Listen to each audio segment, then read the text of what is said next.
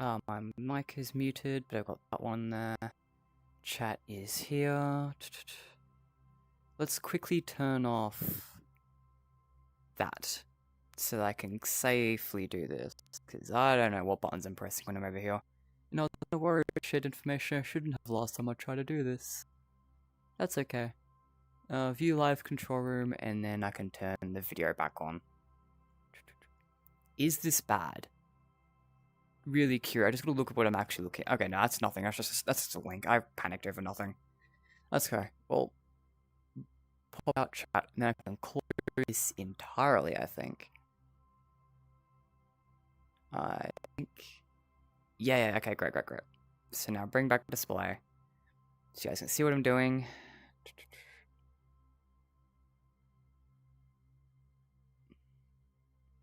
I guess stop gaming? Yeah, sure. Whew. Put my jacket on. I feel like jacket toasted.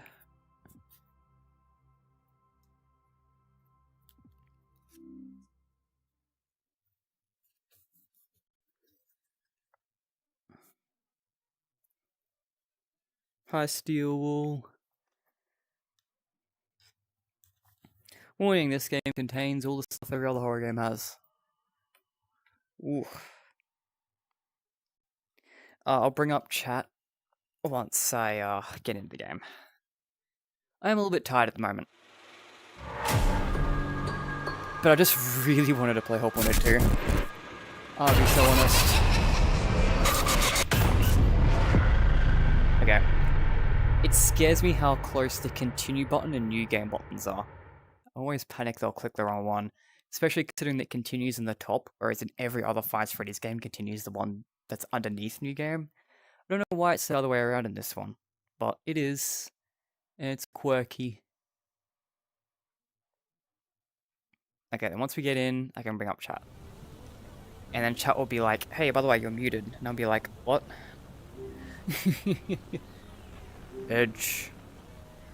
Here we go. There's chat. No one's chatting, but that's okay. Some people will be in it a little later. Alright. And if I press this... Oops, nope, I forgot to pin it. Haha. That is... up here. Drag that in front of me. And actually pin it this time. Now quickly go to OBS just to see where that puts it for you guys. And it's down there, up there, so I'm gonna put myself lower. And I'm going to assume that's mostly okay. I'll check my phone to find out. Chat's above me. And now we'll find out that the stream never started. Wouldn't that be so funny? Okay, Toes Perfection. Stream started. Gotta take 2 years to let off my phone. It's opened. I'm watching. How's my audio? Oh yeah, I've got audio. Sick. My only concern is that you guys can't actually see chat. I thought you could, for some reason. I feel like you could last time. Okay. Well, if you guys can't see it, then it doesn't matter. So yeah, low energy stream today, because this is not the first time I tried to record this.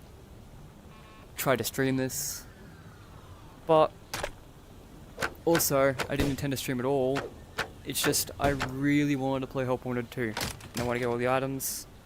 Because this game's awesome. It's one of my favorites. So I believe this is...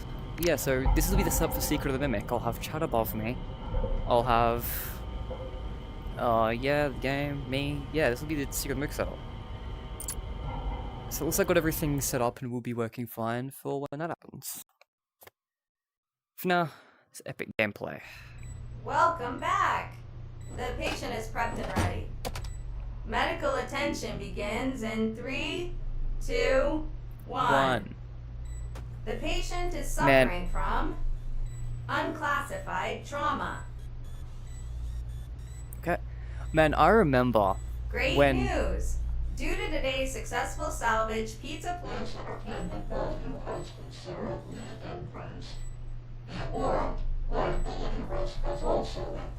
Okay. Good for you.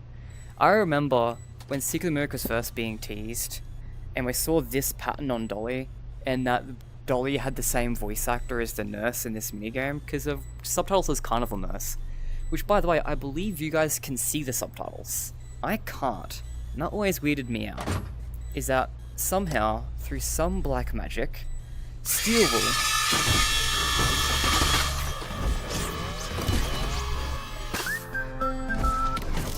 will have found out how to make it so that the subtitles appear for viewers, but not me. I didn't even know if it was intentional. I have no idea what they did to do that. Pretty cool though. And very useful. Oh yeah, open this. Peg leg. Boom. I don't know how many items are missing. Probably quite a few. Okay, so you're gonna need a spray in the eyes. Which spray would it be? Disinfectant? That sounds bad, but probably the one I need considering your animatronic. Anti-pest spray? Probably not. Tank cleaner? Probably not. Glass cleaner? Okay, we're gonna go with the disinfectant. Yeah, it's a disinfectant. Sweet. You got an arm. I'm pretty sure you need to do this and staple it. Yeah, staple. Preferably not miss. Don't miss the damn thing. Okay. Be more precise. Yay. Now, give the patient a candy. This candy is legally binding. Yippee. Next scenario. The patient is suffering from beaten by bullies. Oh, that's not nice. Okay, this thing. Oof. No. Other way. And you've got... What other issues do you have? Oh, that's an issue. Okay.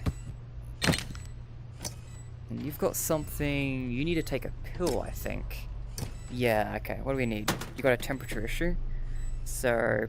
Pest deterrent? Probably not. Oh, is that Happy Frog themed? Oh, that's cute. I knew that these were, like, Rockstar themed, but didn't realize the, what are they called? The medicine was, like, the Mediocre Melody themed. Hey, when the first time I played this, I tried to look at this and read this. But I had really bad quality things, so I couldn't. I'm curious, can I read this now? No, I can't read shit. So there is... Oh, I can actually read it. Oh, wait, hang on. It's really small, because if I get it too close, it just... It's a shadow. But... Oh, here we go. Oh, I can read it perfectly. Citronella, lemon, eucalyptus, basil, garlic, lemongrass, oil, water, colorants, water, minerals, salt, sodium, zinc, bleach, frog. Other ingredients, chemicals, recycled pizza, Fazbear flavoring. Oh, that's horrible. Oh yeah, I want to look at this art.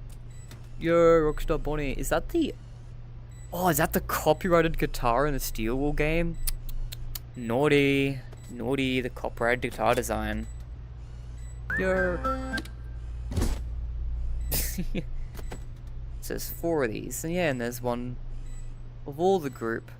There's no Rockstar Freddy Band-Aid. Rockstar Freddy is only on the group one. Oops, it's not flying. Guess so. Alright. Chill cooling chewables for children. This will be it. This is one we'll need, for sure, because he's got a temperature issue. I just want to see if they went to the effort of changing the ingredients for each one. Oh, this one's got, like, full... Hang on. That one was just telling you what was in it. Ingredients list. This one's got, like, other things. Supplement facts. All pieces serving per customer, amount per serving. Okay, so per serving you've got 120 calories, a gram of fat, 0.5 grams of saturated fats, 25 milligrams of sodium, 78 total carbohydrates, 27 g of total sugars. What's g in this? Grams? Grams, yeah. Includes added sugar, 22 grams. Shut up. I'm reading. I'm doing this thing that Freddy's fans never do. They've got every vitamin from A to G in increasing amounts. And what, 8 milligrams of zinc. They just really just threw whatever the fuck in this. Sugar, corn syrup, chalk, recycled pizza, we're feeding him chalk. Okay, what else on this? Mostly magical malaria morsels. Okay. What have we got in this? Blah blah blah, yada yada yada. Replace this text with lawyer approved safety information. Blah blah blah blah blah, yada da da. Blah blah blah blah blah. Blah blah blah blah blah. It's all just a bunch of this. I bet that was supposed to be a placeholder and they just left it in there because it was way funnier that way. Bucket Bob's itty bitty butter bites. Bucket Bob's got his own medical bites? That's crazy. Yeah, and it looks like, oh, it's different. This is different from the other ones. 500 calories, 19 grams of total fat, 8 grams of saturated fats, 100 milligrams of sodium, 28 grams of total carbohydrates, 22 grams of total sugars. Oops, I phased that through myself accidentally. 0 grams of cholesterol, 1 milligram of fiber, 2 milligrams of protein, 500 milligrams of butter, 1 milligram of vitamin A, 1 milligram of vitamin C, 1 milligram of calcium, 1 milligram of iron, 1 milligram of zinc. Great. Okay, let's finally give him this stupid, cooling chewables. Okay, not gonna lie, I thought that's what he'd want. It's probably one of these. Oh, this is a different thing again. Okay, he's gonna need an injection. Bye. Orville's underwhelming scented oil. What the hell? Just a bunch of blah blah blahs again on the back. I think. Let's try and get a better look. Looked like it at a glance. Oh man. Ooh, this one's harder to read.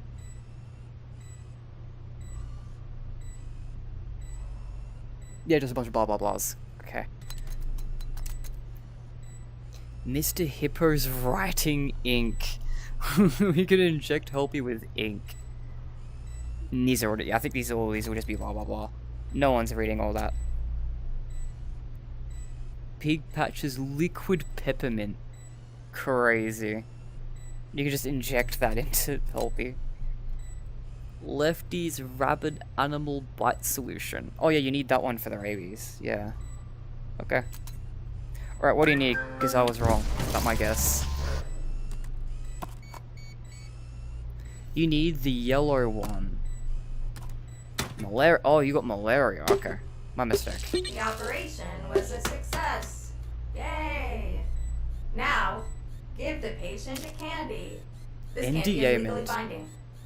Hang on, I need to read what's on the NDA mint. So we got no fat, no sodium, 31 grams of carbohydrates, 50 grams of sugar. Got sugar, oil, recycled pizza, artificial mint flavoring, green dye.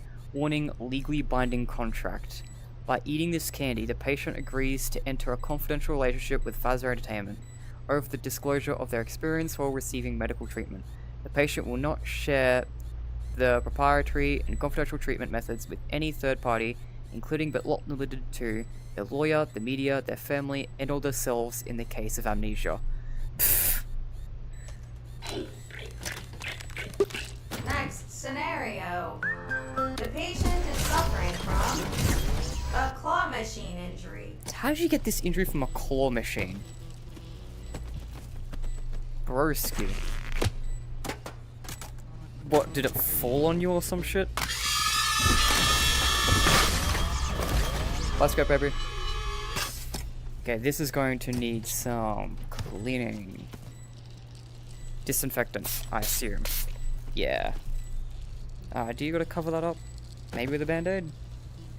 Yeah, band-aid. Okay, your other arm's looking fine. But there's something wrong with your head. You need to... Oh, you need to saw your brain open or some shit?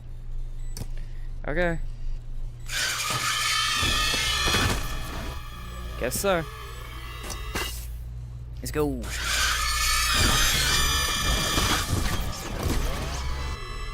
Yeah, got it. So this is a chip that drives John FNaF crazy, right?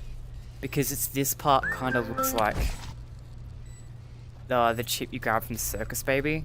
Like this line here. Which is, it's really close. He's right, I've looked at it. It's like, yeah, he's kind of right. But I don't know if there's any lore to that, or if it's just how these things are stylized in Five Freddy's. But it is interesting. Okay, you need a replacement brain chip. It's almost red. This one's we're grabbing is green. And this is more closely what Circus Babies looks like, that's functional, I assume. The operation was a success. Need to head back? Yay! Now, give the patient the candy. I guess we're just This leaving his candy is brain legally binding. open. Galgorda, black licorice, deliciously non-litigious. Oh god, this one's gonna be a pain to read. Hang on, Helpy. This one's got small text. Ugh. Nutrition facts, serving size on piece, obviously calories per serving 100. We've got no fats. Go away, I'm reading. 100 grams of cholesterol, 50 milligrams of sodium, not for individual resale. 24 grams of carbohydrates, 0 grams of fiber, 200 grams of sugars, 1 gram of protein. The ingredients list includes sugar, corn syrup, high fructose corn syrup, recycled pizza, salt water, and what flavor? Anise flavor? Licorice extract. Warning, legally binding contract. And I suppose this black text is extra hard to read, I suppose, is the legally binding contract. Yep, it is. Okay. We'll try. Get this in a good angle. Maybe it would be... Ooh, okay. Yeah, no, this is a nightmare to read. It's so small. Oh shit, don't drop that. Yeah, I can't turn off the advertisement if that gets out of my hand. By eating this candy, the patient agrees to the following. They will not file, charge, claim, or sue for damages. Will sue for damages or other relief, including monetary or other, against Fazbear Entertainment. All medical care was given to... Oh god, it gets small as it goes on. I think I'm gonna be able to read all that, I'm gonna be for real. Given to a satisfactory degree, and the patient has no claim to alleging... Yeah, it ain't happening. Just take your licorice shit. Adequate work. You have received your Fazbear First Aid certification. Great, You I can are now read. qualified to administer medical support in all Fazbear Entertainment franchises. Oops. B.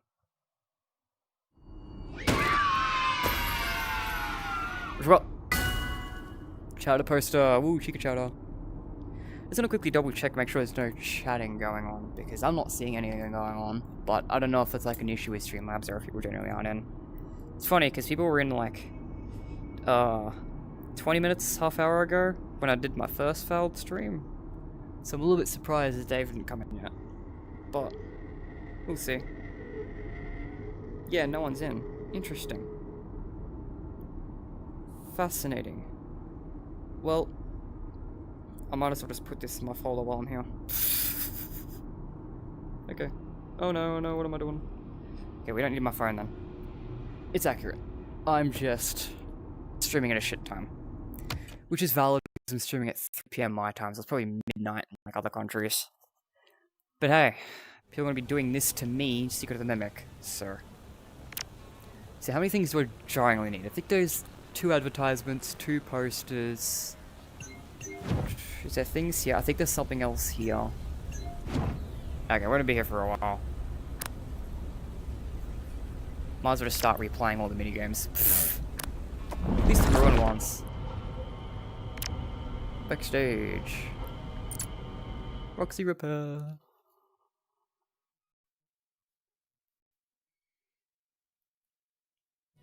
Hi, Roxy. Hello. I'm not a monster!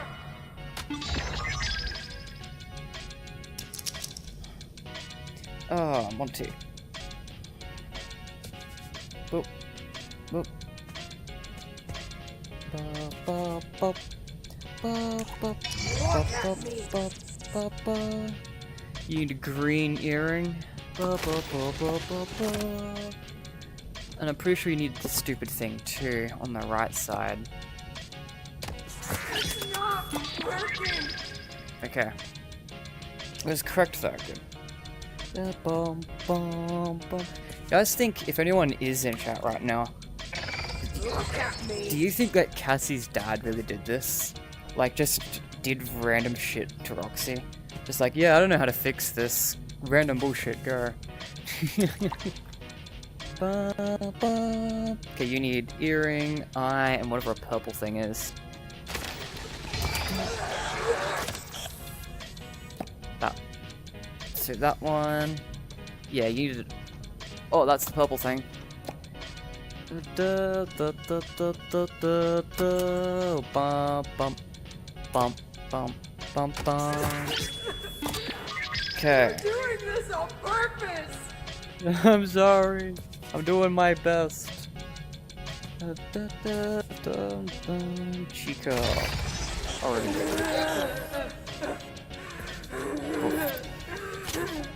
Freddy. That. Monty. Eye? Monty the eye? Yeah. Okay. There's quite a few things here. Good thing there's one immediately. So you need the very pinky eyes. Is this Spark Chica's eyes? I think they are. Dun, dun, dun, dun, dun. Oh, there we go. So you need Gomok Chica's beak as well.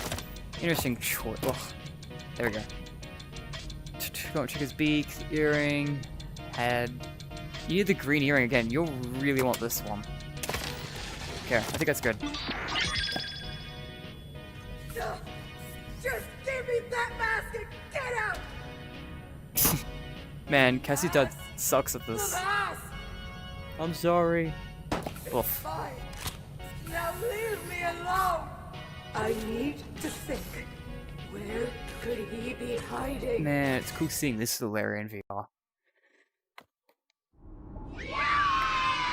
Yippee! Doof. What are you gonna give me? Bullgrod poster, yippee! Pants are slipping. Dish. Alright. Yeah, this one's fun. I like this one.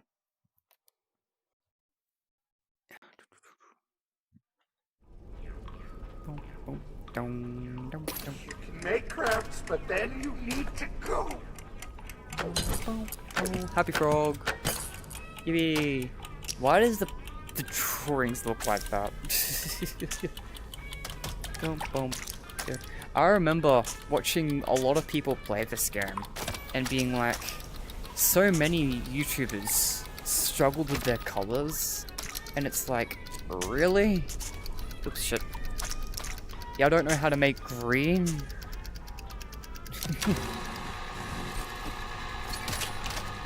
Oh my god!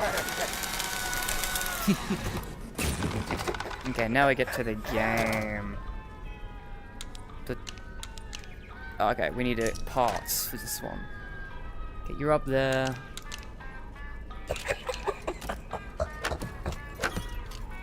Alright.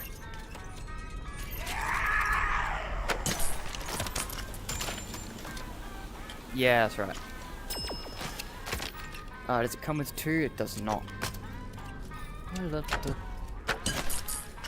Oh, I got it. Holy shit. Alright, hang on. Clearly I'm trying to find this thing. I'm trying to find it even the light. Okay, 2 of those.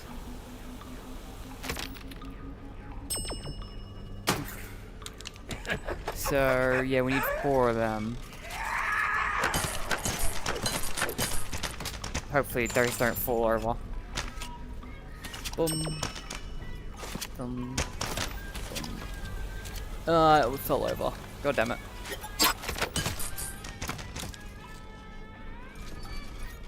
That was a really loud sound effect, dude.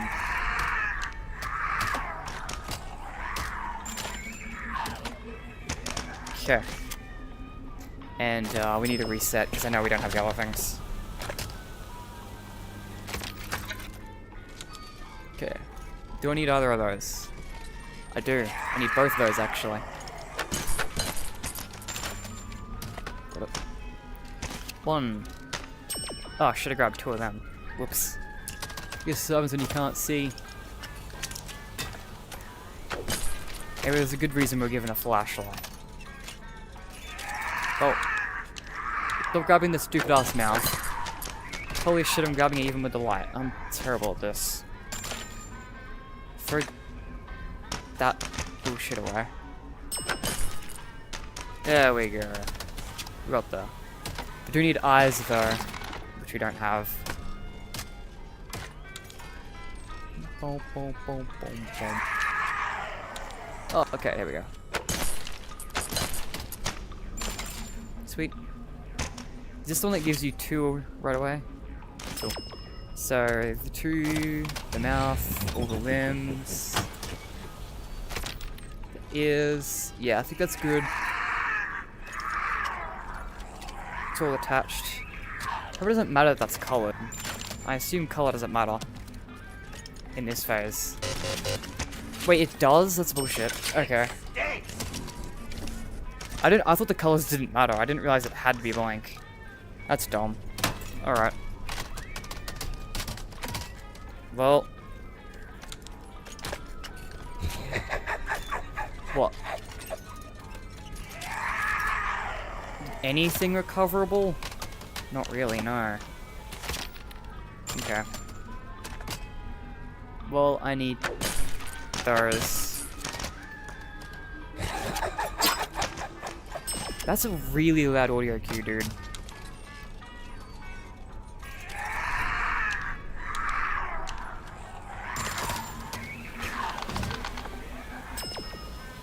Okay, we got a beak, something I shouldn't hit, and none of that's useful.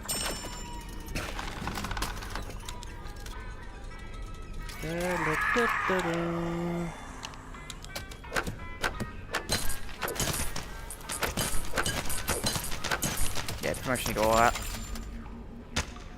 Some of that will probably fall over. I've already got one anyway. Yeah, because I got that one. Hi. It's so cool seeing this areas in VR. I'm so excited to see MCM in VR. Okay, let's go. So we got the right ears. I'm pretty sure it just appeared back there. Yeah. Culture. There's the ear. Okay, we still need the mouth. Which is still not getting.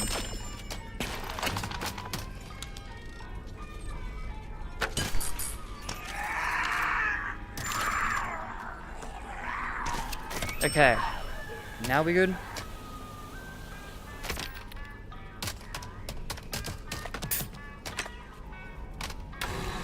There we go.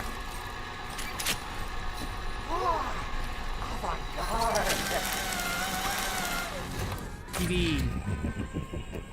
And I got more of this. Yo, no way, it's a popcorn weasel. I don't need any of that. Oh, we need the hat.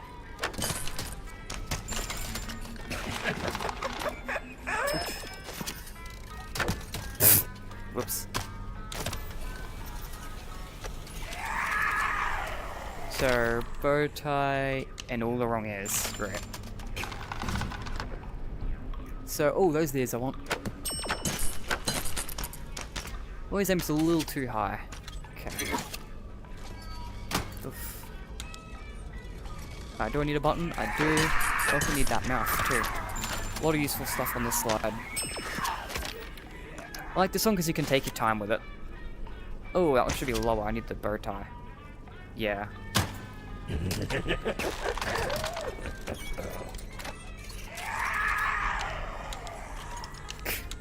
I mean, I do need limbs, so to be fair.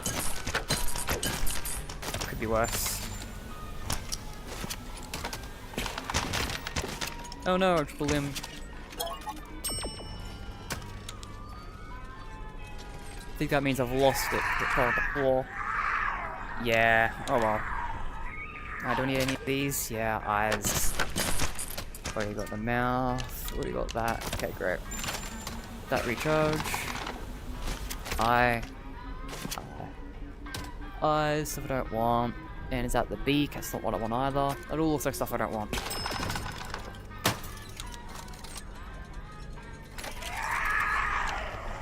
I need the bow tie. And I think that's in a limb. Yeah, so we get the bow tie.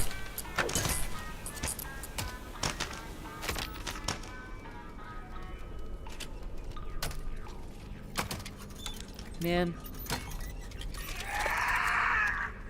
Why is it over here? Risky.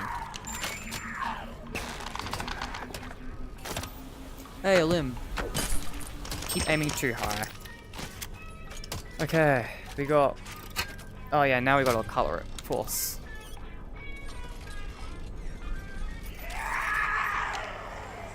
Okay, that should be a lot easier. I just gotta find... Here it is.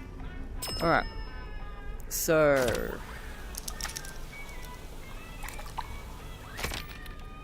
red, yellow, blue. In that order.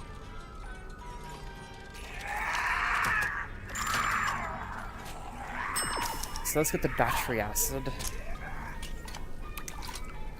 Okay. Do I need red at all in this? No, not really.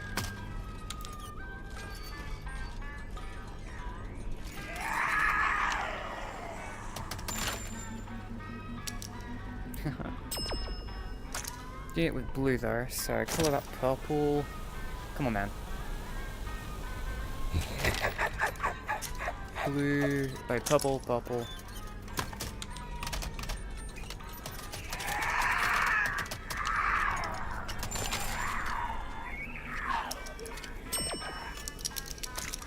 Blue.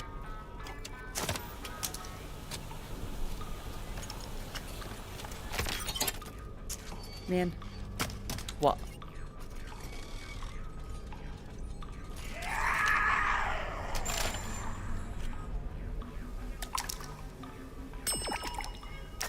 Yellow. Doesn't... Oh, it's because it's dark, yeah, of course. Yellow's kind of hard to see. Okay.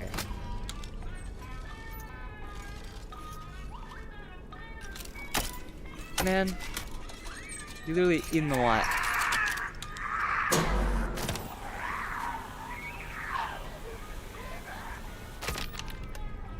Yeah, it's all just grey. I got all that correct. Or glitter, I guess. It's glitter, isn't it? Grey, grey, grey. I accidentally hit done. That happened as I was hitting the button. Go fuck yourself. It was literally correct. It's only... How did that even hit? The back of the paintbrush hit. The back of the paintbrush can color things? Bro. That's bullshit. That's a little bullshit. I'm gonna be so for real. I just lost because the back of the paintbrush can color things in, apparently. Fuck everything, I guess. I don't even care anymore.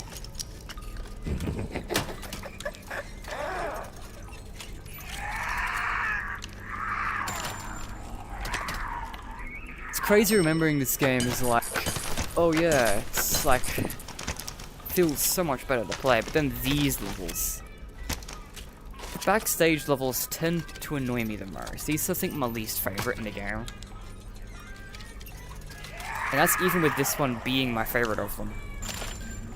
That's even something I didn't even know. That's so dumb. That shouldn't be a thing. I'm just gonna be for real. Okay.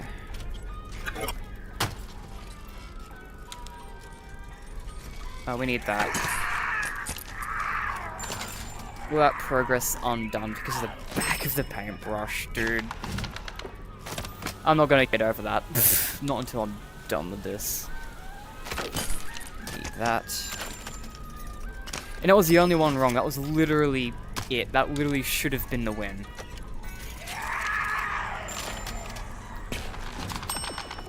Now I'm stuck here doing it again.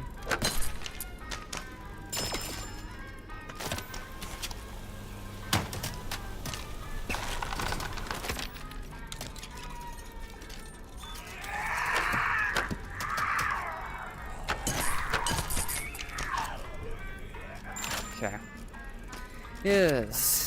Is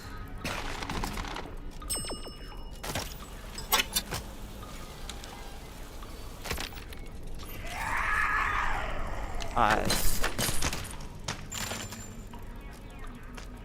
I feel like I'm still missing the snout, yeah. Hasn't given me the snout yet.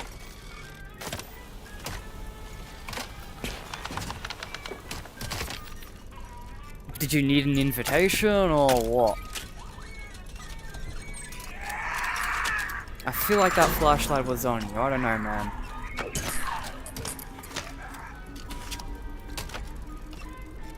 Oh, so the back of the the back of the paintbrush counts as the paintbrush, but the beam of the flashlight does not count as the flashlight. I see how it is.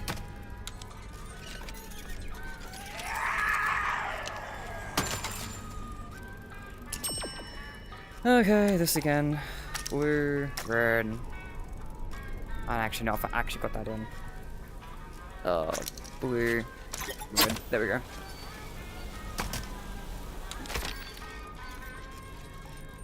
Things is you have to get it on the angle. It doesn't count if you hit it from the front. Okay, you're purple. You're purple. You're purple. Now I need blue. Blue, blue. Blue.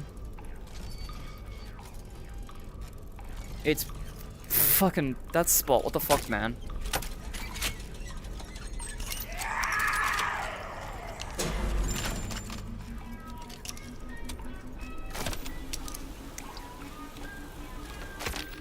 Alright. Battery acid time. Yummy. Okay. Good to see you registered at that time. Great. Grey, grey.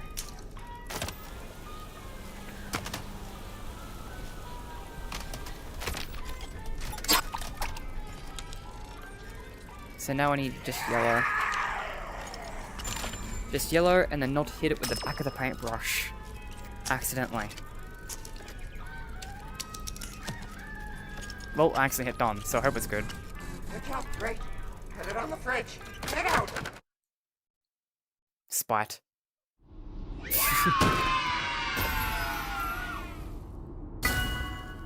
Chica chowder, yippee! Alright.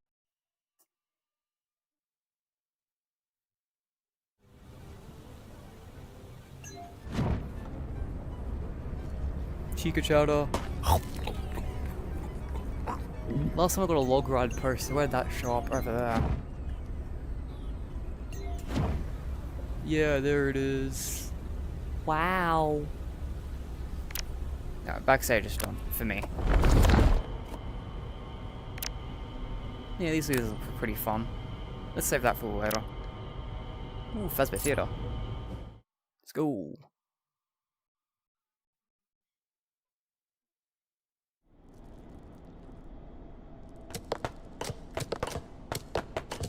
Welcome to Freddy Fazbear's Fazbear Theater. The next show will begin in 5 minutes. We are still open, still open, still open, still open. Oh yeah.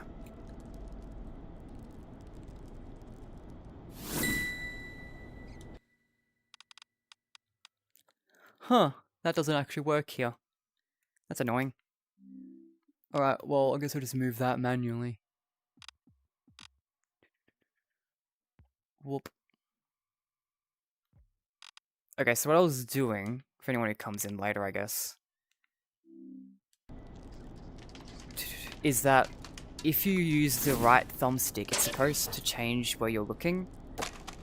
Because it's for people who just, I don't know, don't want to do it the normal way. I think it's some sort of accessibility feature reasoning for people not wanting to look around them just like this. But, so yeah. But apparently you can't do that in the main area. Which kind of makes you question the point of it. Because it works in some areas, I guess this one, I guess it doesn't matter, we just need to look that much.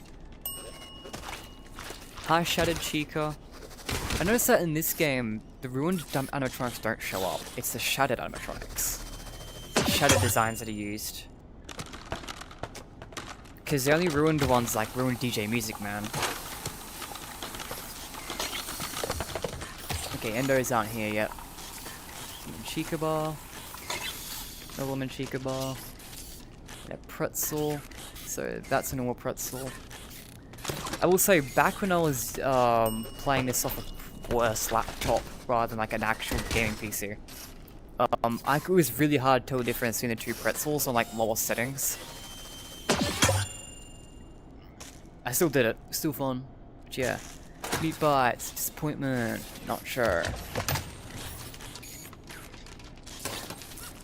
Ooh. Butter on the nacho. Pretzel. Butter on the pretzel. So yeah, chat's over there. Hi Chica. Hello. Ooh. DJM Techno Cooler. Good drink choice. So Chica must be putting in the orders, right? Because no one's alive to actually be ordering anything. Does the exotic blendee? No, it goes to the bottom. What am I thinking?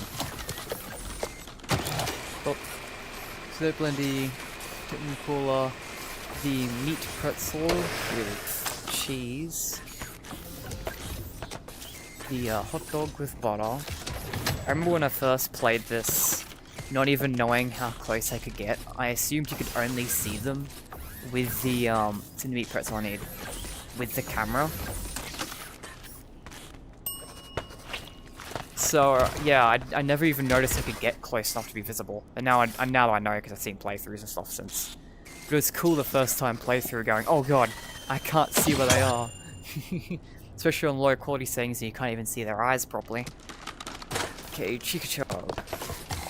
It's a very frantic, hey, experience. So, meat bites.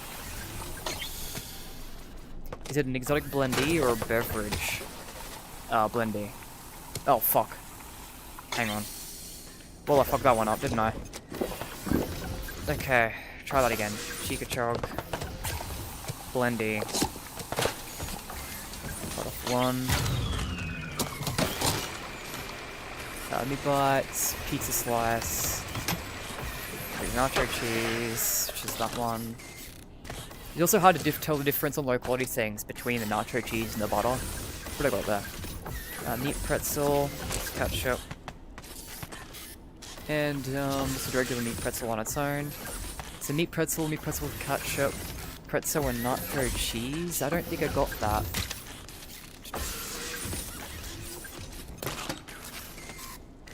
Yeah. I think that's it then? Yeah, cool. Cool. Like how the underscore is just vanish in front of you. Hi. Rush complete. Yippee.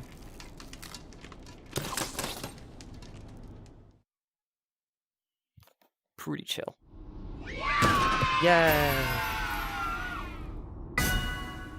Biddy Bab. Oh man.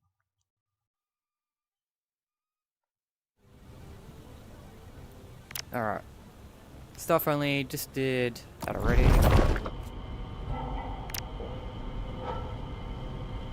Ugh. There's the window warehouse, sure. This one might be a bit intensive for me right now, considering I'm kind of Class begins. not very locked in at the moment. But that's okay. Congratulations. You are now teaching at a 4th grade level. Sweet. Oh, that's... Oh. Mercy.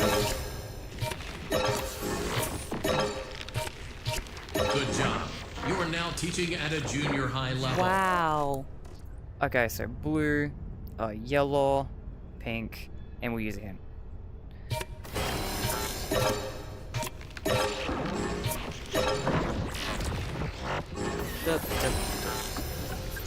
Great.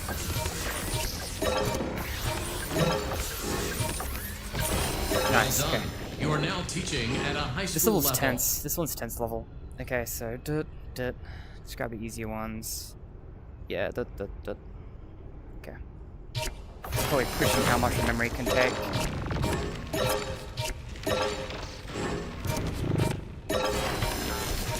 You are now teaching at a Whoa. community college level. Okay, maybe I was pushing that a bit.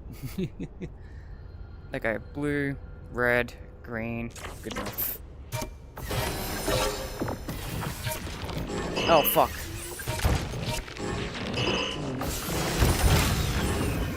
Okay, well, my memory is fucked. Red, green.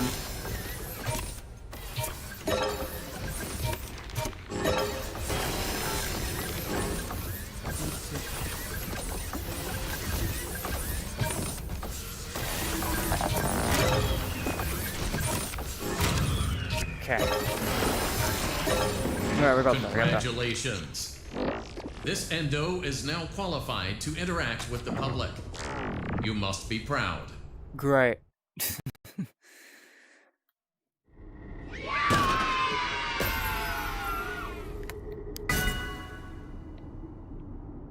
Alright, we got Captain Foxy. We like Foxy.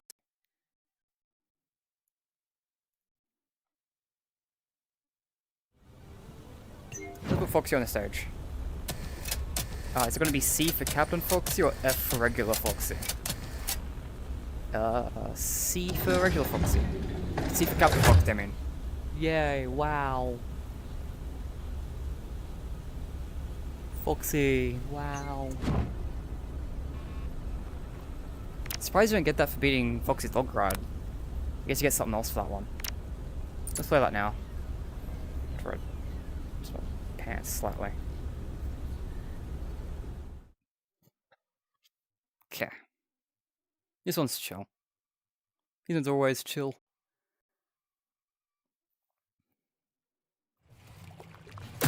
Hi, Foxy.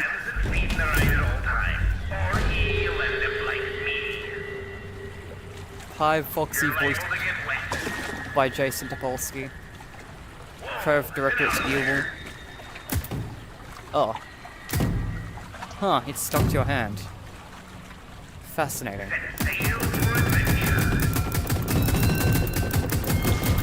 Wow. Yay.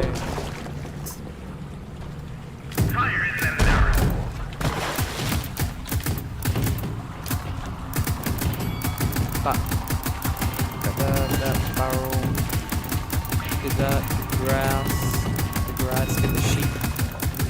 Steel wool sheep. I like the steel wool sheep. Did the steel wool sheep appear in Secret of the Mimic? I don't remember. So I'll find out tomorrow. I suspect hopefully it'll be more energetic tomorrow, but it'd be way funnier if I was just full Arnold experience dead.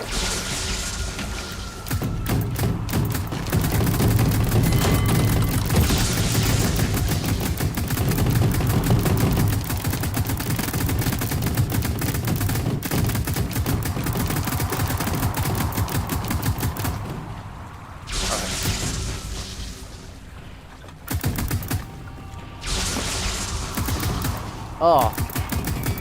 Back to normal. I didn't even pay attention to anything that was going on.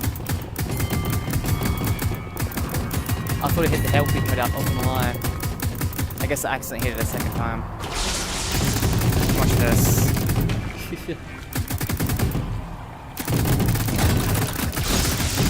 Wow, healthy. Okay, I don't want to go that way.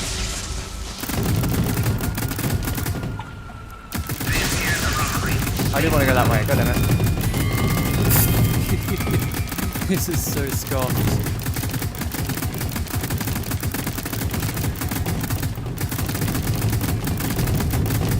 Let me through. Yeah.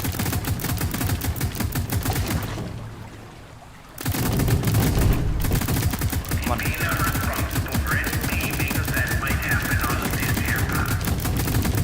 I'll worry about that one in a minute. So I went on the secret route, I think.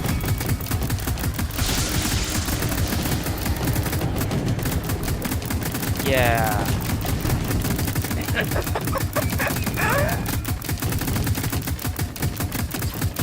Alright, time to get out, time to get out. Shit.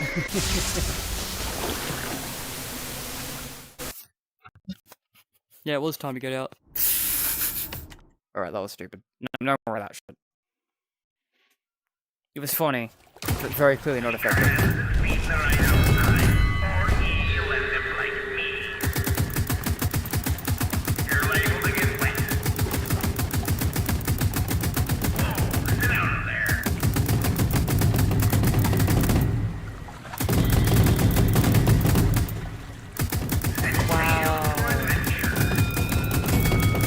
Thing I did a few minutes ago before I died.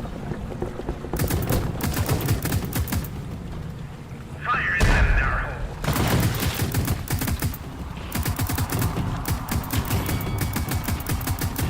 Holding this anyway but normally. Wow, sheep.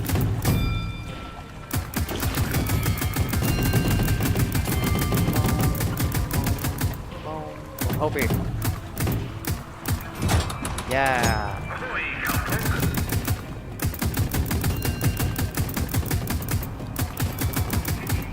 Oh my god.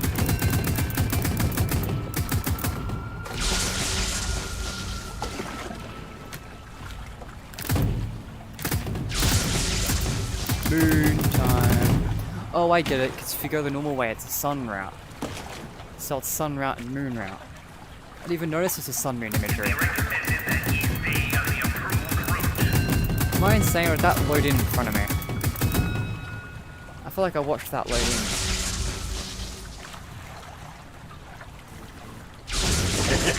Wow, moon.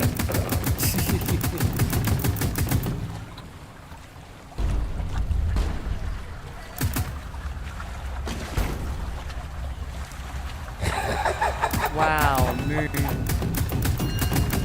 Wow, purple. Because VR world and glitch trap.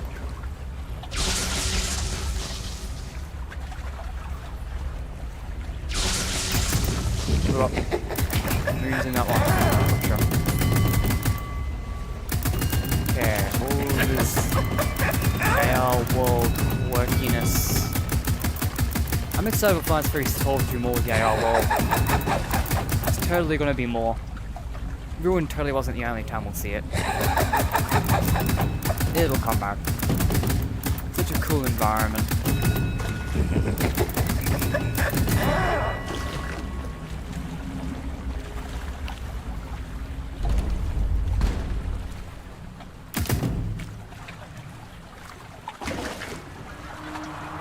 Wow, we teleported in a different lighting.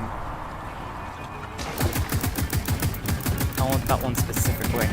Yo, it's the sheep.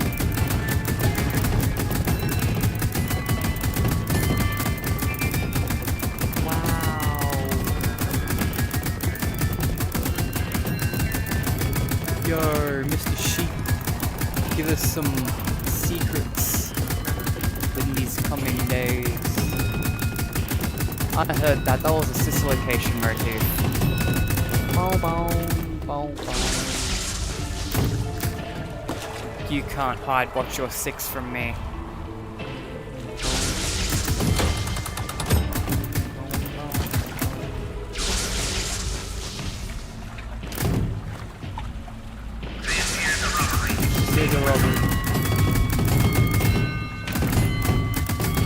gotcha. Haha, silly sheep.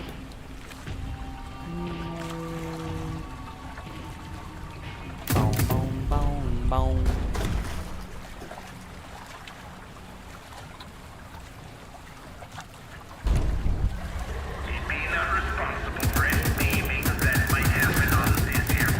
Okay, thank you, Foxy.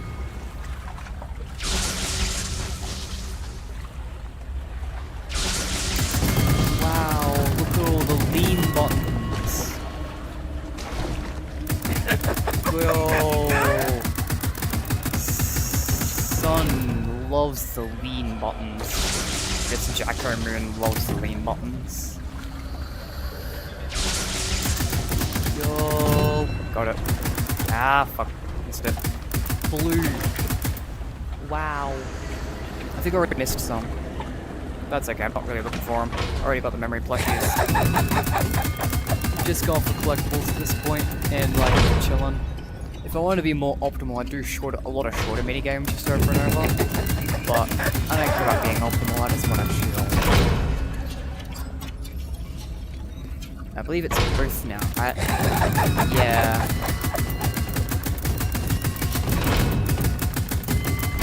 Yeah.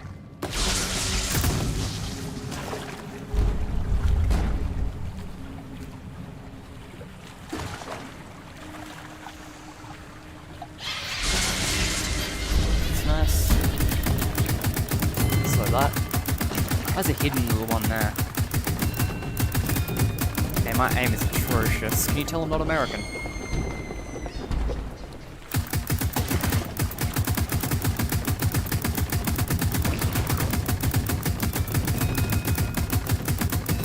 Broski even knew they were coming and prepared for it, and I still missed all my shots.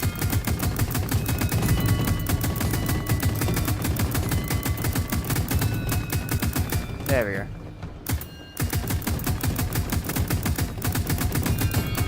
Okay. Oh, I've got a bonus round, so we must have got him then.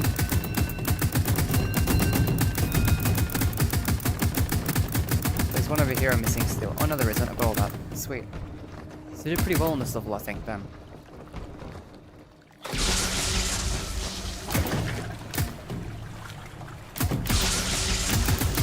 Yo.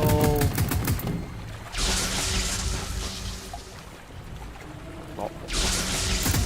Yo, the Helpy. That's a good Helpy.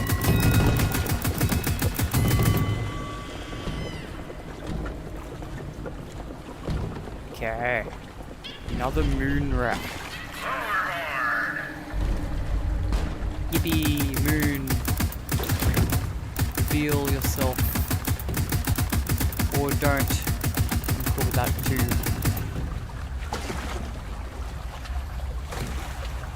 Wow, there he is. Wow. My aim sucks a little, so I apologize if it takes long on me. There we go. Thanks, moon. See if I can hit 10,000 points. Because that would be epic. Okay, fine, aim better. Great. Okay, here we go, got it. Nice.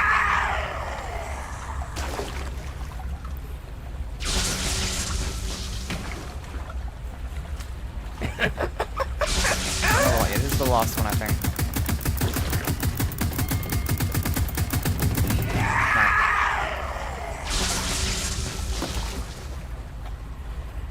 This is Full Fest, right? This attraction's like a Full Fest attraction? I'd assume so.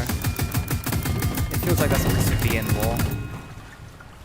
I mean, it's a VR training simulation, but still.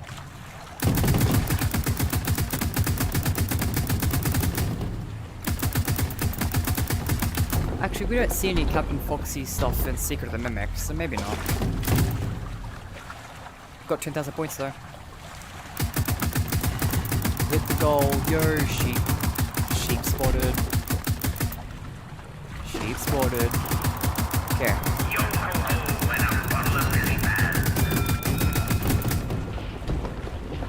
Yo, oh, the yellow. Almost missed the yellow. No. I would never reach for the sky.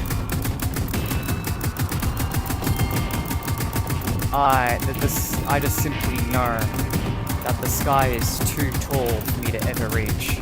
So there's really no point. No.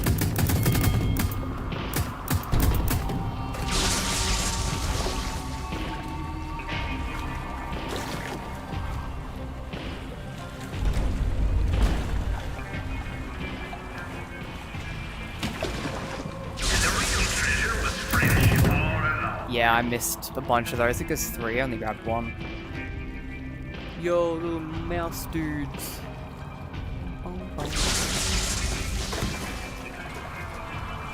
Yeah, 11,000 points. Nice. Is that close to my high score? Oh, it doesn't record your high score.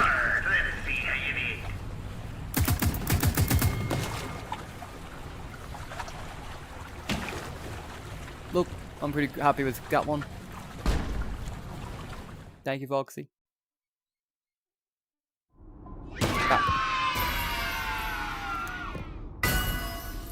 Hey, Chico. Sick.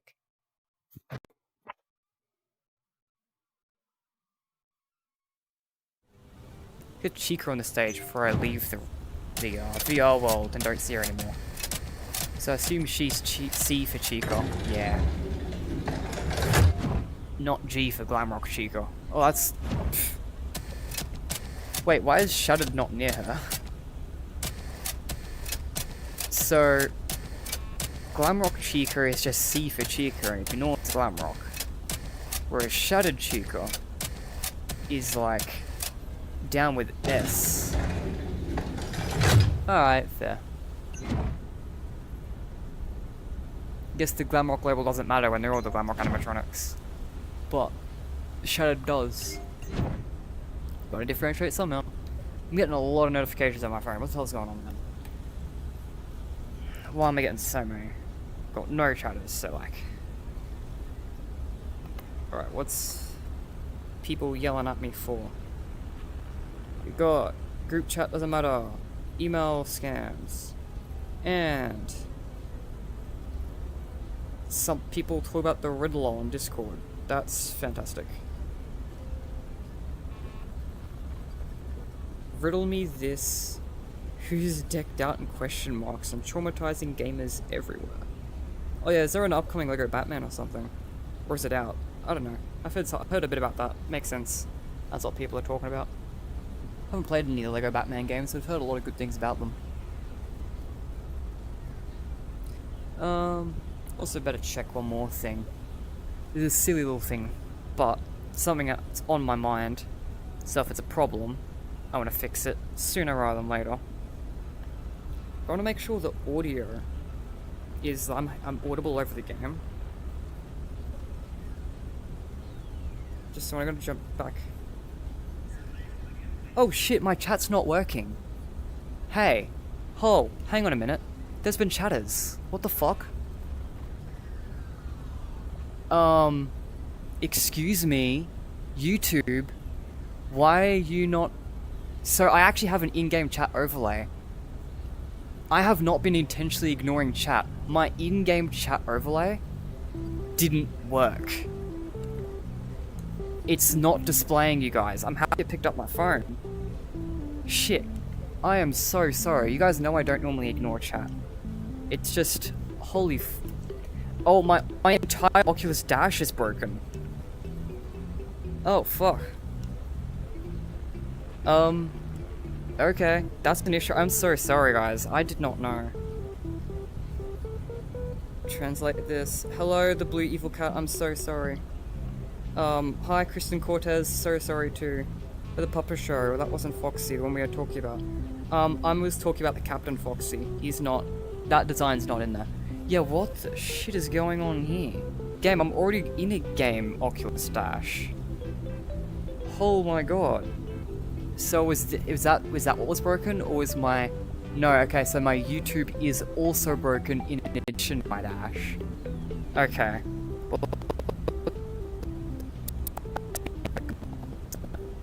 Oh my god. Okay. How do we fix this? So game first, and I think we put this down. I'm so happy I checked my phone. Oh my god, how long have you guys been looking for it? I mean, one of you referenced the thing I was just talking about, so I assume you haven't been for you go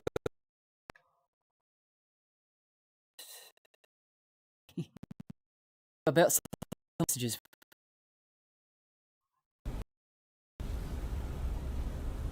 Audio working? Okay, what the fuck you?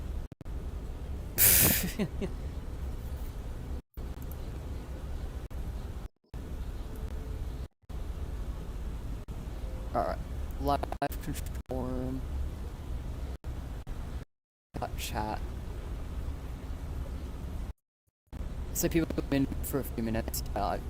This has been out the entire.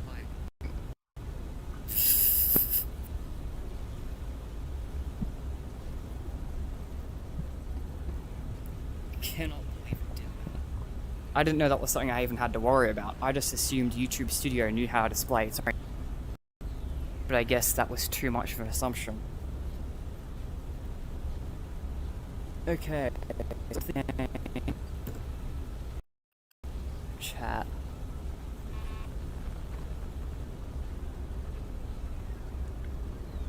Okay. Also, I can reset view now. That wasn't a thing earlier. Okay, now go back into here. Desktop panel. Also, I'm gonna want you guys. Sorry. Big favor. Start chatting just so I know. Like, chat like right now.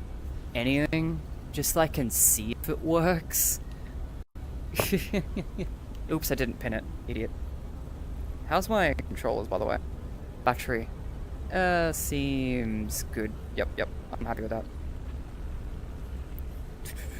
Grab that back up. I assume it's on my computer now. Cool. Now pin it wherever I put it. There we go. I'm gonna keep you just above me. Hi, Toys the Geek. Oops. Oh god. Can this, like, angle better? Why does it have to be, like... You guys can't even see how it's angled, but... It's just atrocious. It's facing, like, straight on. I need it to be on an angle. And then when it finally does angle, because it's, like, right above me. It's, like, not helpful. I don't want to break my neck every time I want to look up. That's kind of defeats the point. You know what? Sure.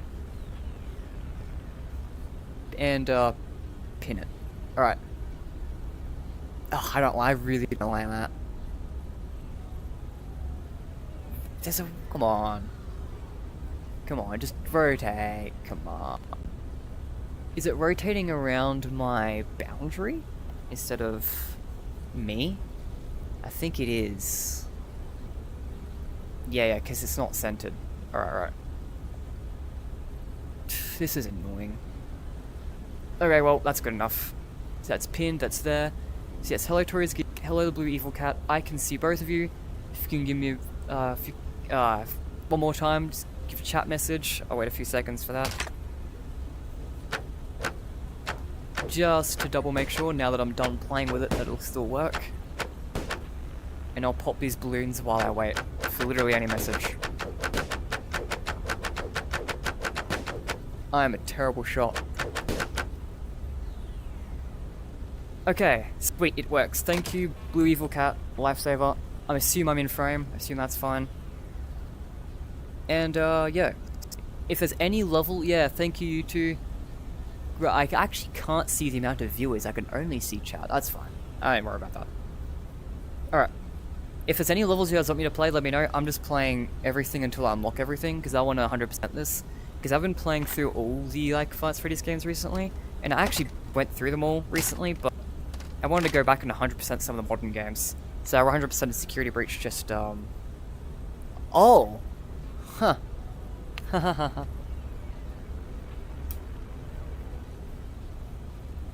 Okay, I'm just gonna quickly check what that did to my camera. because I have no idea how that negatively impacts everything.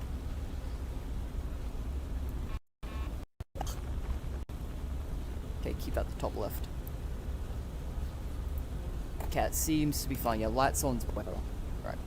Bring up game, bring up chat. Great. So yeah, this is basically a test stream because Secret Mimic VR mode's come out tomorrow, which I'm sure y'all know about at this point. Basically, I had to turn on my light because VR needs to know where I am. So I just did ticket booth. I want to do this one. So yeah, if you guys have any minigame suggestions, any minigames in particular want me to see me play, I'll play them, because I'm going to just play them all, but... So, it doesn't bother me which order I play them in, or if I replay specific ones.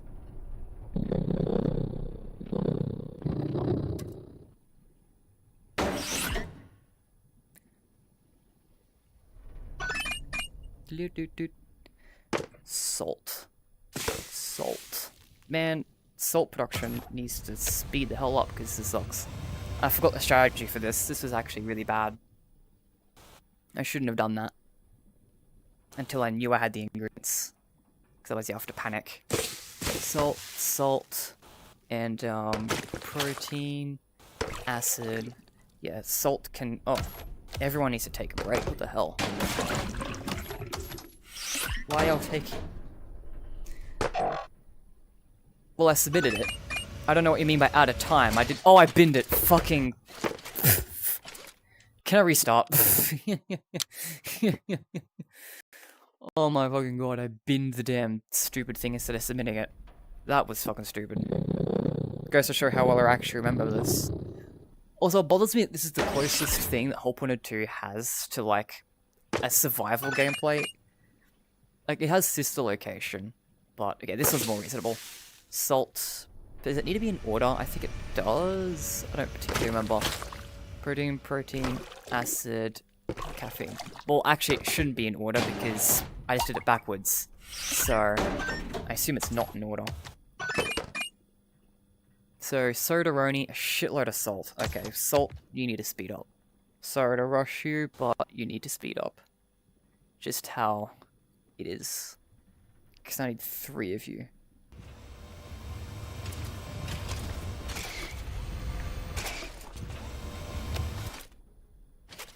Okay, yes, you can take a break. 1, 2, 3, 2 proteins. Okay, I know y'all been asking for a break for a while.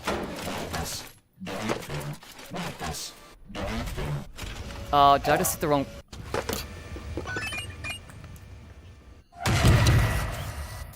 Just fucking kill me, I don't even care.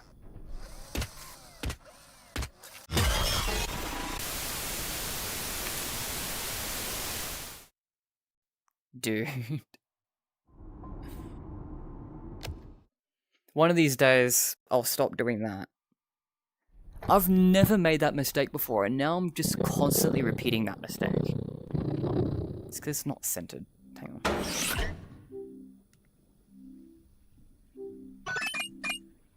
Okay, fine. That didn't help. 2 caffeines. Okay, just wait. Nothing needs 3, so I can take my time.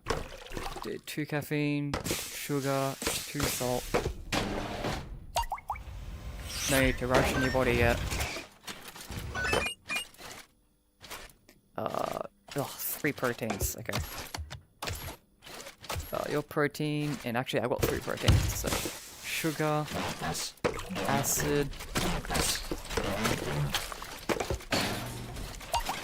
Okay, you need 2 caffeines, 2 sugar, okay, caffeine you need to lock in.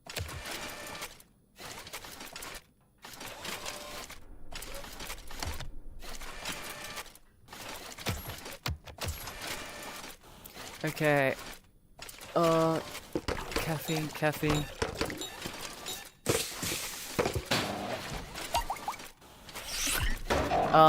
Bring it to that dude, what do you mean? Huh? So did that not submit, or did I run out of time right before I hit it? I swear I watched it change to out of time after I submitted it. I don't know, maybe my vision's fucked. Why am I struggling so much with this?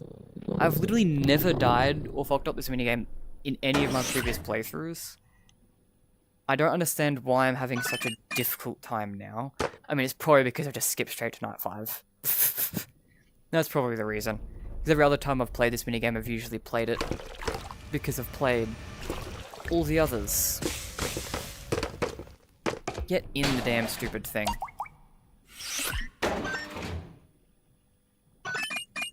Yep, give me... God, take your stupid break. Okay. 2 salt... 3 salt, sorry. 2 protein. I'm done. We're not playing this minigame anymore. I don't know what's wrong with me. I genuinely don't know what's wrong with me. I think I've made every mistake you can possibly make in the span of a couple of runs. I don't know what's wrong with me. I've never fucked up. I've never made any of those mistakes prior to today, and then I just make literally all of them. I'm gonna check one more thing. By the way, is audio okay? Can you hear me over the game, or is it hard to hear me over the game? Let me know. Alright. Seems good. Okay, cool. Just had to check something. Oh, I get anxious running streams.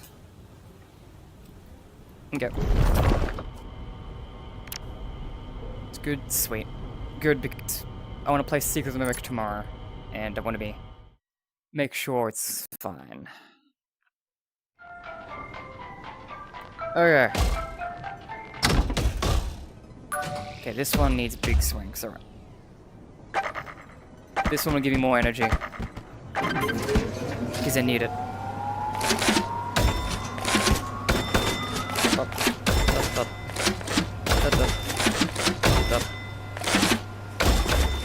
whoops, my mistake. Pretty sure hitting a LP is extra bad in round 1 because you don't have a stockpile of mistakes to make. I'm not close enough to hit that. Oh, fuck. Okay. Okay.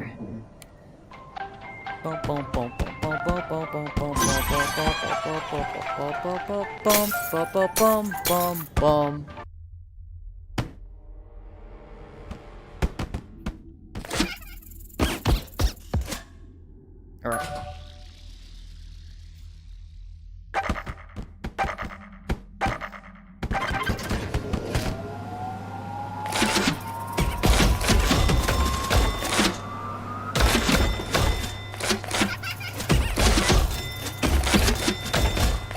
Okay, let's go over the blood babies.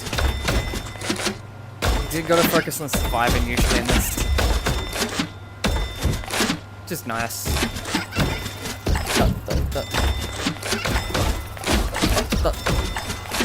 Okay. Yeah, also, obviously I've already beaten the game. That's obvious, because it's in the title. But yeah. Just going for the collectables, man. It's just a bunch of playing shit. I think the first time around, the first time 100% of the game, I just grinded first aid. That's my favorite minigame in this game, is first aid, so that's usually the one I grind out. But if I'm live streaming, I should probably have some minigame variety.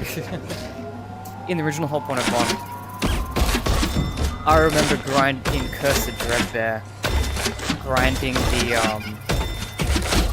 Corn Maze. That was my grind level of choice in Cursed Dreadbear.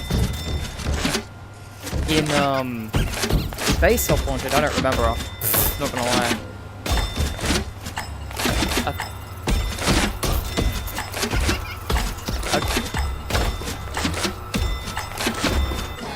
I think I just played through the levels twice and get everything that way. Because the only thing about Dreadbear is that there's not enough content for how much it wants from you. Like, there's a lot of collectibles, but only like 10 levels. So you can't really just play through the thing twice to get everything. And I feel like in Help Wanted 1, the base game, you can kind of just play it through once or twice.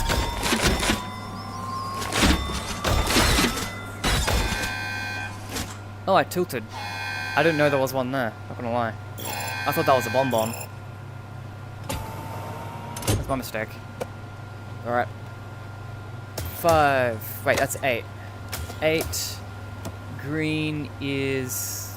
I assume that's 5. 2... 7. Sweet. again, now I believe nothing bad can appear. Now it's tilted. There's just a bunch of points you can get.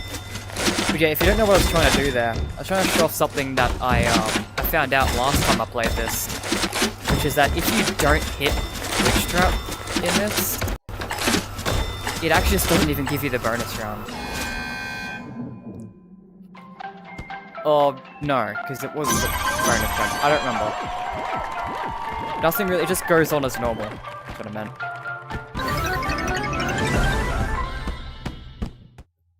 Okay.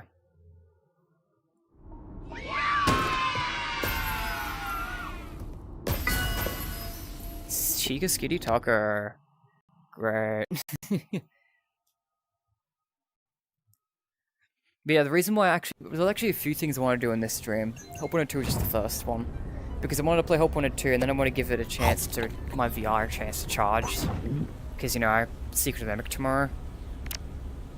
Ooh, I love DJ Music Man. This is the highlights for me.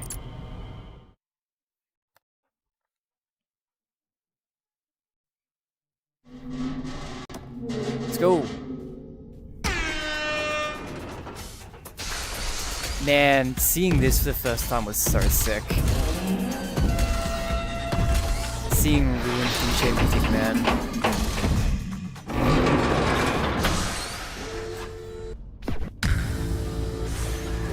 Okay. Rainbow City, purple floor. Right. Rainbow City, purple floor. Purple City, pizza.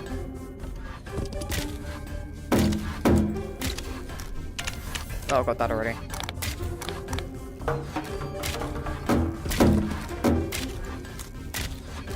Purple. There. I usually shorten everything just one word, and that's how I remember stuff. Adjective, noun, 2 sets of those. So like, red mountain, Roxy purple. So purple.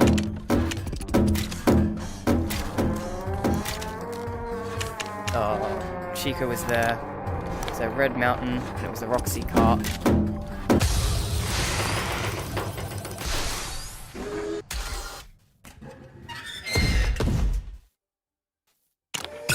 Sweet. Though I would never trust memory. Oh, sweet. Mario, Star, Freddy, Van. Stop. Stop. Mario, Star, Freddy, Van. Arnold, buddy.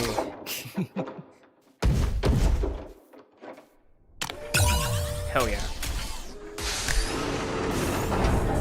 Okay, green Roxy, red City, Freddy.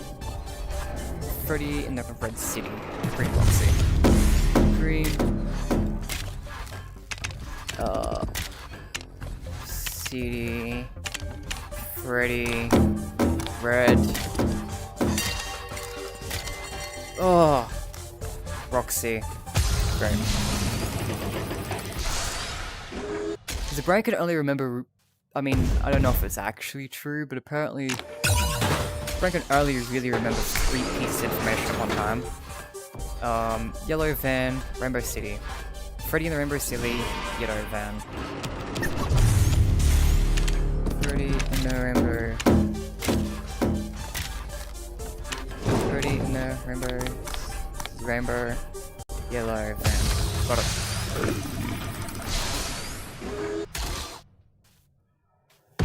Oops. Didn't know you could drop that. Can't drop the gun. Hell yeah. I wish I had different soundtrack for Music Madness. As much as I like his chase theme, there was lore in Mini Arena. There was lore in Security Breach that apparently like, he made his stuff what's the like on the fly. Like it wasn't just, oh, he has one song, it's his song is always different. There's like this improv system that's like a whole message note about it. The fact that he never plays the same song twice. It's always different. Never the same. and then they gave him the same song. It's like, that actually directly contradicts the law. Yeah.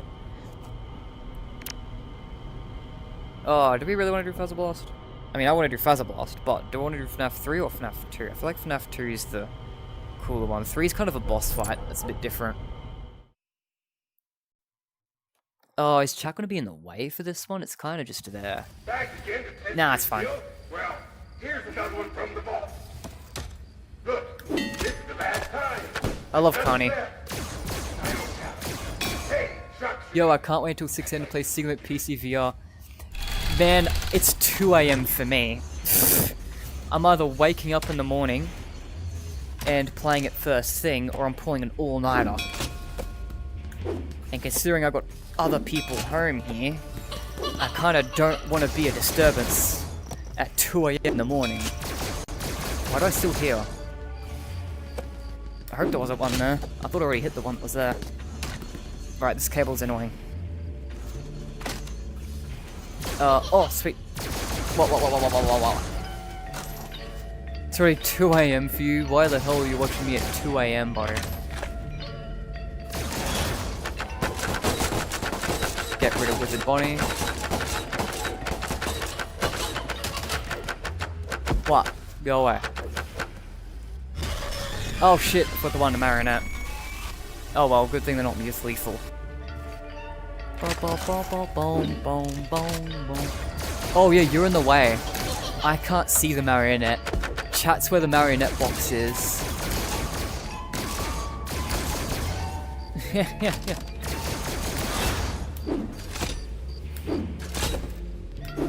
Oh. Oh, really? Piss off.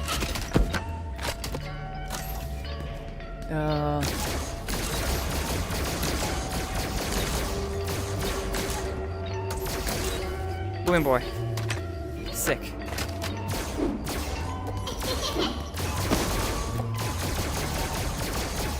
Did I not get Balloon Boy there?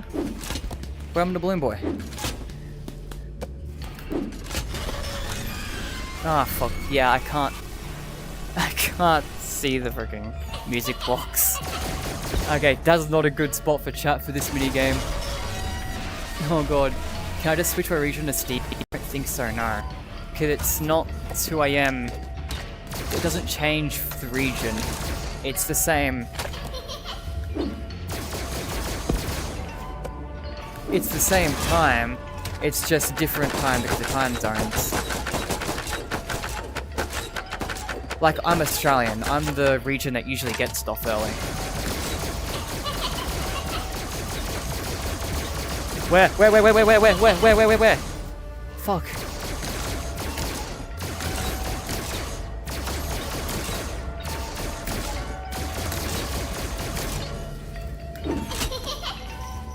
Where? God damn it. Whoa, yo, what the fuck? I thought I hit you. Oh man, what hitting fucking anything?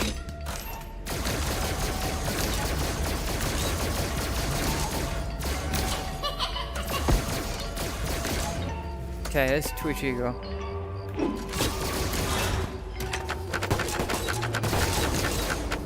There we go. Got Twitch Eagle at least. Okay. Okay, she just despawned. What did I?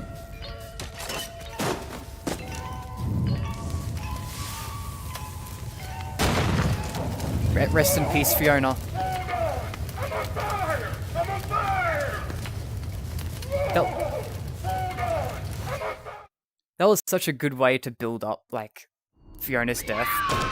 This would be like, yo, here's an incident in this game that's repeatedly shown in multiple minigames. And then next game it's like, and here's why incidents are relevant. Oh, such a good way to build that up.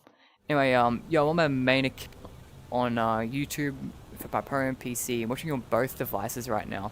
That's crazy. Yo, Buggle on poster. Yippee, got 3 posters. Okay. Do we do Springtrap for fun? I don't know. I don't know how I'm feeling at this minigame. Oh god. Oh, that's gonna hang on. I can already see that chat position sucking.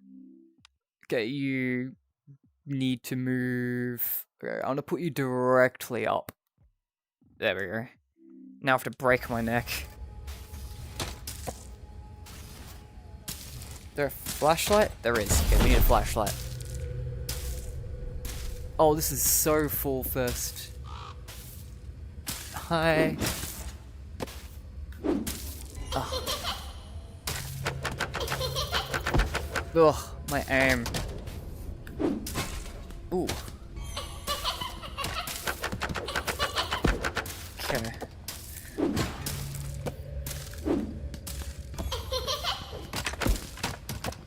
Q. That's kind of a sucky spot to aim at. Gotcha. Oh, that's actually a great spot if I could hit it.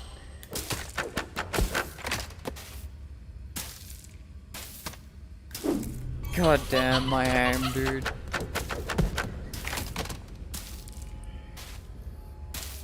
Oh, he's there. Oh. Why did I try to throw a ball, dude? My aim sucks even without the hard one. Oh, God.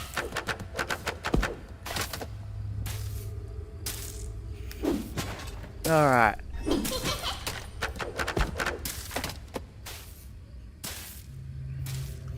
Oh, for fuck's sake. Right. Why? I moved. Why you just still throw that way? I lost the flashlight. Get it back.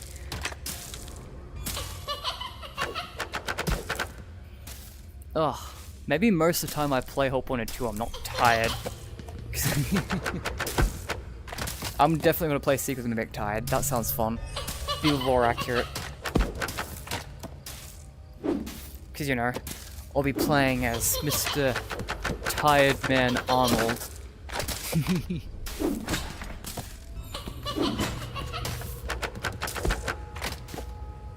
Okay, I think I broke most of Springtrap's armor. Yeah, all of it. Sweet, so now we get to the easy part.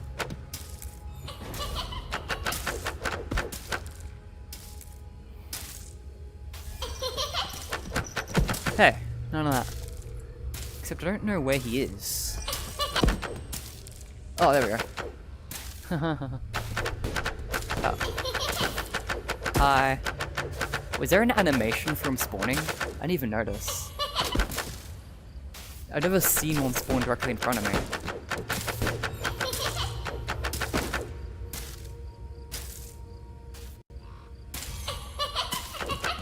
I like how the plush babies have directional audio for their APR.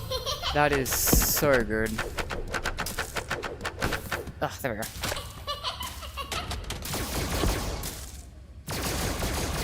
Shoot everywhere, eventually get a... Oh. Yeah, hi. Back. Thanks you for the cake, buddy. Alright. So... hey, is that a Springlock suit right there in the dark? Yeah.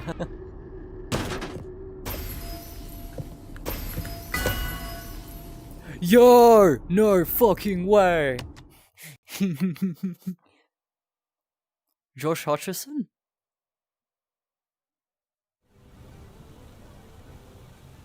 Josh Hutcherson!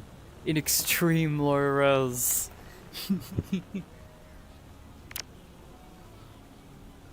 Is that a modern version of the game? It was always like this, I don't know what you're talking about. Josh Hutcherson is always what I hope wanted to. He was there since launch. I don't know what you mean.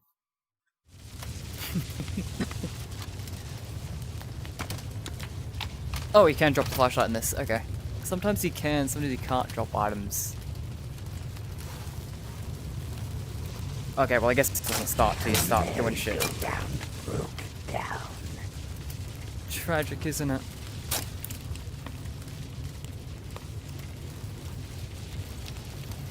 My ability to see is gonna suck in this one.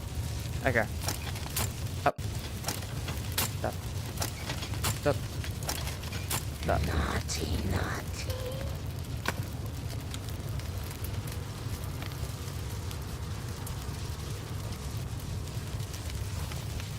he's apparently here somewhere. The fuck? Hi, I really looked for you in the previous stage.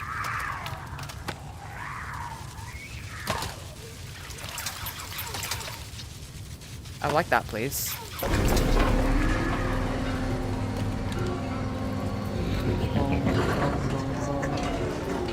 Now it's easier though. Because now he has to move. Boom, boom, boom, boom, boom, boom, boom, boom. And again, another full first level. Sick. Dum, dum, dum. I thought I removed that. Oops. Dum, dum, dum, dum. Boom, boom, boom, boom, boom, boom, boom, boom, boom,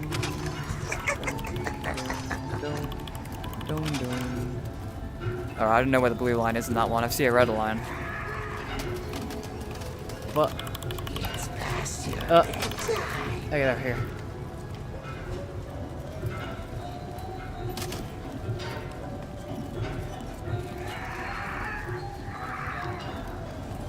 Oh, this one's not there.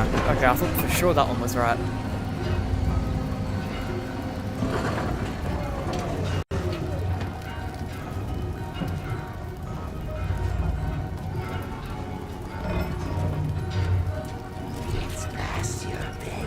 Oh, that sucks.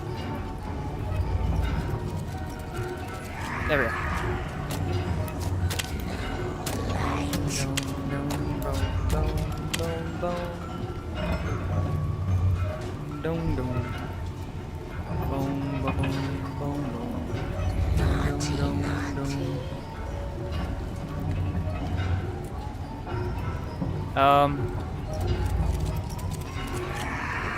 I swear, sometimes I'm just not seeing this dude today.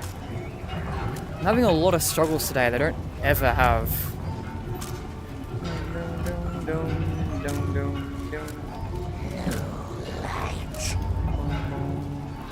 An audio cue.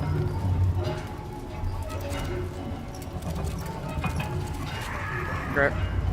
It's past your bedtime.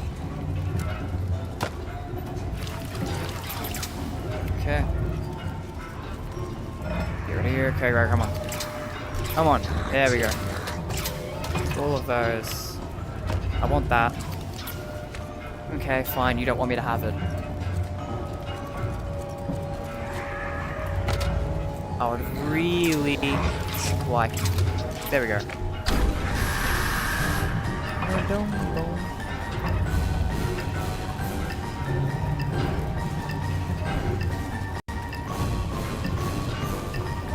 He has to pass through.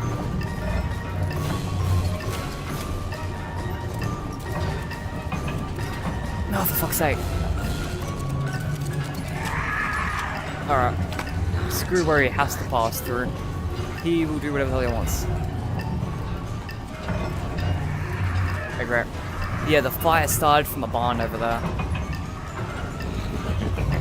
To me, I always saw it starting in the barn, and from us doing this stuff with Fazer Blast. I always saw that as Full Fest Fire was an accident.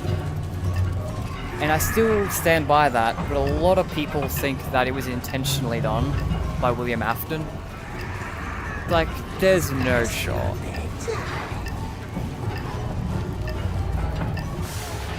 Okay, great.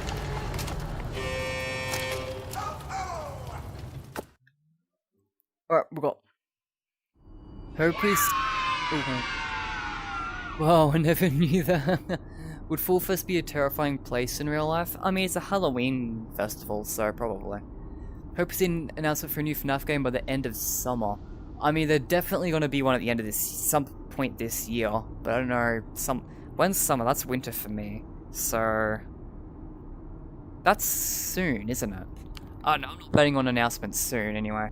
Especially when Sigma VR is only about to come out. Now they're making a new movie and game next year. Yeah, I'd assume the game is released next year. I don't know about the film. I know people see, like, a lot of people see stuff like, oh, Film 1 came out 2023, Film 2 came out 2025, Film 3 will be 2027. What a lot of people who say that don't realize is that film 2 didn't just come out anytime 2025. Ooh, Clement Monty plush. It came out like December 2025. So if film 3 has similar amount of time between 1 and 2 than was between 2 and 3, then 3 should be 2028, not 2027. Yippee! I have no idea where I am in my room. Alright, great. Cool. Wow! Whoopee! Warn! We lost him. Oh, he's gone. I killed him. I didn't mean to. Oh. Exactly how I remember it. You think when they get up to the big numbers, they're going to do movies about the newest games? I don't know.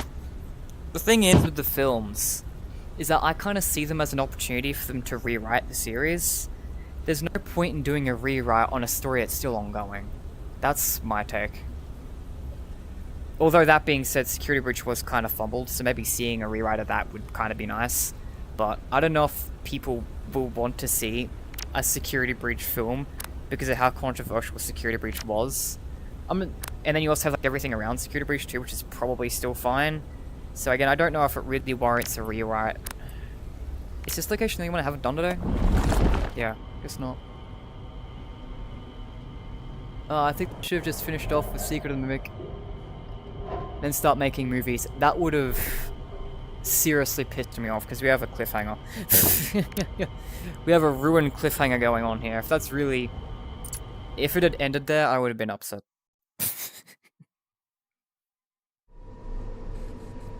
Ugh. Ugh. If you've watched my channel for a while, which I know some of y'all probably haven't been, you'd know I have a very bad rap with Sister Location VR. Things always go wrong in Sister Location VR.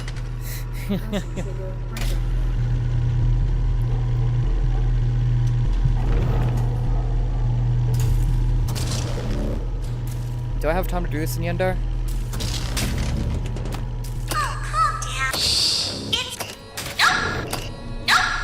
Oh, Yendo's hard to see. It's okay.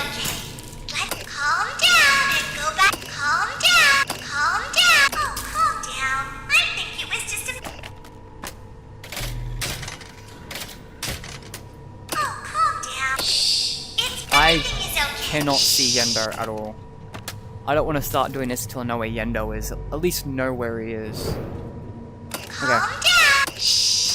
You must be hearing things, silly. Alright. Send it. Scooping room, parts and service.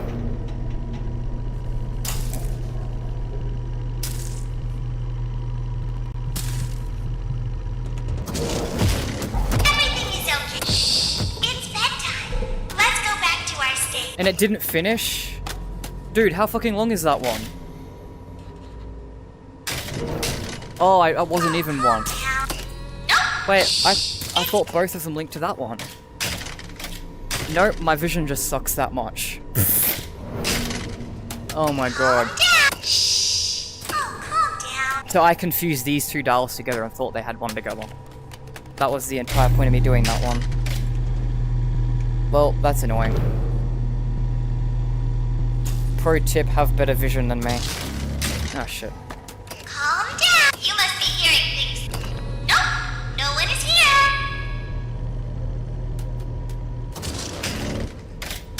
Okay. These two. Or at least know where you are.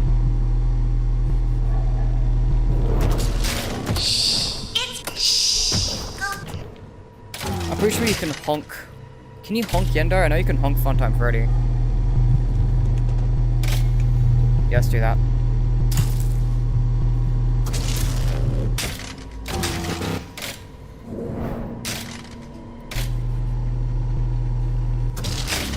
Oh, let's screw something up. I thought that was finished. Calm down and go back to sleep.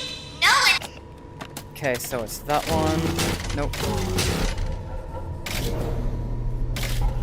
Okay, there we go.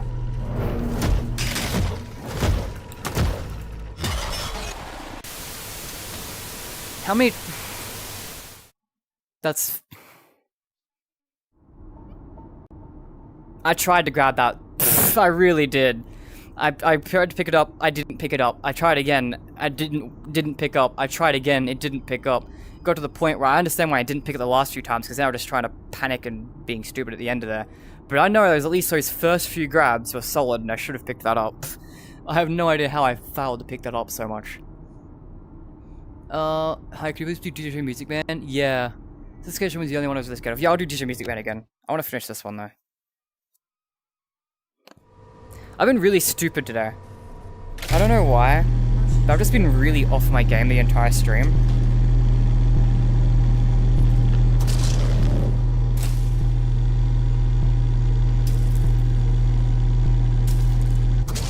Alright. I've hair in my eye, so I'm gonna have to take off my headset for a second.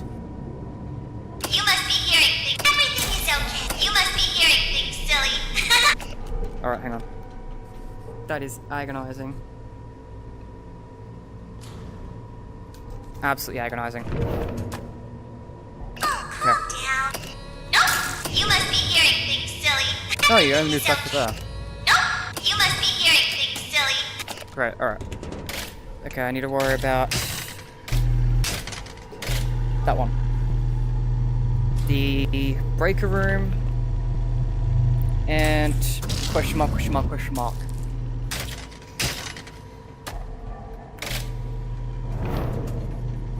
Okay, hi.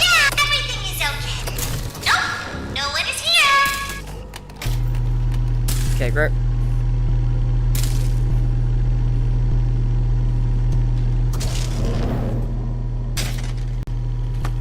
Everything is okay. Nope. Shh. You must be hearing things still. Yeah, this dislocations get to me a lot. Hanzo's Pizza World. Because, fun fact, Sexway's Pizza World seems to have reopened. Everything is okay. I should have closed his nose, it would have been very funny.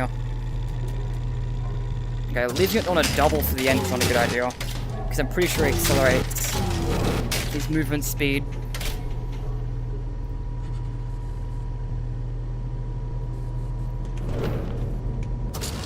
There we go. Great job. There we go. Complete your tasks for the night. Yeah, dislocation was the only one that was good. Yes, dislocation always gets me. Not the base game. Base dislocation, not at all. But dislocation VR and Hope Wanted, like the Funtime Foxy level. And like a lot of levels in this one, Hope Wanted 2. The dislocation ways tend to get me. Full first poster, W. And yeah, we'll do DJ Music Man again. I love DJ Music Man. One of my favorites. And now chat's not an annoying spot for it, because it actually covered up DJ Music Man's life for me. Yo, DJ Music Man, let's go. DJ Music Man. Oh, huh. There we go. Too fast, too fast. My frame rate's not good enough for that. Alright, hey buddy. Oh, I love that. Okay, what you got? Alright, Blue Monty, Pizza in the City. Got it.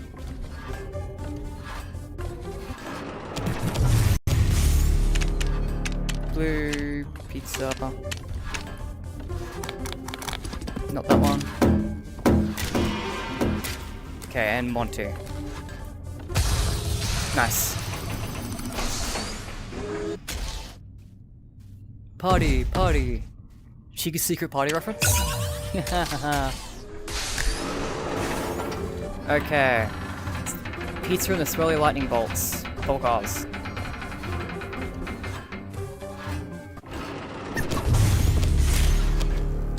Pizza and the swirly pizza. Couple cars. Oops, couple cars at the end. They're not murderers.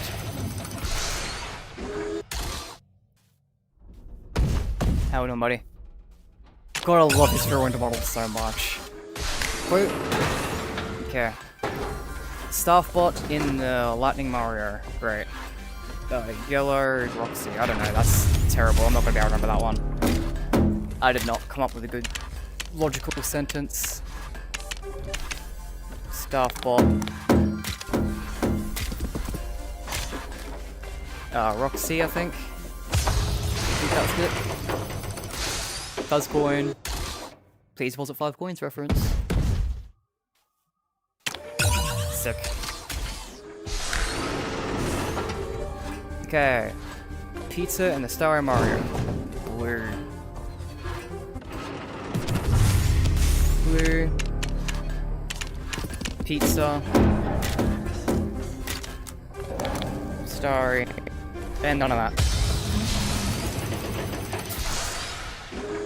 DJ Music Man was definitely the coolest part of Security Breach. Nice. It's cool here too. Okay. Pizza in the Red Mountains, yellow van.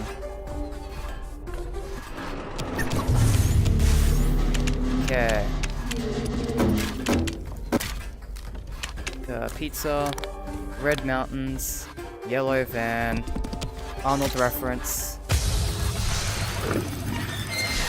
Sick. But this little area is totally behind DJ Music Man's little spot where he sits, right? Like in Security Breach. Hell yeah. Such a cool little area.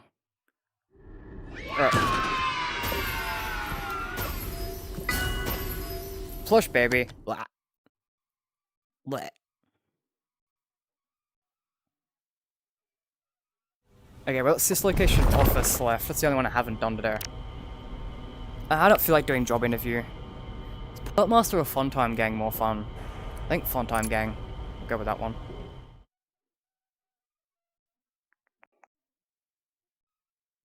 Okay. Alright, Funtime Gang requires me to track Chica and track Foxy. Freddy does not require tracking, and I don't remember if it's anyone other aside from those two. There we go, there's Chica. It's so nice seeing Funtime Chica have a gameplay mechanic. Yo, there's Foxy.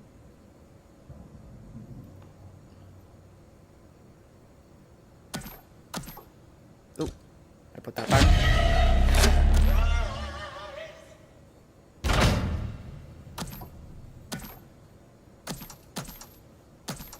Okay.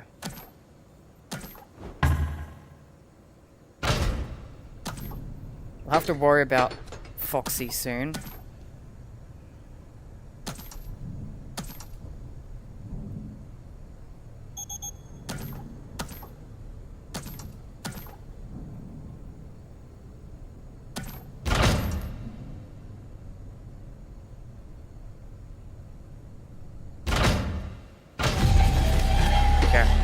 Hopefully I deters Chica and I got her away in time. I don't know if I did or she's about to show up. Okay, good, good.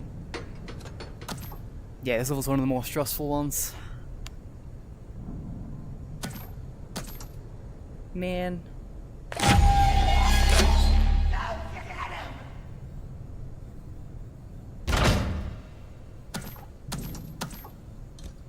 Chica sometimes skips the cove area.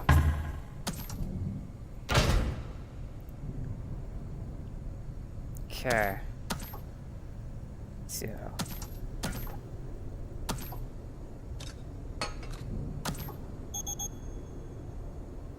Okay, you're about to move.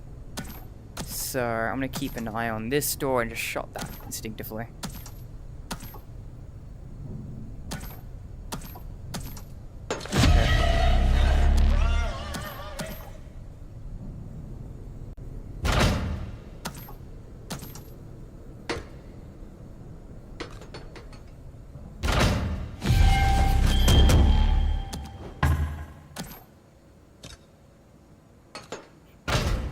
Ugh, that was bad.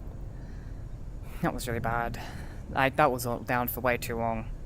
Usually I'm good at this. I don't know why I'm so ass today. Ugh.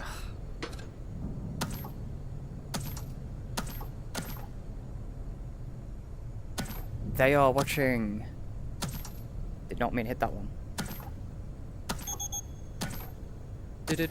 3 AM. Fantastic.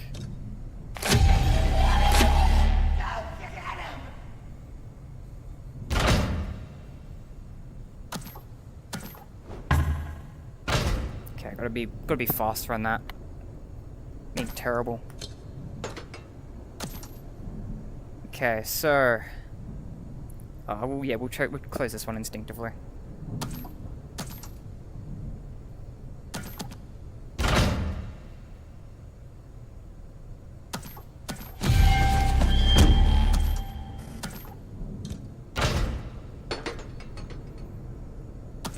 Okay, that was Foxy. Alright, good.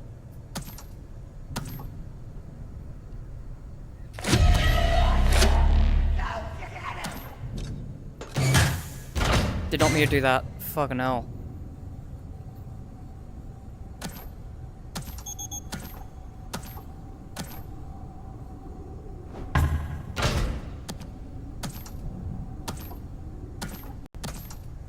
Okay. There is an occasional stutter, I apologize for that. I don't know why. Okay. You're about to run at me, which isn't nice.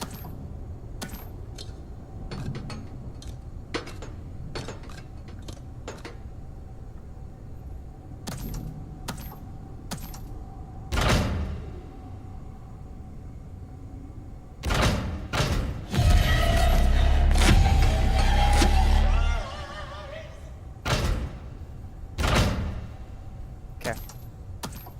Okay.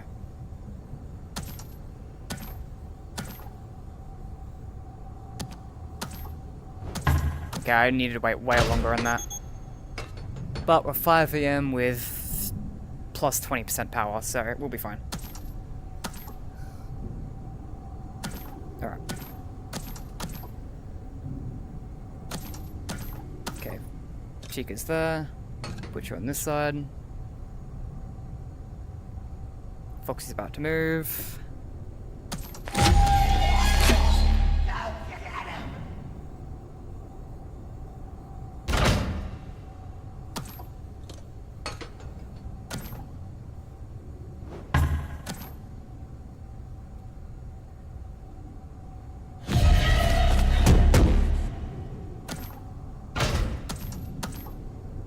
Oh.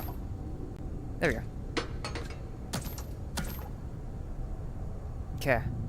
10%, we should be chilling now. Been 5 AM for a bit. Yeah, there we go.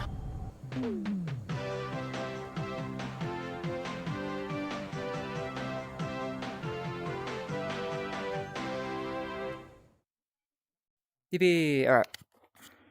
Alright. Boom. Boom. Lollipop. Wow, a lot of things I didn't even know I had.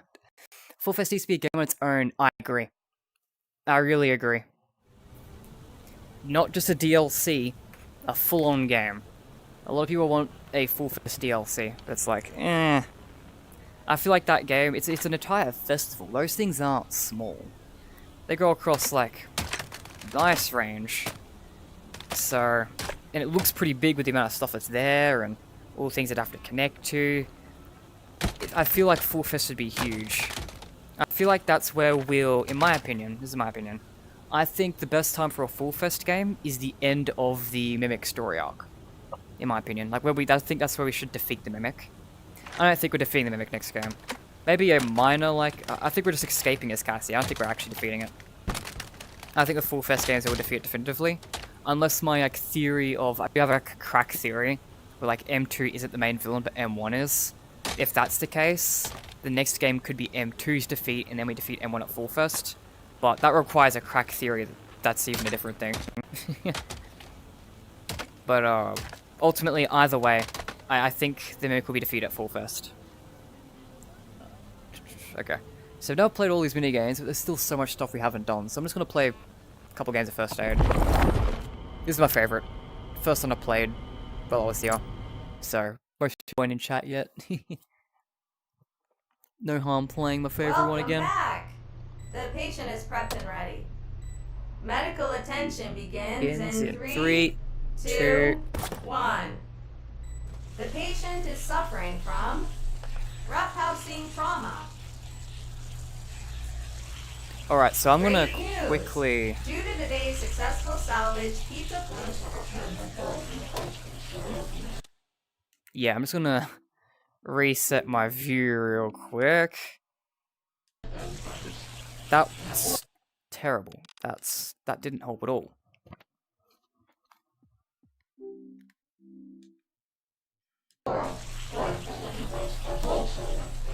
And now I can kind of grab... Yeah, good enough, honestly. Okay.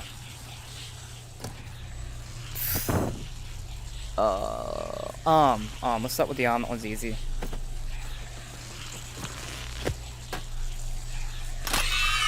Okay.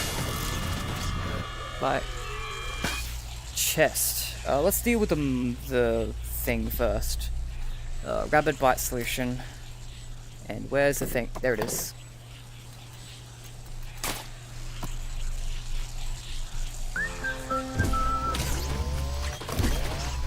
Great. Where do I stab you?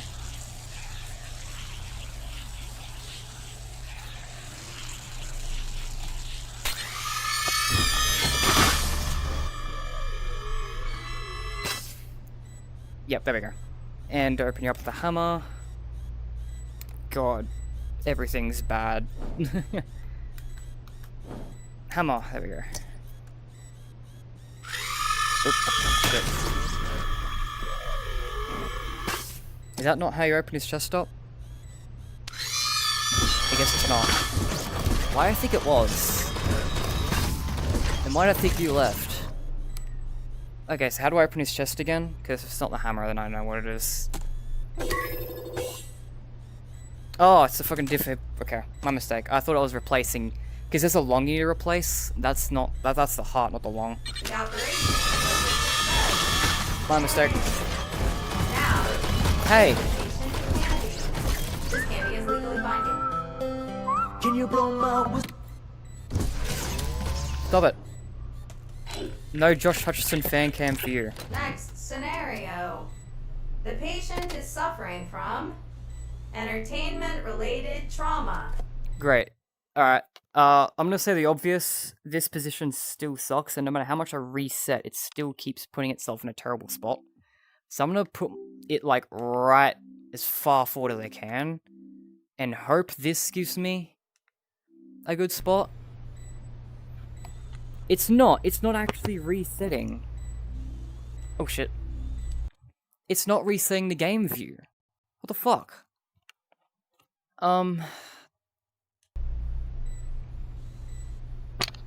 Yeah, this, in fact, it's pushed me back further. Huh?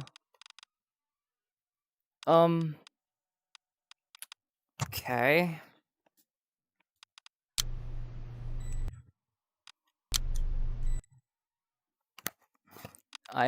This isn't resetting anything either. This isn't possible.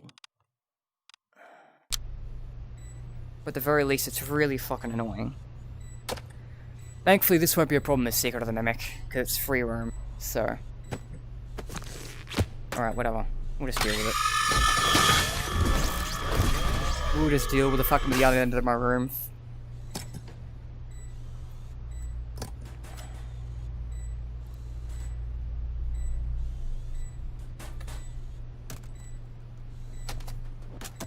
Okay. That's cool. I love the spot there. Did I not put the mask on? Like, I know the ad startles her again, but the mask was still on. Why is this game dicking me over so much today?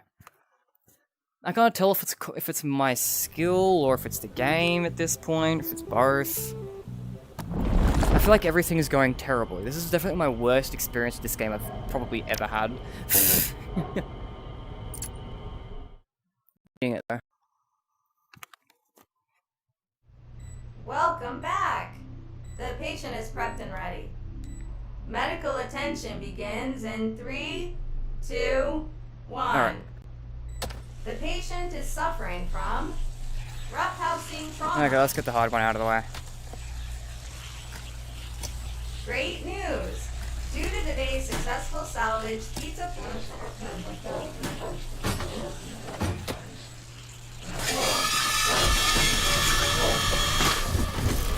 Back off. Great.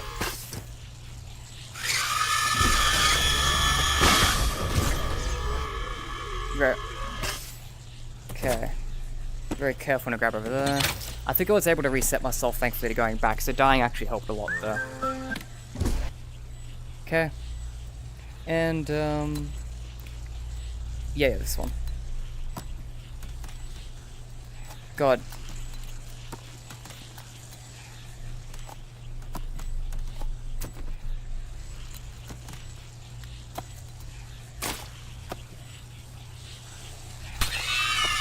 There we go. Goodbye.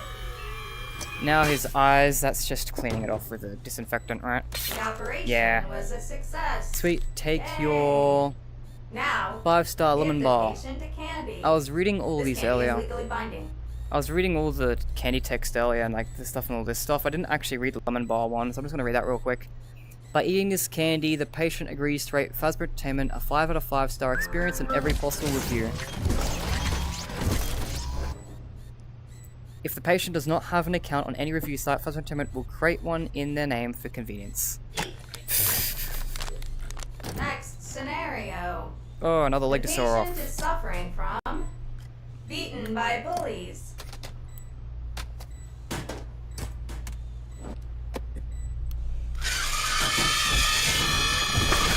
Okay, come on. Only one chop this time. Not one chop, but like one attempt. Grab that. This. Oh shit.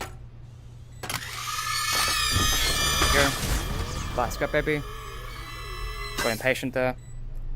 Is this just another disinfectant you want one? Yeah. It's weird that you have the disinfectant for 2 of them. The operation was Rockstar a Foxy success. Band-Aid. Yay. Yay! Now, give the patient a candy. Gag water, black This licorice. candy is legally binding. This is the one I couldn't read because it gets too small at the bottom. Someone's gonna have to just grab the texture and tell me what it says. Next scenario. The patient is suffering Going to go to sleep. from Good night, blue evil cat. general neglect.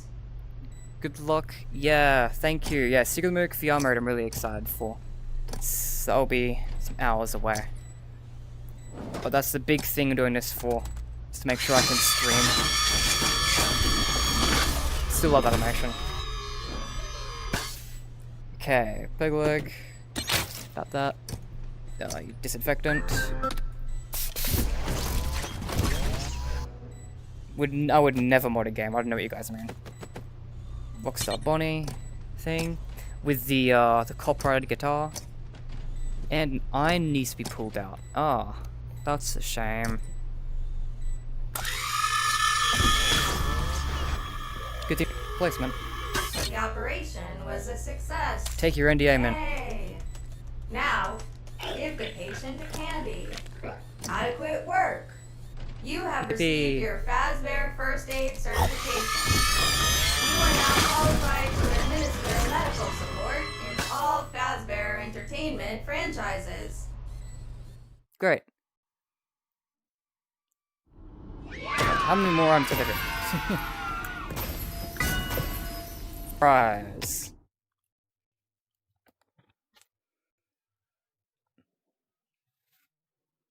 Okay.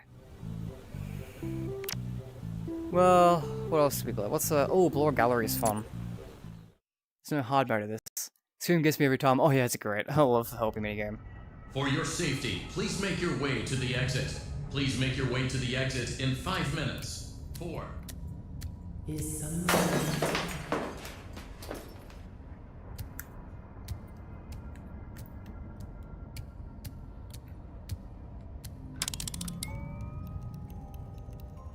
It sounds distant. Yeah, she's over there. It's not gonna risk it. I love how the sister location levels in this game are really, really good, in contrast to the original sister location.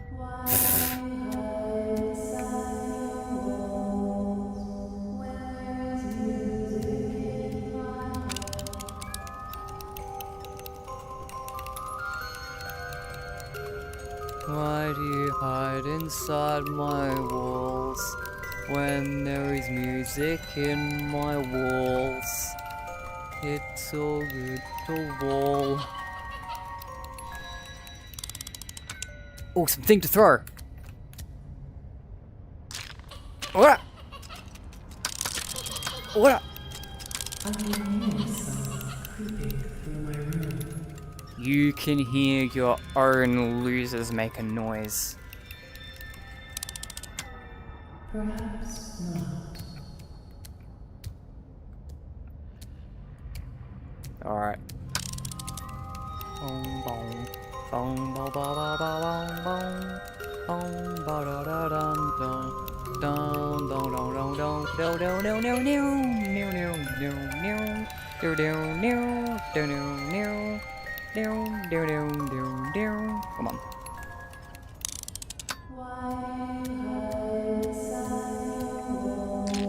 Where?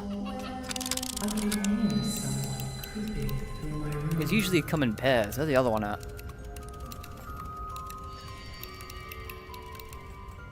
This is such a cool way to adapt it, actually crawling through. Well, the association levels are so good in this.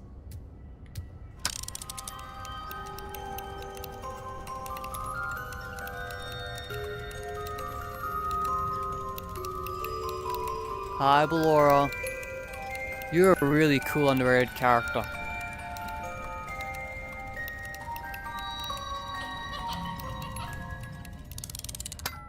I like...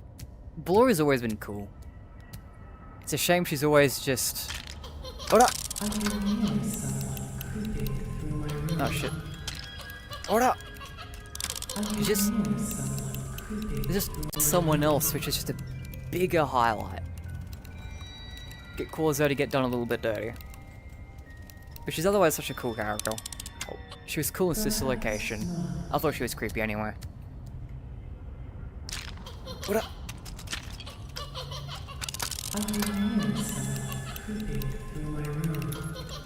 And her stories in the books, like, I liked her two stories in the books, like her Dance With Me from FNaF Rights and Claustrophobia, especially from Tales from the Pizzaplex.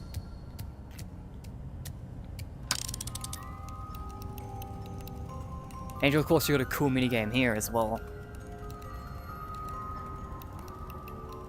She had a unique mechanic of special delivery as well. She has a lot of cool appearances, but like no variants, and none of them are anything super.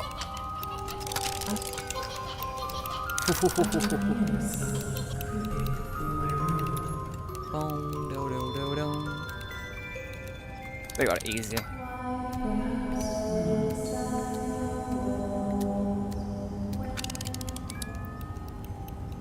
I remember on launch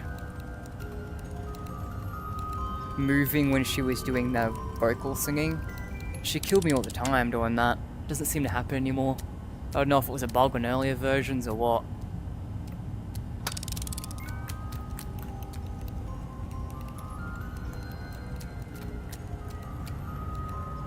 I'm in the room.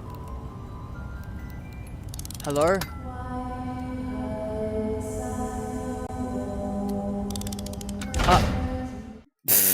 Took a while for her to get there. Yo, more full first foreshadowing. Bonnet, nice. Okay.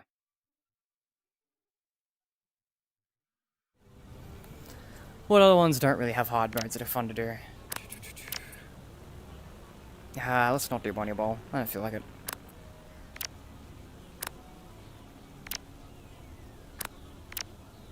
Yeah, do food prep. Food prep's fun. All of them. Okay. How many collectibles are in this game? You are late as usual. Someone who's got Your the shift wiki on begins hand, now. let me know.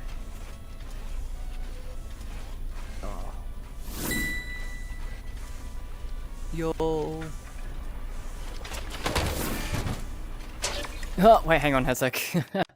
Chat cannot be up there for this minigame. Gotta move you to at least like this side, that side. Okay, Rust. What am I doing? Fucking lazy ass. Glam wraps.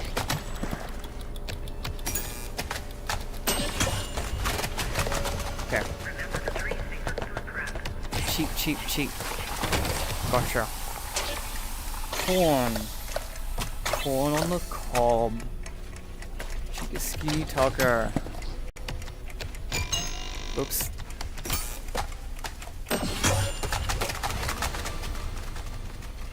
As their surfaces are within regulation cleanliness. Okay.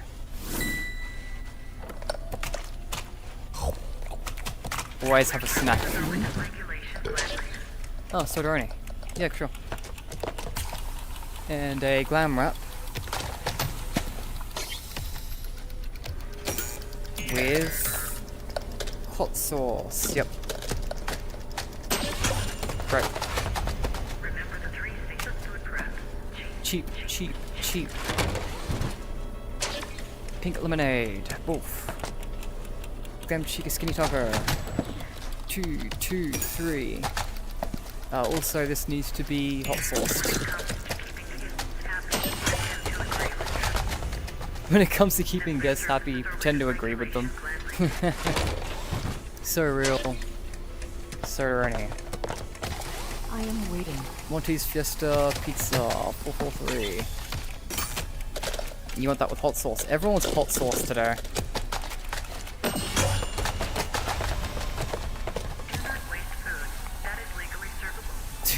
I love the voice lines in this. Remember the early Security Breach trailer when they had like sombreros on the bots in here? That was fun. Sour lime. Wonder why they were cut and didn't get brought back. Rice. And chicken skinny taco. Hot sauce and guac.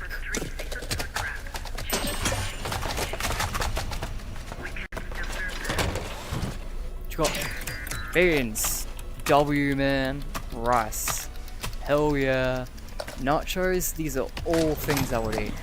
5, 2, nacho seeds and guac.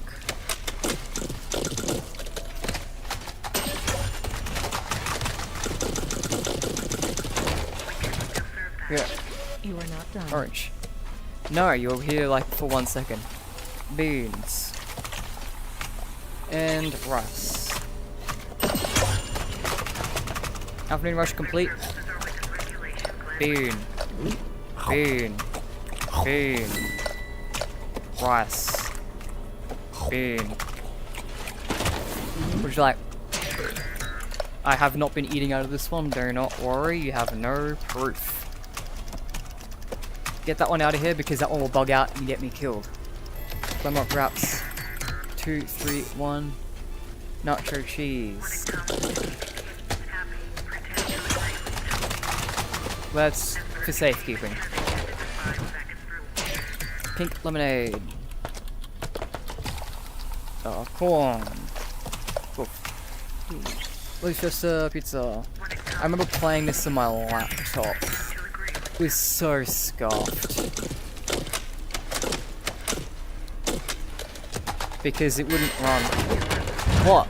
What'd I miss? Corn? What? Did I not? What? What do you mean I didn't give you corn? What the fuck are you talking about?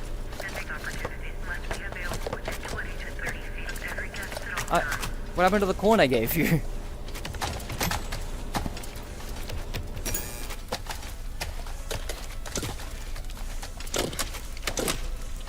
Don't lose it this time. And, rice. It is not rocket science. And, bean.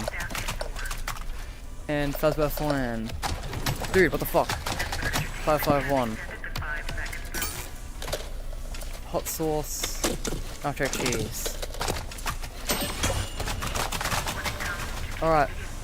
This part of the game looks so fun. I think I'd only play it and not even touch the rest. No, so valid though. This food prep is definitely up there for one of the most fun sections.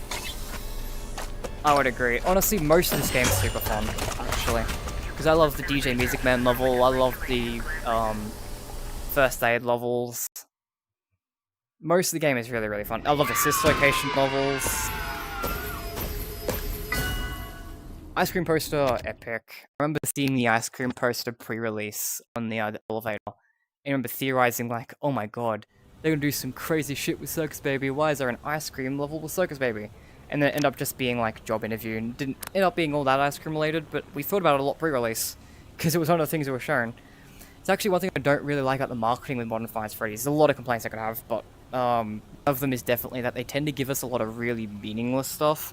And we still talk about it because, I mean, that's all they give us, but it's stuff like I wish they'd give us some more substantial stuff sometimes. Because a lot of the time, a very lot of the time, it's just posters or environmental screenshots. So it's like, yo, here's this random ass room you get to see. And like, oh, here's this poster that exists. And that's like majority of what they share. Whereas like the Scott games tend to slowly reveal like character designs, mechanics and stuff. And that was always really cool, whereas the Steel games, it feels like they hold everything off until the trailer. And then the trailer gives you one thing that's interesting. I'll give you a couple things interesting. It's gonna be a lot. The trailer's usually a lot. But then that one trailer is pretty much it in terms of exciting stuff. I don't know why I'm popping balloons. This isn't productive at all. Yo, okay. What did we just get from that? I don't remember. Friend has the game and I'd like to watch her play it. Oh yeah, it's really fun to play. You'd be surprised at how many of these are fun to play. Backstage is my least favorite, but I love food prep. Yeah, it's just all of Sister Location is great. I'm not a big fan of the log ride, but I know that that was in here because a lot of other people are. A lot of people really love the log ride. For me, it's too slow. Not enough stakes. Bonkabon is mad fun too. So is Fuzzer Blast. Bonnie Bowl, that was probably one of the less favorite ones. There's a, where's the cold storage? I want to play cold storage. See Freddy. Hi, Freddy. It happened again.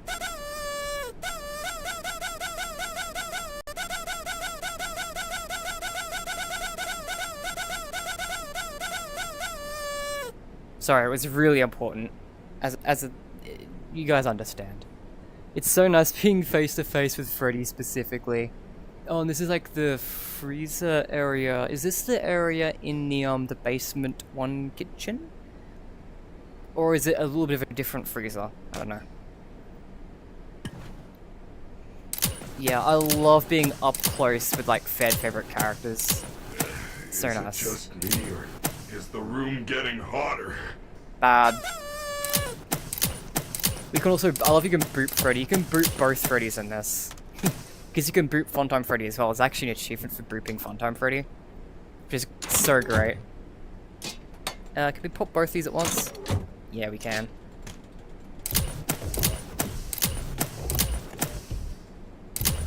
And, yeah, in Secret of the Mimic, the only thing you can boop in Secret of the Mimic is the Jackie, cutout. Or just generic clown cutouts, I think. In the, what's it called? The Big Top Showroom. We can't boop any of the Freddys as far as I'm aware. As far as I remember, anyway. Like, man, no Freddy boop. Why even have boops at this point? Alright. Oh, wait, I gotta... Okay. It is this side. Yeah, it'd have to be, because you can do only one.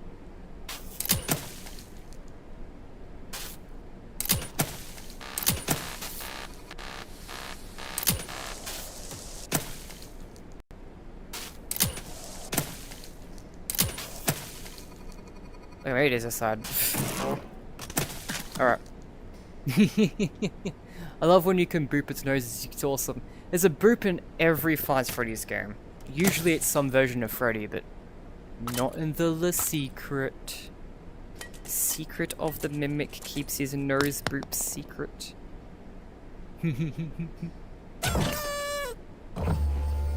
Very scary, Freddy. You're very scary. Actually, I want to touch that with my right hand. Okay, great. Remove. Something about this isn't right. Doesn't it move like all weirdly when Gregory gets in? Does this match the I don't know. I'm thinking too much into it. Oh, I've lost it. It's into the void. Oh yeah, that's right. You gotta heat the springs. Cool the springs, sorry. Hell yeah.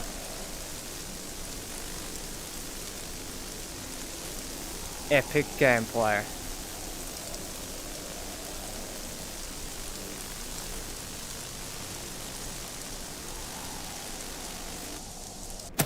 There we go. Yo, give me Jimmy's cake. It is a delicious ice cream cake. Or so I've been told. I do not taste. Oh no, I'm receiving. Good job. You are my superstar.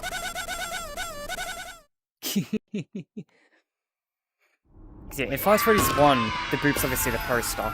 In 2, it's the poster to your left. Glamour body plushie, yippee! In 3, it's another Freddy poster to your the left side of the office. In 4, it's the Freddy plushie on your bed.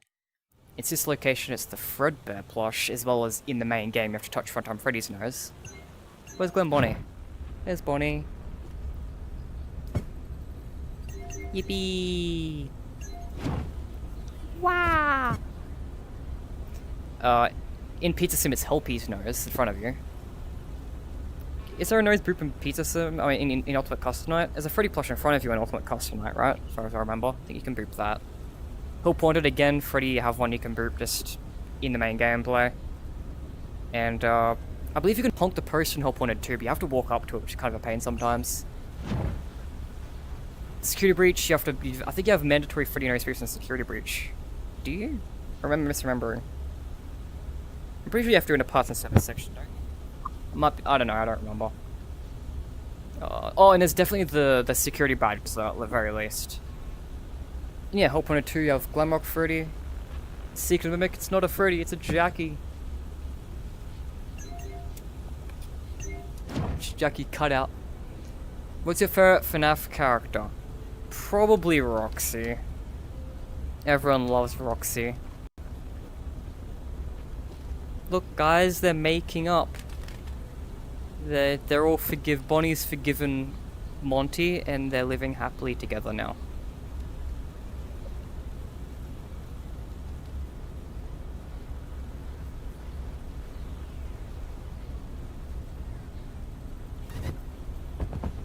Alright, my favourite FNaF character, probably Roxy.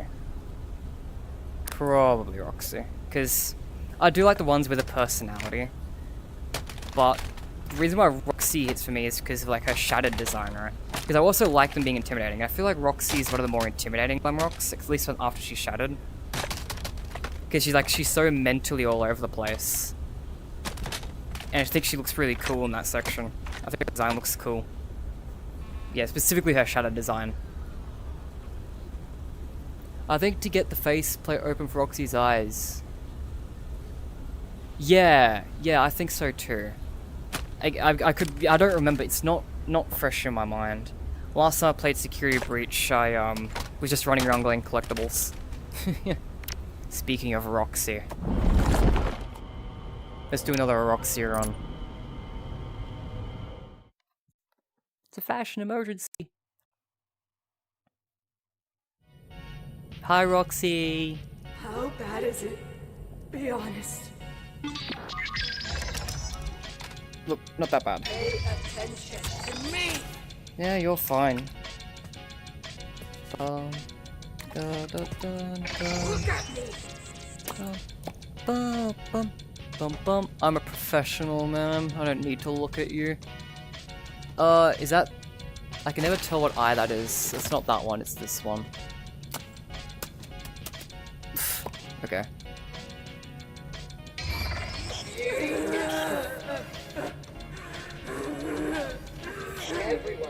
It's not that, is it? It is, what the fuck? Yeah.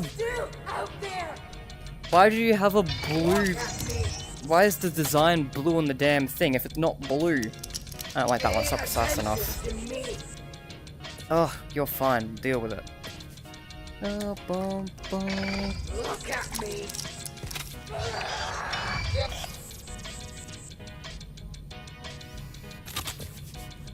Okay. Ballora. Stupid eye and the stupid thing. Bum bum bum bum. Was you can't put. You can't. It is that one, right? Oh, it's the Biddy Bab one. That one. Okay. He did this to me.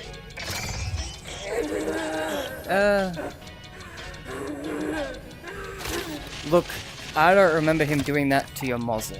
You did that some other way. The rest of the damage, absolutely.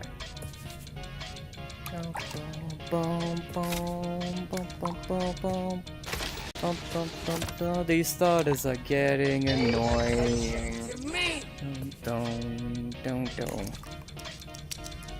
Okay, so you need... I think you want to decide, right? Yeah. I don't know whose eye that is. You also want to Chica's beak. You want the long eye. I don't remember what earring you needed. Oh, it was that one. Okay. Bro, what? Get on there. Dun, dun, dun, dun, dun, dun, dun. Is it this? Yeah. I think that's it. Nice. Just give me that mask and get out! Yo, Ruin. The mask!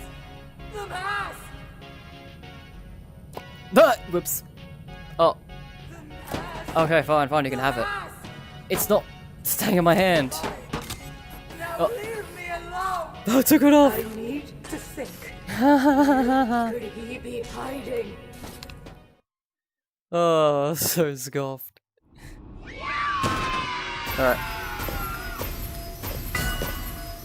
Ooh, pizza-rito. Would you eat a pizza-rito? Be honest. A pizza burrito. Honestly, pizza toppings in a burrito does sound kind of fire. Not gonna lie, look at this thing. That doesn't look the nicest of quality. Oh wait, it's an actual rolled up pizza. It's weird. Texture would be a nightmare, I think. Yeah, how do you roll that practically now that I think about it? Let's not think about it. Okay, so what am I missing here? There's still at least 2 more advertisements, I think. At least 2 more posters. I think there's still a few food items missing. Yeah. Oh, and there's still definitely a bunch of plushies, I think, as well, because I don't have the plushies over there. I have something over here. No, I don't. Visual artifact.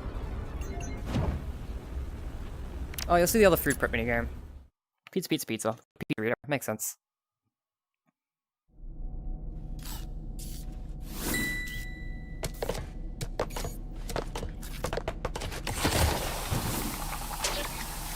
You want a pink lemonade? It's just coming. Is that for me? Yep, sure is. Pizza. And some tomato sauce. Not meat, shredded cheese. And, yeah, just a regular pizza, right? Sick. Absolutely for you. You happy? Good. I hope so. I'm eating fries. This on the job. Why not? This is definitely the floor 1 kitchen. Pink lemonade. Behind the food court. Pizza dough. What do you want next? And nacho cheese. Meat. Is there no sauce on this? Dude, what the hell are you doing?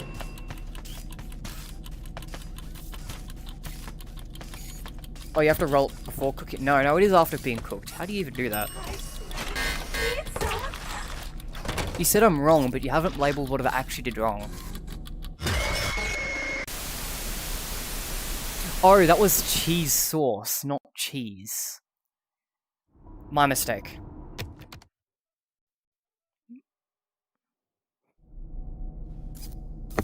Oh, now it's over here. Oh, no, that's not playable. No. Nope.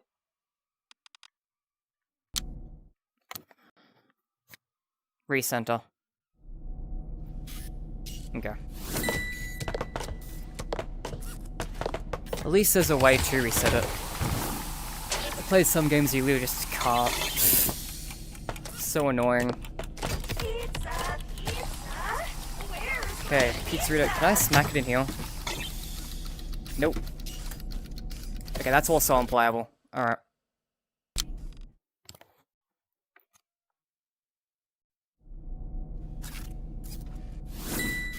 Yep. Way better. I don't know how on camera I am, but that's fine. Oh, pizzeria. Fuzzer sauce. I think it was sauce. I thought it was weird that there was no sauce. Not meat. Shredded cheese. Orange.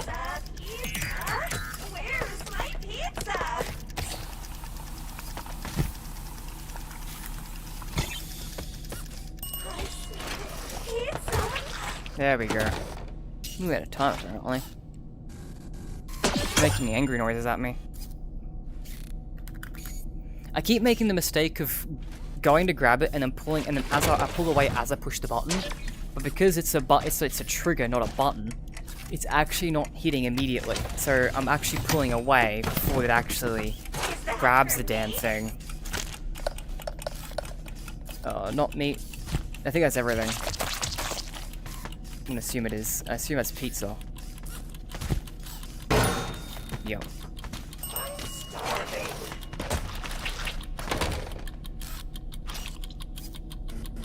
Okay. Morning rush complete.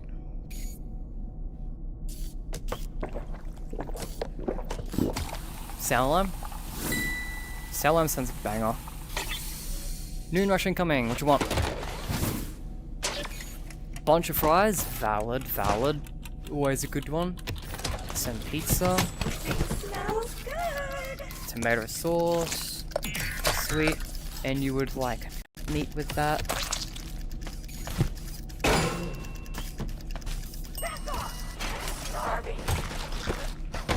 Organize slightly more. I think okay, now it's fine. Uncooked pizza base. Delicacy. Fries. Is that the pizzeria? Fuzzer sauce. What do y'all think fuzzer sauce is? And all toppings? Yeah.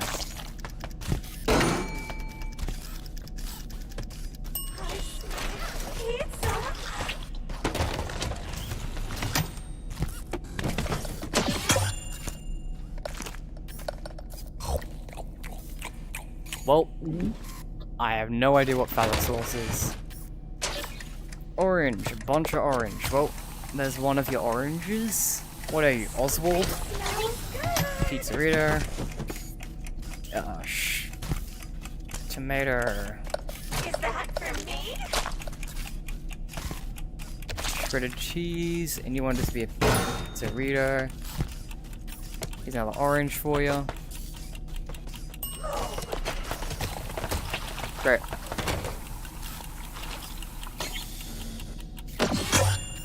Morning noon rush complete. Nice.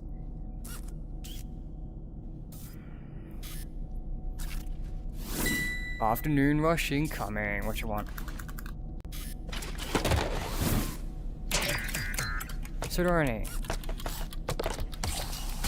Fries. Another fries. Your pizza is upcoming. Fuzzer sauce. Is that for me? With shredded cheese and a meat. Did the meat actually go on there? It's a good thing I checked. Nice.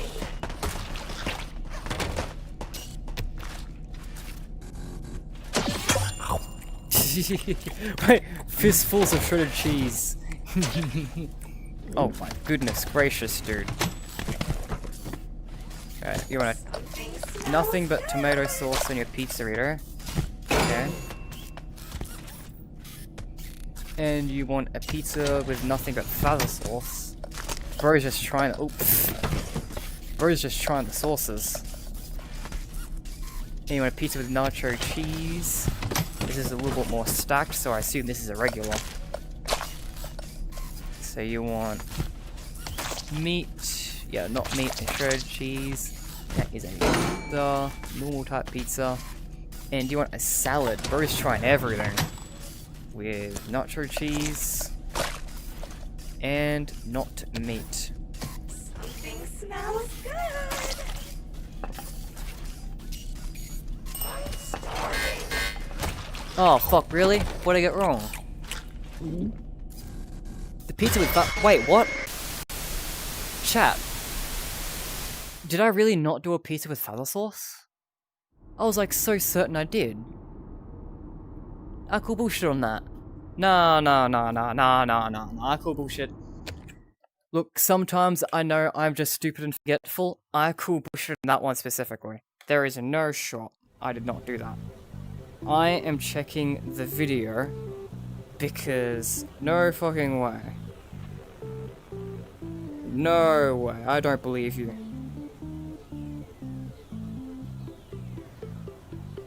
I'm gonna need proof. Okay. I went back a little too far.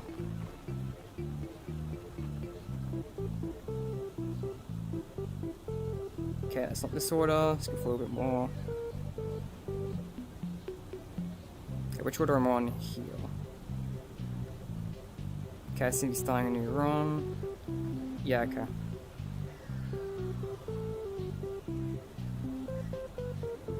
Not this one.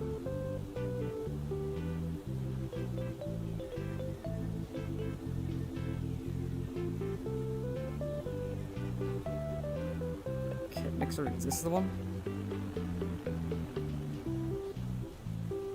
Nope, a little bit further.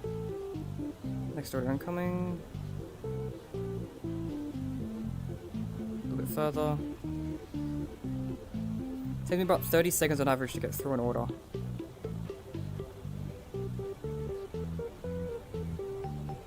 New rush incoming, okay, come on.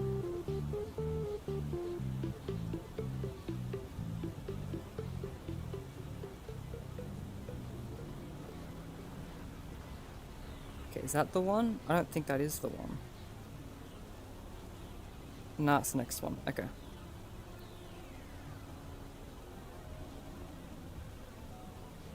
Next order incoming. Okay. I'm gonna watch this closely. On my phone.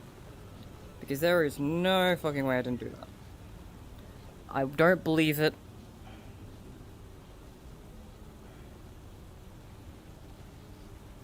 Okay. So it claims that I missed the pizza with fava sauce. Alright. Here's me making a pizza. I smack it. And this is me putting tomato sauce. Yep, it's on there. Put in there, made the pizza. Turned to pizzerito, great. There's a pizza, not a pizzerito, great. So pizza, fava sauce, not on there, had to beat it, I forgot. Then it's on there, there it is. Oh fuck, I forgot to cook it. Okay. Alright. About to say, I'm so certain I'm putting a fava sauce on there. What's going on with my arm? Why? Why am I having extreme? Stop that. Alright, I didn't cook it. That makes sense.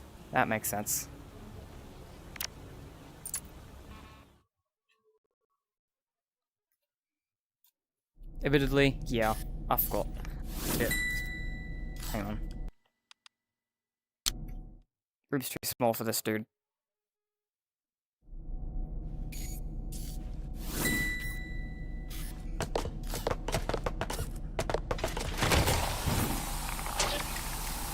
Okay, fries, pizza with tomato sauce.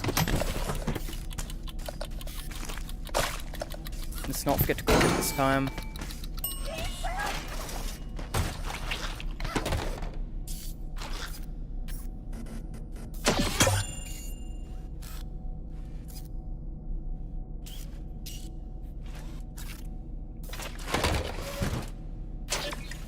Sour lime, good choice. Okay, pizza. Tomato sauce. Meat, not meat. Pizza? Where's my pizza? That's all on there, great. Cook it, great.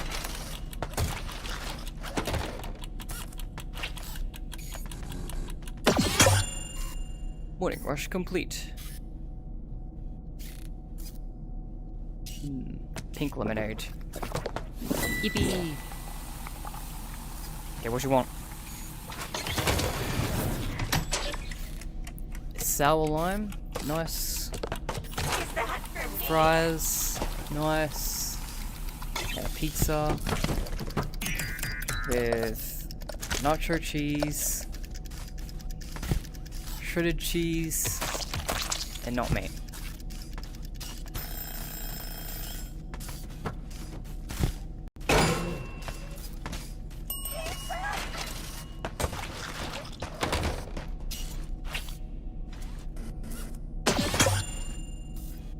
Next order, come on.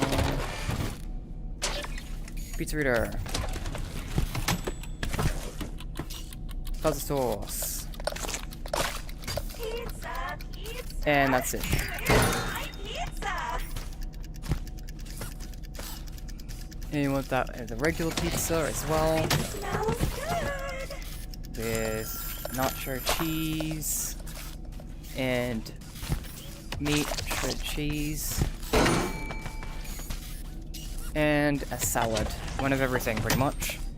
With again, nacho cheese and everything on it. What you making over there? I have to say, I'm pretty sure I didn't register. Good thing there's an audio cue. Pizza.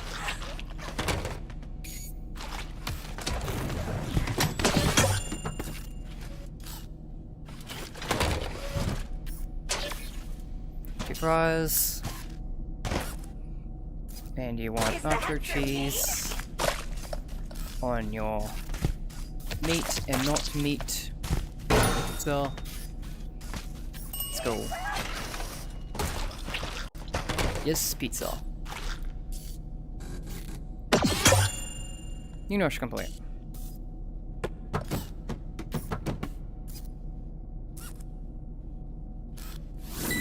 Afternoon rush incoming.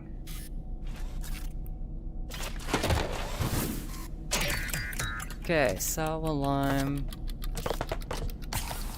And you want orange as well. And you want fries. And of course your pizza reader. With tomato. And everything else.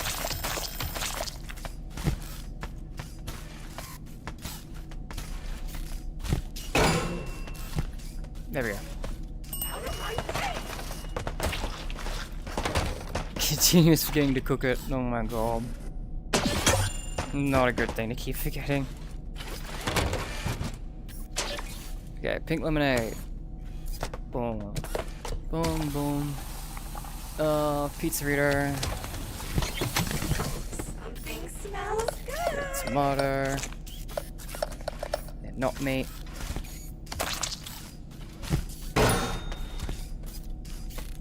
You also want another pink lemonade, I assume? Yeah, I thought so. What you making over there? Okay, pizza, nacho cheese, with meat, meat. That was a regular pizza. Enjoy.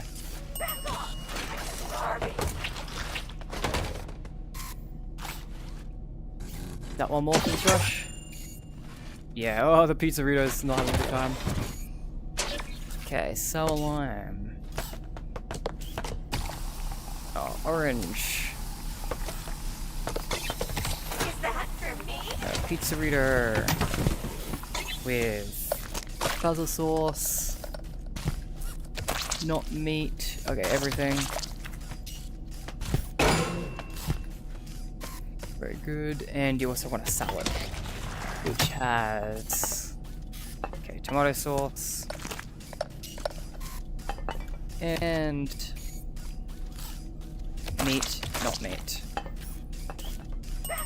Nice. I'm gonna take a Fazbear salad too. I feel all low-key. Yay. Go where we want to get. Oh, I thought that was a game over screen for a second. Fuzzleblast poster. Sign to play Fuzzleblast, maybe?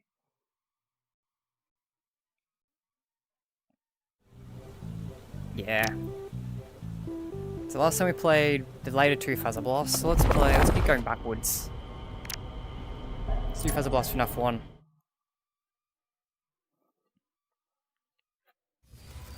Back again. Well, I'm sure we can find something a little more difficult.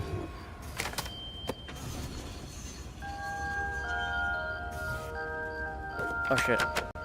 Okay, introducing you to this thing.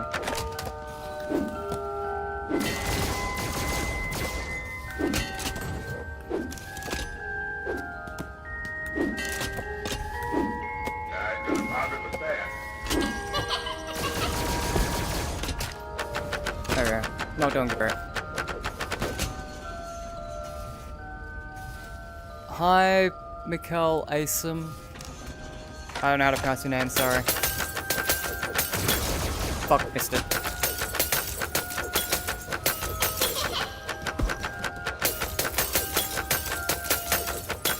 Boom. Purple, Hopgaline, spheres. Every other sphere is secondary. Oh yeah, and here's the spot where we play FNaF 1. Sick. Man, they really be adapting Fast Freddy's 1 to everything. Freddy and Foxy at the doors? You crazy? Bro, my arm. Bonnie, don't you dare. Chica. Oh. Okay. No.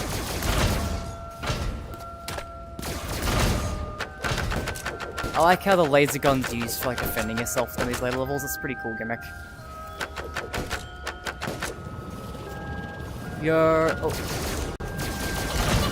I missed the thing because I was trying to shoot Bonnie.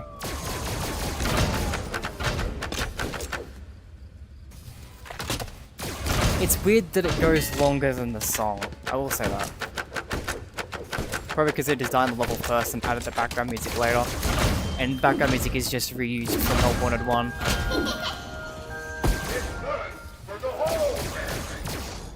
Now, you look like you got kids. Win a prize for the little one. Next time, bring the whole family. Voice line cancel. Looks like you got kids. Bring up. Mini DJ Music Man. Wow. What Music Man theme level can we do? I mean, it's really only DJ Music Man, right? Does Music Man even appear in any other levels? I don't think he does. He might. No, we've already done the max difficulty ones, so let's go with the functional one. Yeah, just playing some VR game. Because Secret Mode comes out tomorrow. The PC VR version, anyway. So I kind of want to just do like 100% Hop 102 and then live stream this and stuff. While I was waiting. Didn't know how long 100%ing this would take. I assumed not long because I'd already played it, but it's taking a little longer than I expected.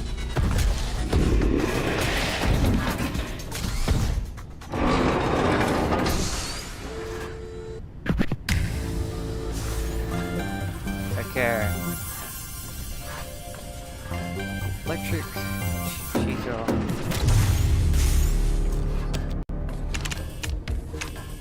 Mario.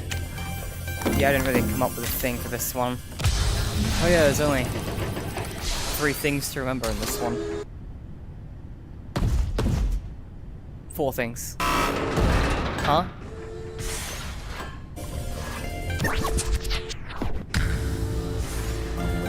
Oh, I did not remember it was blue at all. Oh, my quest is about to die. Okay, I have to go after this one then. The fuck? My memory's so ass. I like how I do the harder one, like first try. Twice. And then I fuck up this one. Okay. Freddy and the Lightning Mountain green. Okay, green. Freddy. Lightning. Telling you, shortening it to just a short phrase really helps. They didn't do that for the first one. That's probably why I screwed it up. It's going off actual memory instead of from memory phrase. Okay, so pizza in the Starry Mountain, yellow. Okay. Mountain. There you go. Epic. Epic Monty visual. Nice. Okay, Starry Waves. Stuff what the Starry Waves yellow.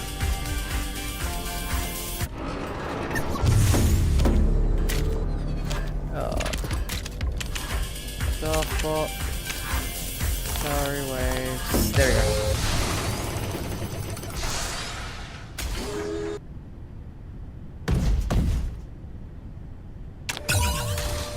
Sick. Okay. Stars, pizza in the Starry City. No. Pizza in the Starry City.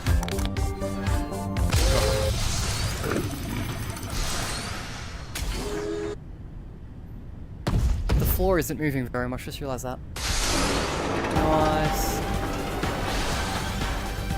Yeah, I'm pretty sure when base security breach that floor moves, the lights still change. Alright. Yeah, I'm gonna have to go because my quest is about to die. Fazbear Flynn, no way. Epic. I'm curious how many more collectibles I need though.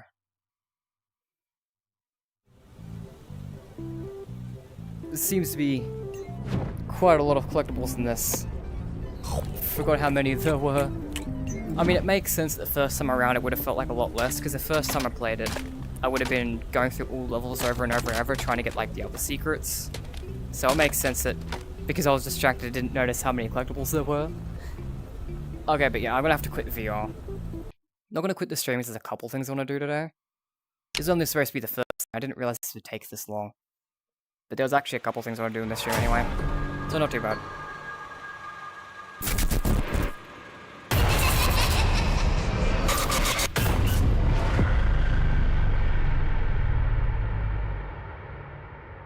Sweet. Oh, we can't quit from this. Okay, well, I'm gonna quit from this then.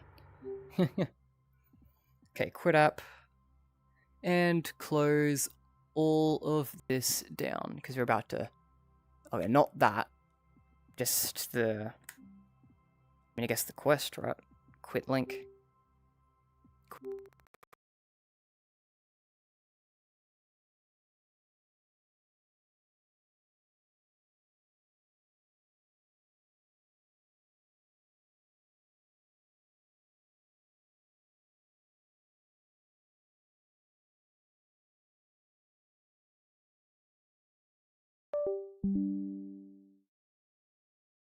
I need to play tomorrow as well. The Mick. So I do actually worry that my one of my controllers will run out of battery tomorrow, but hopefully it's alright.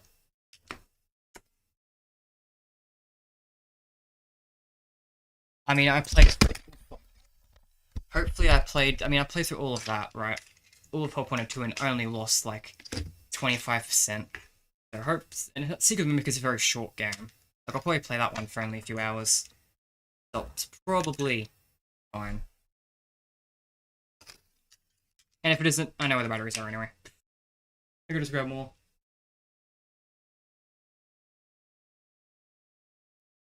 Okay.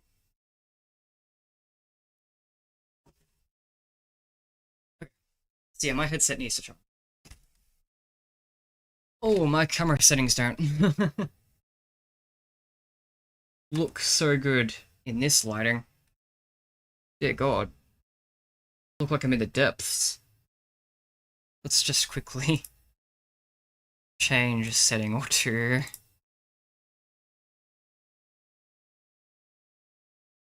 Brightness. Exposure. Exposure. There we go. Yeah, good. Sometimes there's a bit of lag on the camera, sorry about that. I'm also just gonna take a minute.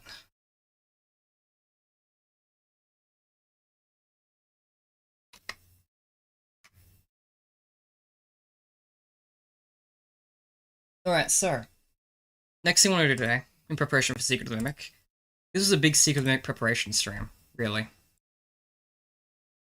So the other thing I wanted to do was to work on my fan game, because I made a fan game about, like, not about Secret of the Mimic per se, but about the Mimic in general. Specifically Ruin, because it was made before Secret of the Mimic. And I kind of want to make it a point just to update it a little bit every time something Secret of the Mimic related comes out. Just have to change audio settings slightly around. That can stay, that can stay. Ooh, nearly 69 hours. So now we're doing a development stream. 4.62, yeah. It's still a little high. Project Mimi. So if you haven't seen, you can actually download this game at, yeah. Game Jolt, Toast Mimic, Sekris. This is where you can download the current version of the game. I'm about to update it on stream, because why not? I'm just going to quickly get the chat up on my phone, because I'm not going to switch tabs to chat. I prefer it on my phone. Much easier to quickly look that way. Yeah, there we go.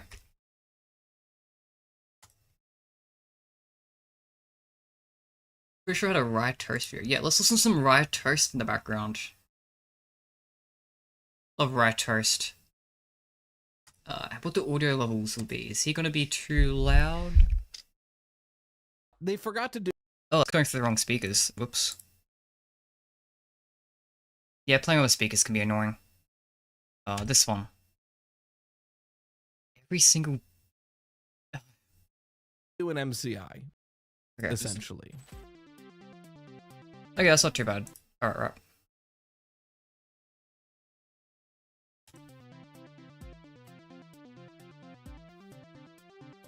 Ladies, gentlemen, and those with the good sense to do away with the whole notion, I welcome you to the premier audio medium for all your Fazbear entertainment needs. The Freddy Fazbear Pizza. Let's get fully brain rot. Let's get full brain rot going on. You guys can be able to see.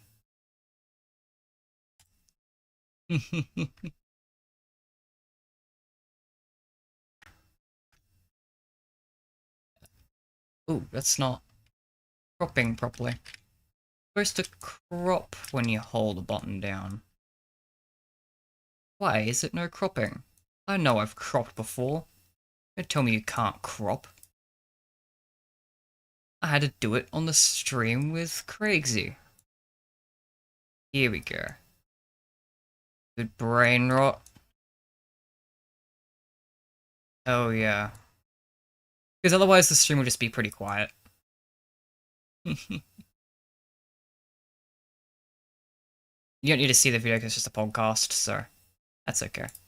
And we'll put in... Streamlabs will be down like this, and I'll be in... Over here I'll be in windowed mode, so that it loads properly. Which I just realized my game's not loading properly. It's had loading issues ever since I updated it to the latest version of Godot. Yeah, sometimes it takes a while to load. That's fine. It's because I've got stealable models that make things take forever. Yeah. And just so people know what the fuck's going on. Quick text.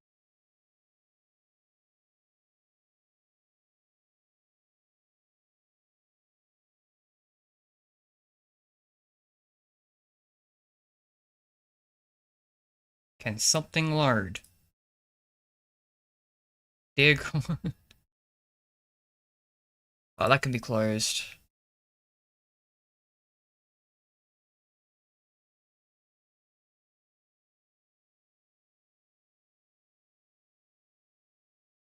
Yeah, it doesn't want to load, does it? Nothing wants to load. Okay, the game's loaded. Streamlabs, what's your excuse? There we go. No, not really. No, just kind of half-loaded. It's not interactable. There we go. Alright, what font we feeling? Honestly, Calibrary's a banger. Emotional support. Rye toast. There we go.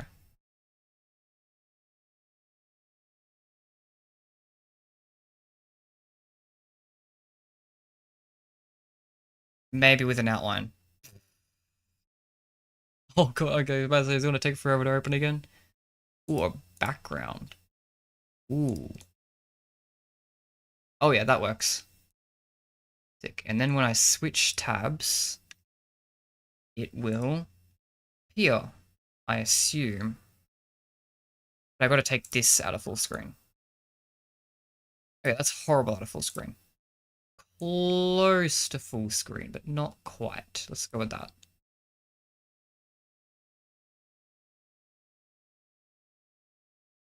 Alright, so...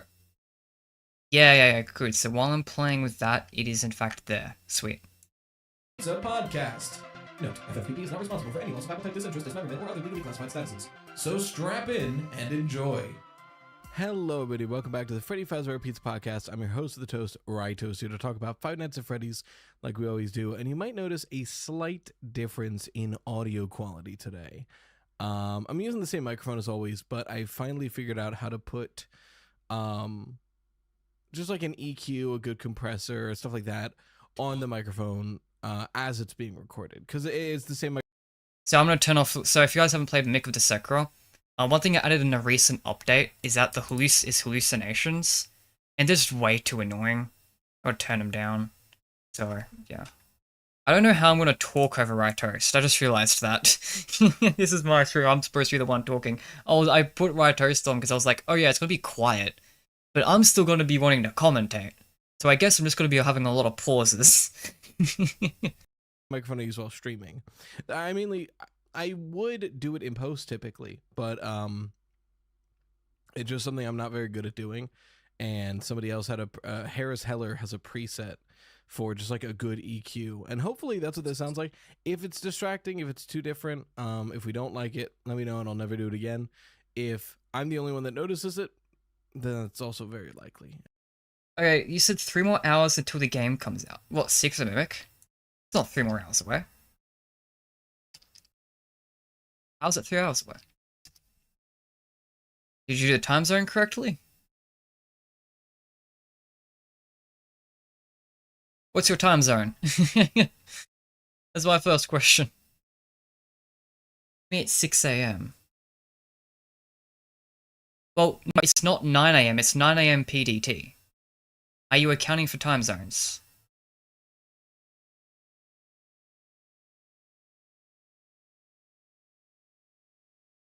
$3:57 for you right now. Yes, but what's your time zone? Because I'm Australian Eastern Standard Time. So PDT to ACE. 17 hours difference. So like, Steelwool are saying it will release 9 AM.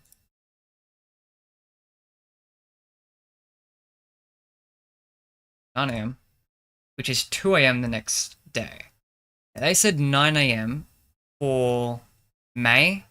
I actually accidentally got this wrong in my video where I talked about it, because I assumed, oh, it's still tomorrow. It's like gonna be 2 AM 2 days away. But it's not. Because if I go here, it's specifically saying May 20th. So it's May 20th, 9 AM. It's already May 20th for me, so it's actually May 21st that I'm getting it. And it's at 2 AM May 21st. So it releases in about 4, 5, 6, 7. It releases in 8 hours. Now, the thing is with time zones, again, it's not 9 AM, it's 9 AM PDT. So, like, this is the same time for everybody. It's just, in their time zone, it's 9 AM. So, it's still 8 hours away. Like, I don't get it at 9 AM, I get it at 2 AM. It's like, if you're saying, it's 3:57 for you right now, but you're getting... I don't know how you got that time zone conversion, though. It can't. That doesn't math out.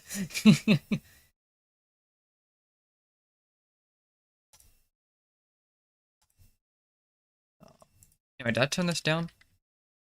I didn't touch this yet. Yeah, my bad about that. I am dumb. It's not 6 hours away. It's actually 9 a.m. for you.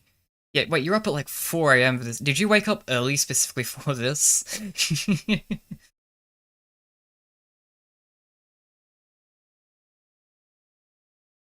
Wait, you said it's 4 for you.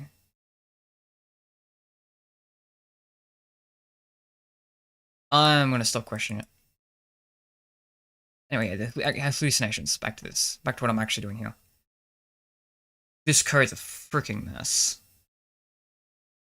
If hallucinations aren't going, drop a timer. If it's 0, then...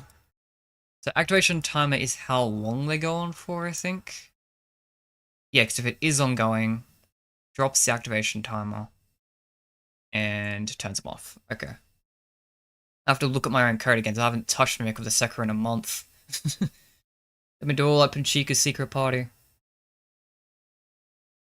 Literally stayed awake. I have no school today. Oh, sorry, I'm homeschool. Alright, alright. Literally stayed awake. Oh, wait, did you pull an all-nighter then? Yeah, that's what I'm gonna be doing. I still, even if I do pull an all-nighter, I can't promise I'm gonna be streaming 2 a.m. because I'm not home alone and I don't want to cause a disturbance 2 a.m. So I might still hold off for a few hours. But I'll probably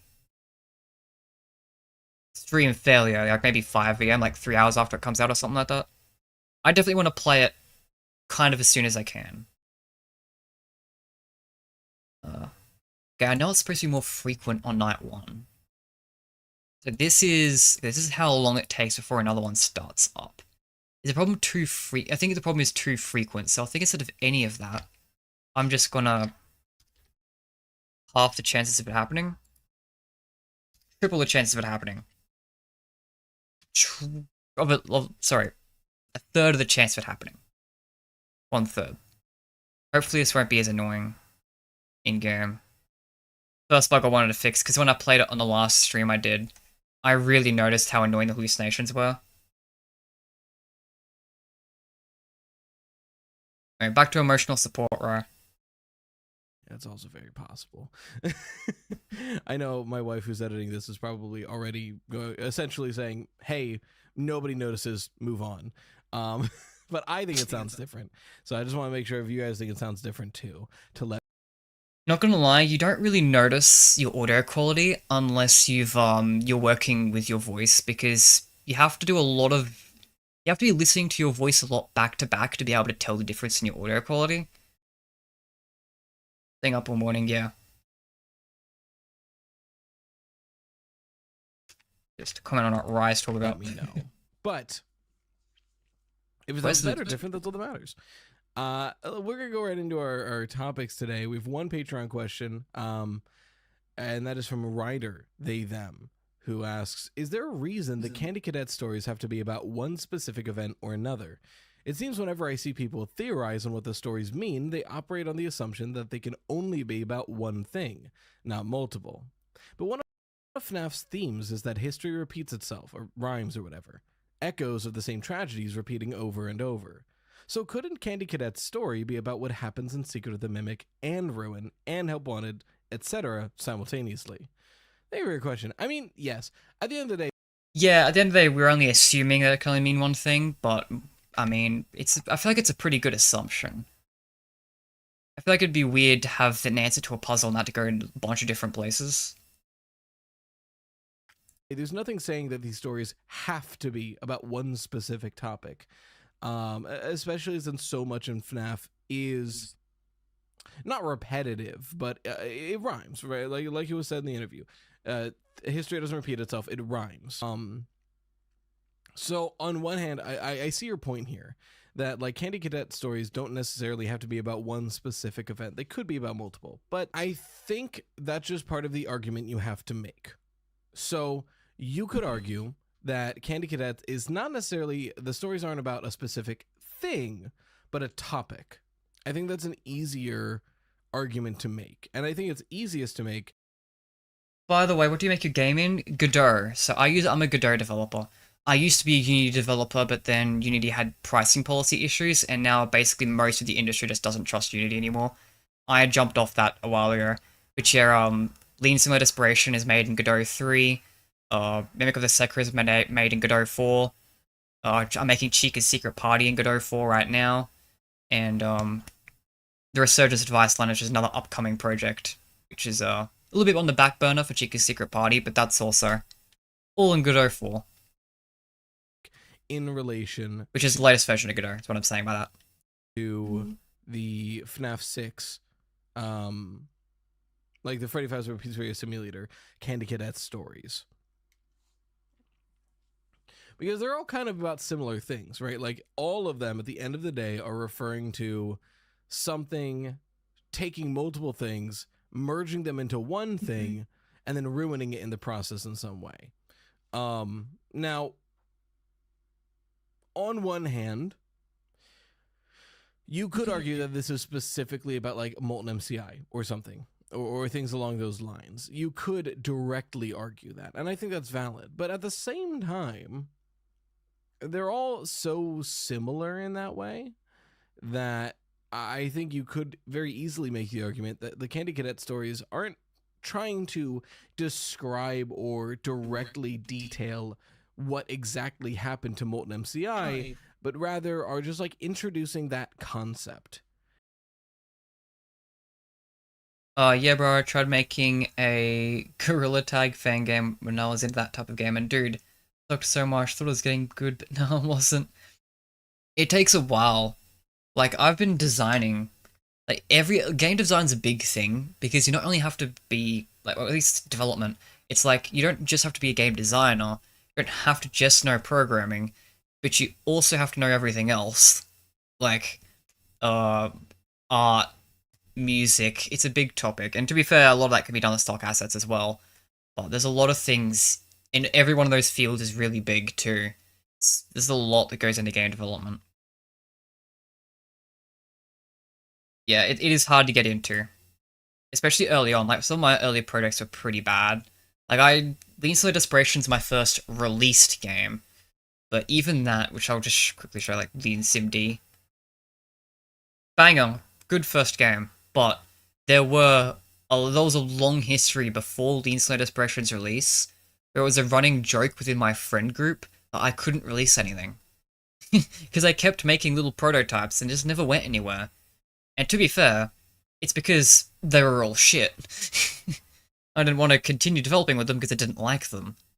Lean Similar Desperation somehow became the first project that I actually liked enough to continue development. Banger game, by the way. I plan to do a challenge with this at some point, actually. I've nearly hit 1,000 subscribers on YouTube, so I've been kind of thinking in my mind, like, oh, what can I do for, like, 1,000 subscriber special? And I knew that I'd have to do I want to do a challenge run. I want to do something big, but something easy. So my first thought was going to be something like, oh, a Five Nights at Freddy's marathon, where I play every single Five Nights at Freddy's game in one big stream. I thought that sounded really fun, something I could do for a 1,000 subscriber special. And then I remembered, but I'm a developer though, like, Five Nights at Freddy's isn't everything. I gotta rep my own game somewhere in here. I wanna play Lean Sim. I wanna play Mimic of the Secret. So, I think what I'm going to do is do a run where I not only have to play every Five Nights at Freddy's game, but have to survive in Lean Similar Desperation at the same time. So I'm playing 2 games simultaneously the entire marathon. And I think at that point, it starts looping around to no longer being an easy challenge. I think that starts to stretch into difficult challenge territory. But I mean, it's a subscriber special, it's just for fun, so I guess if we don't make it through, we don't make it through, and I try another time. But I definitely want to try and do as much as I can, something like that. Sounds like fun. And I guess I'd probably have to throw in Mimic of the Secret somewhere in that as well. I have to finish Chica's Secret Party too. I have to actually finish that. It will be fun by the end of the month, it's really close. I quit whenever I was trying to do rigging for the models and nobody could help me without on Discord, so gave up models. Yeah, I can't make models. I can't do it. I'm really bad at it. Why am I trying to look at? Lean sim. I just can't do it. This is the only model I think I've properly made. I can make a couple of boxy things, but the lean monster models is the only one that I've ever made and rigged and was happy enough to actually use. And even then, this game had a lot more that I wanted to have in it that I just couldn't get around to doing. I just didn't really have the talent to do so. And not gonna lie, for my next projects, I don't think I'm gonna be topping the lean monster model. I don't know. This was God possessed me one day to make something that actually kind of worked in the context of what I needed it for. This isn't a great model, but it's still usable. It's good enough. Good enough is something that I'm going to struggle with, so I've kind of just been telling people that if there's anything that's going to be a downgrade with my next project, it's going to be the visuals. Not only because of the lean monsters, but also because my next project is going to be bigger, so the individual rooms can't really be as detailed. And there can't be as many lights. Like, Lean Slow Desperation has a lot of real-time lights and real-time lighting changes, which is actually surprisingly damaging to your GPU. It's a lot. It's actually there's a lot of lights going on. A lot of things can make lights, and I've had enough lights in stockpile to make sure that everything can happen all at once and it's still all there. And you can't really have that many lights in one little room in a game. It's a little too much for the computer. This is actually... And it's visually alright. Like, I think it visually was alright here. Not amazing, but I think they're alright. And I don't know if I'll be able to top in terms of the models or lighting in my next project. Those two things are going to be a downgrade. But maybe it will still clutch up in other ways stylistically. Like, you don't need a lot of lights. You don't need high quality models if you know how to, like, execute it in other ways. And I think my next game will still have some sort of style, at least. As long as it's still visually distinct. What really matters. You know what you should do whenever you're going to play Secret of the Mimic VR? I would like you take a break like every 10 minutes. Eat some pizza. I feel like Secret of the Mimic is the weirdest game choice you could make. Or you should eat a pizza every now and then. Considering it's like one of the only Five Nights at Freddy's games that don't take place in a pizza place. I feel like it's the weirdest choice for that. By the way, I just spent ages trying to look for wherever the hell I put my tutorial. I put the tutorial for all the mouse buttons is jammed in there with the mouse movement. So what? Because yeah, there's a bug in my game at the moment, Mimic of the Sakura, where the tutorial actually doesn't seem to show up in a first-time playthrough. And I'm not entirely sure why. Because it kind of spawns in. Yeah, it has the text. If the night is over than 1, then tutorial box hits.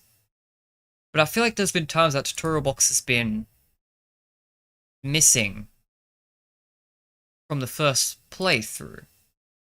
And I feel like there's some issue going on. Oh, this might be it. Nothing re-enables it. That's it. So what's going on is not in the first time playthrough, but if you start a new game in an already existing playthrough, then this by default shuts it off, and then it doesn't re-enable itself later. Okay. So I'll just jam an else in here. That's an easy fix if that's the case. Why do I need that one ready? Probably because it needs to know whether it loads up the first one. Yeah. That's fine. I mean, it's only on a repeat playthrough this bug even happens. I think I'm content with that. I could probably do a thing where it checks hit new game and then spawn it in a new game, but I don't know if I care that much. There's also a bug with Eleanor, because Eleanor's in this game. There's an issue where she sometimes doesn't despawn for some reason. Alright, right, Toast, hit us back with the Candy Cadet stuff. You know, introducing the concept of, like, this is something that can happen under... Oh, whoops, hang on. Is it a message?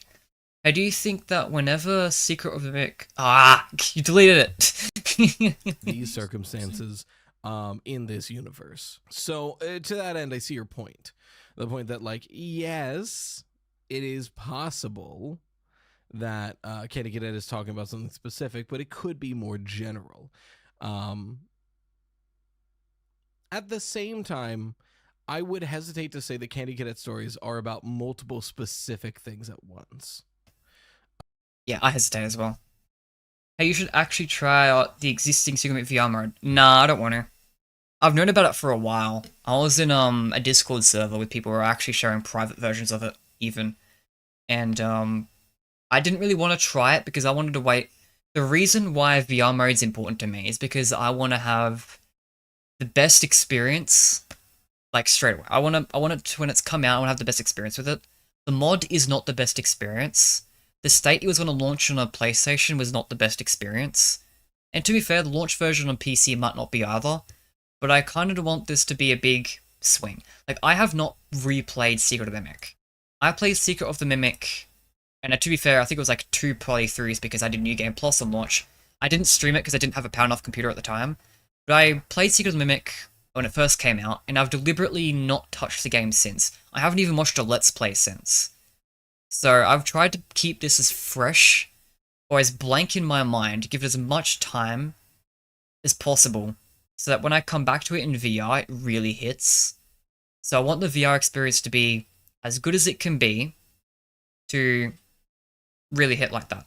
So yeah, I'm going to wait for the full version tomorrow. It's only tomorrow anyway. And play it then. And if PCVR sucks on launch, that's Steel's fault for sabotage. Hey, if you're not going to use any mods, when you first play the VR version, it is already pinned. Yeah, I actually made a video this morning talking about how it's going to come out. VR mode is going to come out tomorrow. And I end up saying in the video, like, hey guys, is it okay if we use this mod?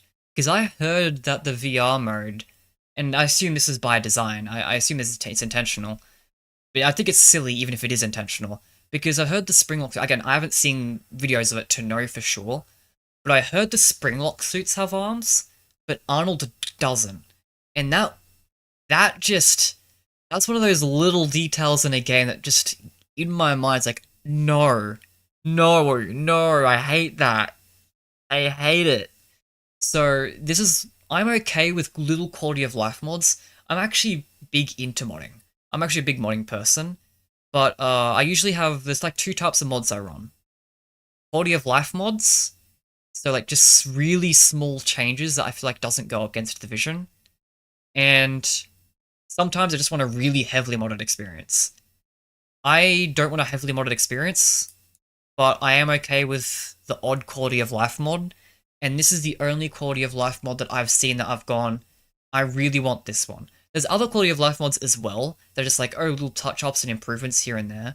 But I'm only going to grab the ones that really jump out to me as this little detail would greatly enhance the experience. So this is a little detail that I think greatly would enhance it for me. Whereas I feel like a lot of the other quality of life mods are little details that don't really bother me. And I feel like there's no point in running like 20 quality of life mods. I feel like if I want to pass off as light modding only, this is probably the only one I'll grab. At least for now. Usually I also toss in a joke mod as well. One that's a harmless joke mod. Like you saw a Help 102 I was playing earlier. I had the Josh Hutcherson fan cam mod. That is the only Help 102 mod I have. I have a couple for Security Breach though. I have like 3 little quality of life mods for Security Breach, and a folder of a bunch of bigger mods in case I want a very modded experience, but usually I only run with like 3 minor quality of life changes. In Security Breach, they are Blue Eyes for Freddy, because Freddy has a bug in the game, or an oversight I guess, where he visually has Roxy's eyes from the start of the game, when they're supposed to change to Roxy's eyes only after you put the eyes in. So the Blue Eyes mod gives Freddy his actual eye color, all the way up until he has Roxy's eyes. So I've got a mod that fixes that. I have a mod that switches Cassie's model with a HW2 model, and the only reason why I did that is because they did that on the Switch version of the game. So in ports, they were already making that change. That change just never came to PC.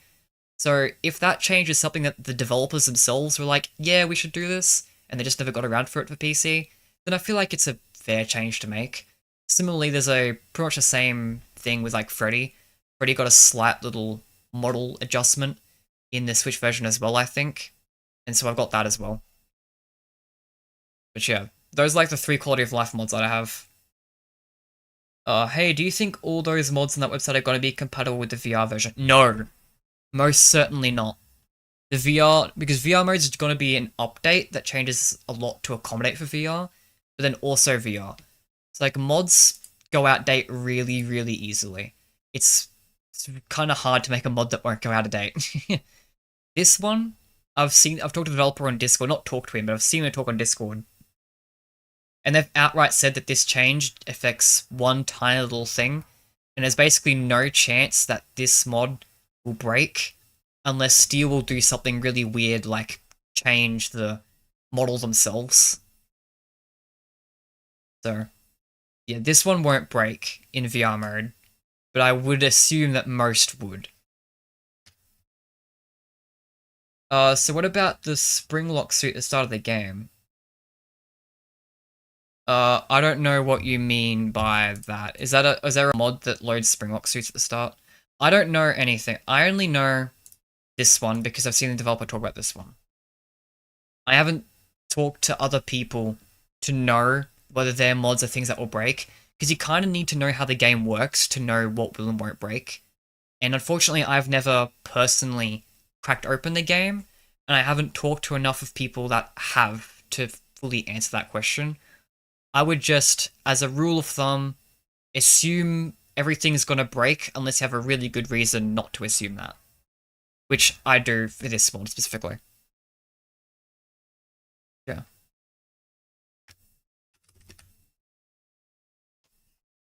Okay, fix that. Fixing Eleanor. That's the next one.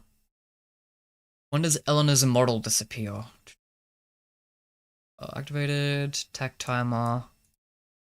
And Fiat Blow. So she moves toward you, and then if you're hiding, she resets. I think that's what that means. Oh no, this is a jump scare. This is the jump scare code. Oh, this is also... Okay. Commercial Sport Row.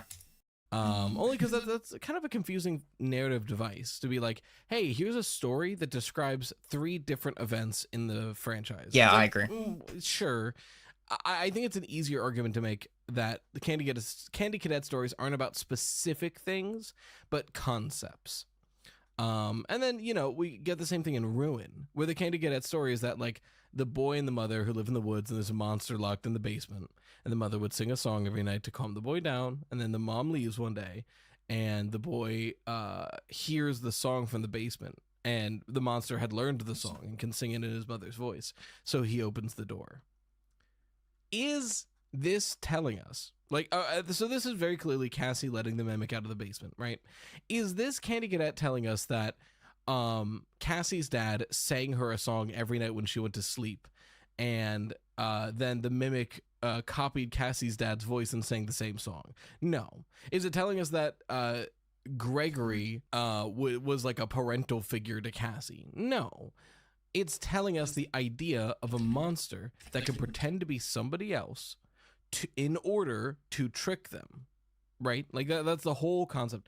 And it's there to introduce that concept to an audience who has never heard of the mimic before, right? Like, yes, I mentioned this in the Candy Cadet video, but if you have been reading the books, you know about the mimic by the time of Ruin. So, like, going there, once we hear Gregor on the walkie-talkie, it's like, oh, okay, I know what's going on.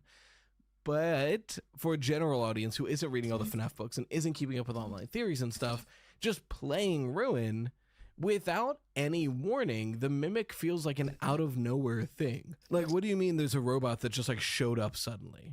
I can talk about that because I'm one of those people who played Ruin without reading the books. I think I was in the process of, I think after Ruin came out, I heard about I played through it in my own time. Again, I didn't have a powered off computer at the time to stream that sort of thing. After Ruin came out, I read the books after that, I think. Because I remember reading them in between Ruin and Help Wanted 2. Actually, even more so, I think it was after the film. No, it was after the film. When did the film come out? Hang on. Check this resource that I have.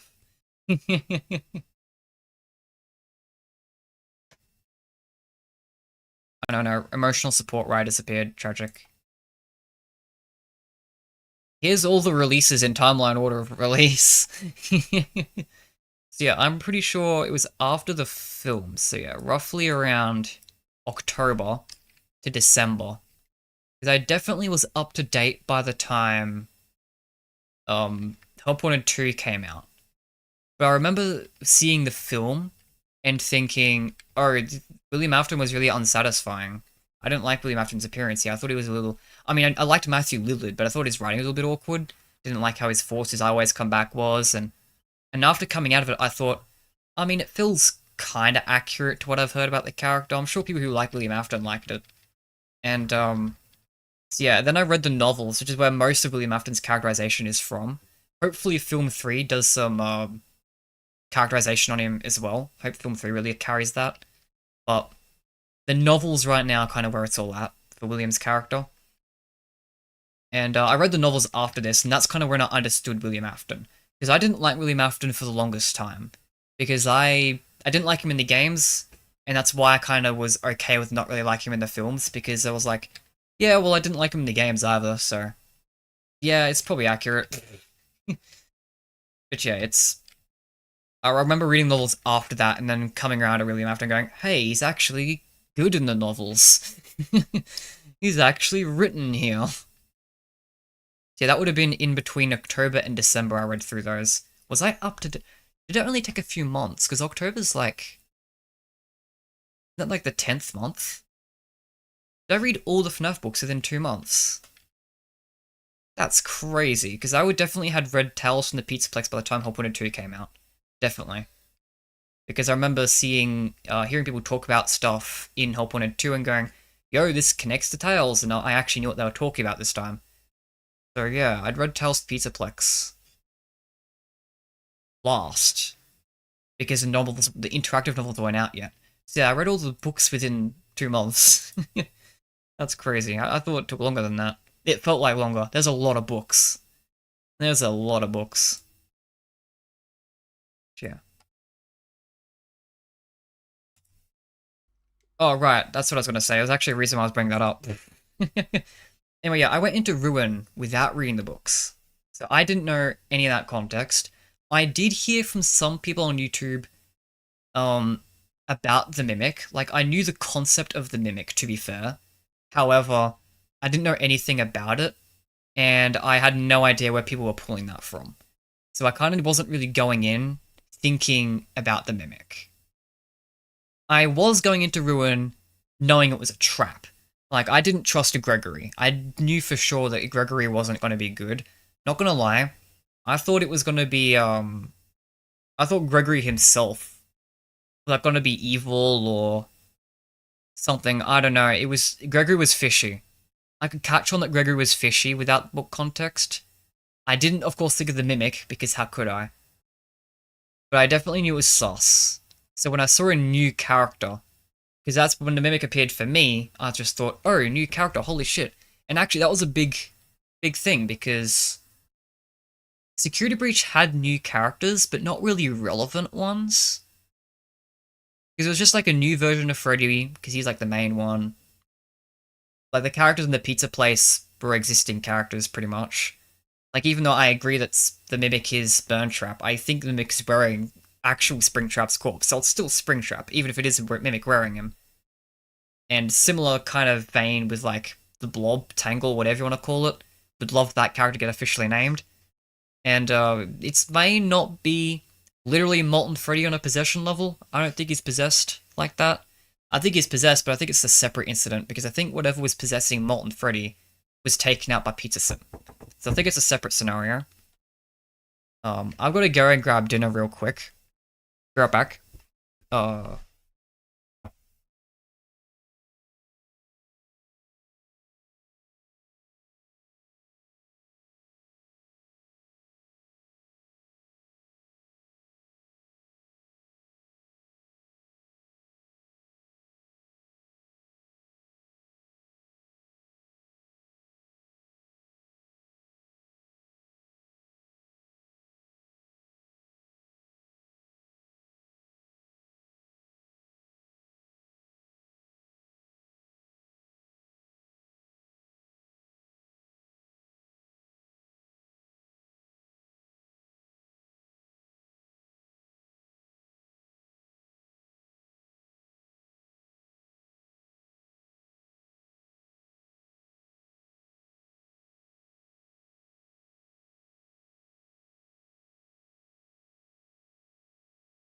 My apologies. Okay.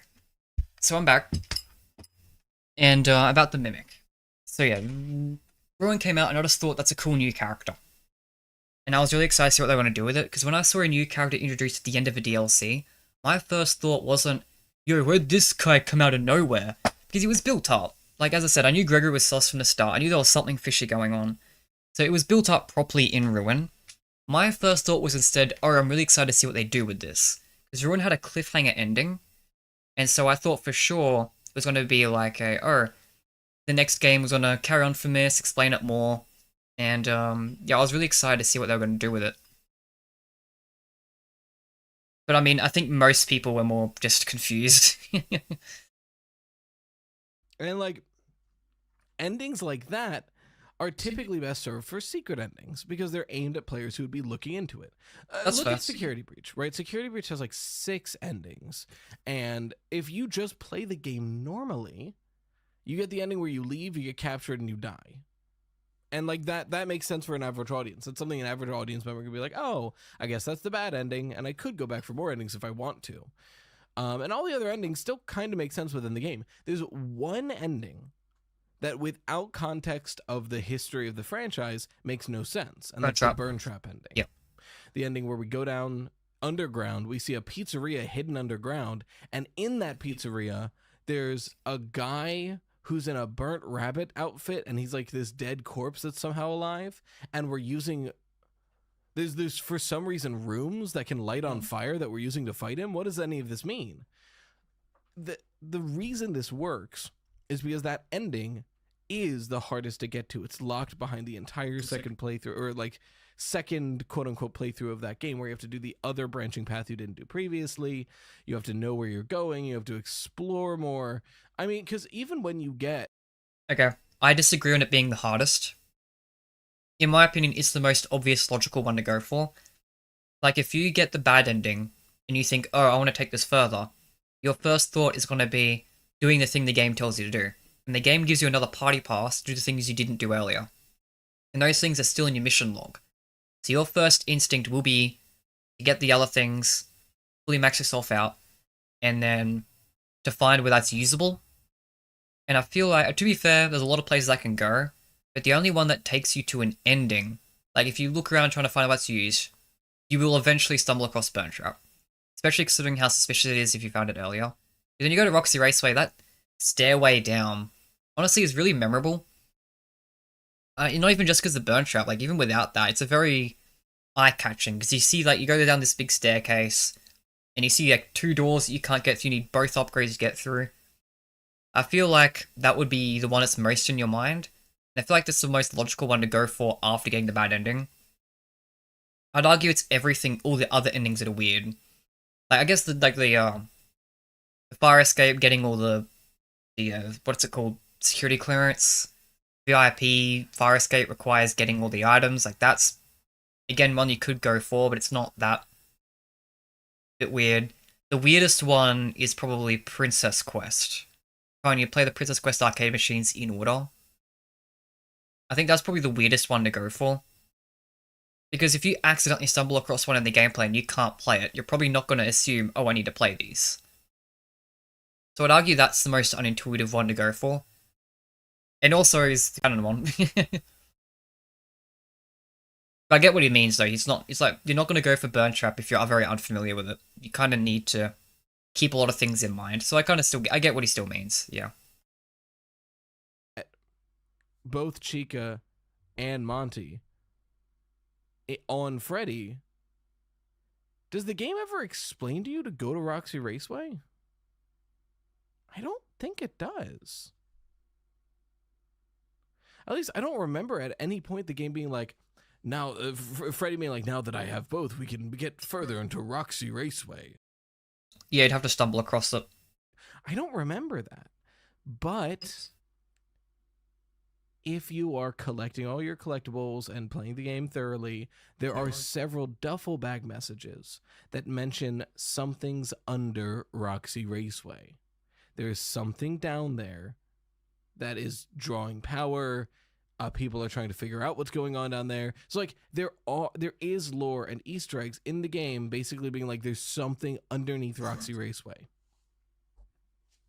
So what they've done, which is really smart, they've buried this very cryptic ending behind wanting to fully beat all the game endings, because you have to be willing to go back post 6 a.m. where there's only one save state or only one save station, and do a whole secondary objective while constantly coming back to save at that one save station, which at launch didn't even exist. So you had to do the entirety of that without a save station, which terrible decision, by the way.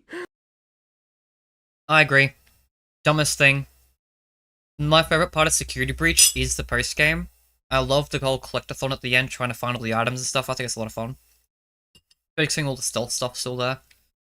And not being able to save in the post game when it tells you where the items are, that's just really annoying. I'm happy that was changed. Honestly, Security Breach would have dropped so much more in my experience would have been significantly worse had there not been any saving. So I just wouldn't have bothered. Like, if I can't save anything I do, why would I bother looking for anything? Like, it's such a bad decision. One save point, sure, it's a little bit tedious, but I mean, I get why they did it. And it's nowhere near as bad as none. Oh my god, I still remember getting so pissed because I played on launch. I'll say the tangent till after. I don't want to lose my train of thought here. But you have to do this whole side objective.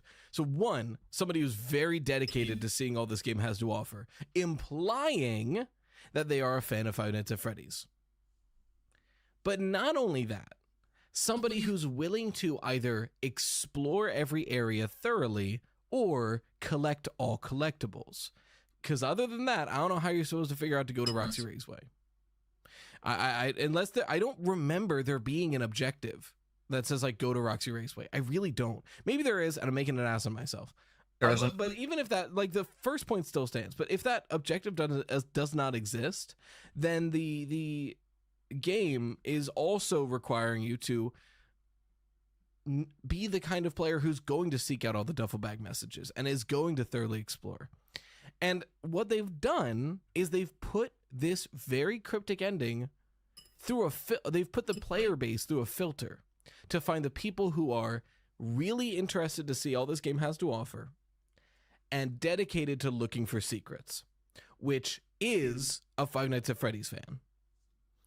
So they've taken this very weird, very cryptic ending and buried it in the filter of only the players who will probably understand what's going on are going to find this, which is very smart on their part.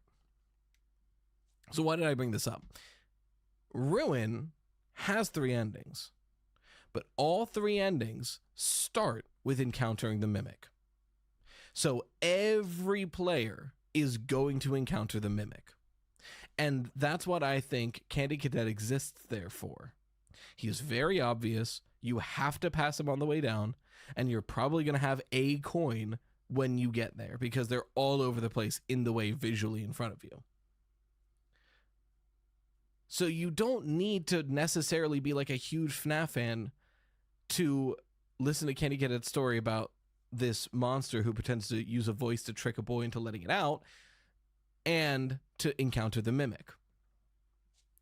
So what do they do here so it's still understandable? Well, instead of putting the game through this filter so only the people who will know, because because it's also books and they can't really test for books, you know, and you need to encounter the Mimic because they need to introduce the Mimic in this game.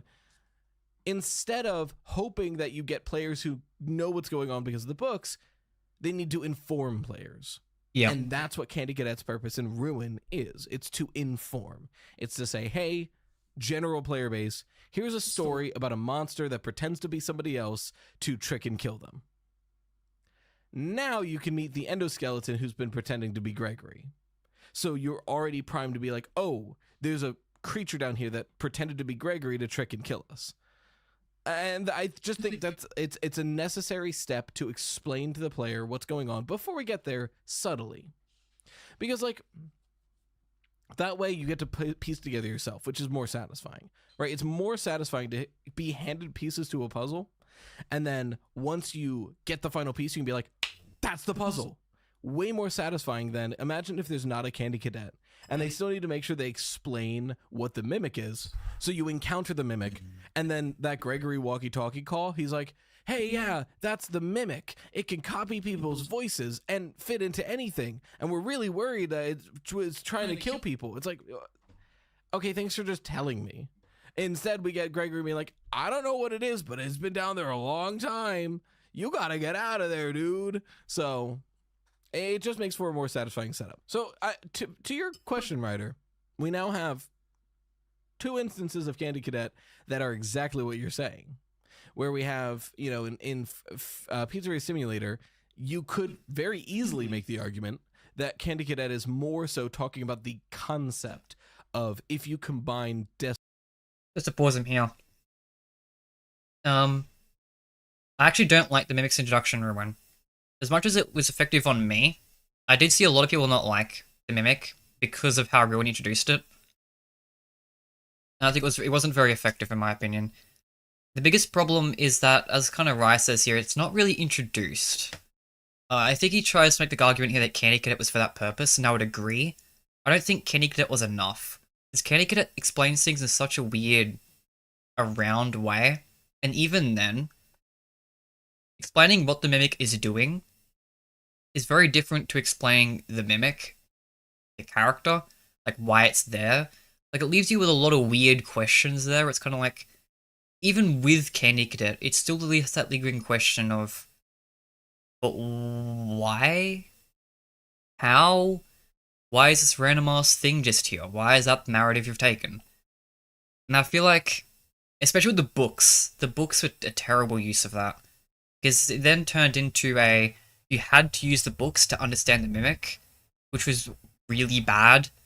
I feel like if they were going to put the Mimic's origin in the books, they should have at least had some semblance of it in Ruin. If you're going to bring something from the books to the games, you do it properly. You need to actually put the information, not just one element and then going, yeah, but if you want any actual elaboration, you've got to go to the book. You've got to bring in an actual tangible amount. So in that sense, I feel like the Mimic fouled that. The Mimic made everyone need to use the books for a few years until Secret of the Mimic came out. And I don't think that's a good idea. There should have been at least some little explanation for the Mimic's origin that the books covered, even without Secret of the Mimic. Like, I think the best way to have done it would have been, the easiest, most Fights Freddy's way, secret minigame, right? Imagine you're playing, like, the backdoor version. Is that what it's called? Backdoor Monty Golf? Backstage Monty Golf? Something like that. Or Back 9, that's what it's called. Back 9 of Gator Golf. If you, like, beat Gator Golf, you should, like, load up a minigame where it shows, like, a bit of a history there. And then, like, it would have been vague enough to still not make the books irrelevant, but enough to at least make it still feel satisfying without the books and feel like the books aren't entirely necessary. And then they should have had another minigame, maybe with beating, not Cheese Feeding Frenzy, because you already get a reward for that, but doing something else, I think, should have given you a vague answer on how it got to the Pizzaplex. Those 2 questions should have at least been vaguely answered, even if they're going to be more fleshed out later. And we've seen that a couple of times in Fights Freddy's, even in the early games, especially in the early games, actually, where something is, like, vaguely elaborated on, and then properly fleshed out later. That's the better way of doing it, rather than read a book, I guess. We'll flesh it out when we want to. So yeah, I think the Mimic's introduction run could have been a lot better. But I still didn't mind the Mimic. I still liked it, but it was definitely, considering how many people I saw didn't like it because of the reliance on the books, I get it. Like, it did need to be kind of better. Desperate things, you'll make a shattered whole, something that is not right, something that is wrong. And I think that is a fair argument to make. I think you could very easily make an argument for Candy Cadet and Pizzeria Simulator to be specifically talking about a few different things. I know I'm actually quite partial to ID's Fantasy's thoughts on the fact that each story is about a different thing. I believe that's ID's Fantasy. Because there are some important differences between those stories. And then we go to Ruin, where it's not about a thing that happened. It's about the concept of the villain we're about to meet. Because again, I really don't think that it never copies Cassie's dad, and I don't think Gregory's supposed to be the mother in that story.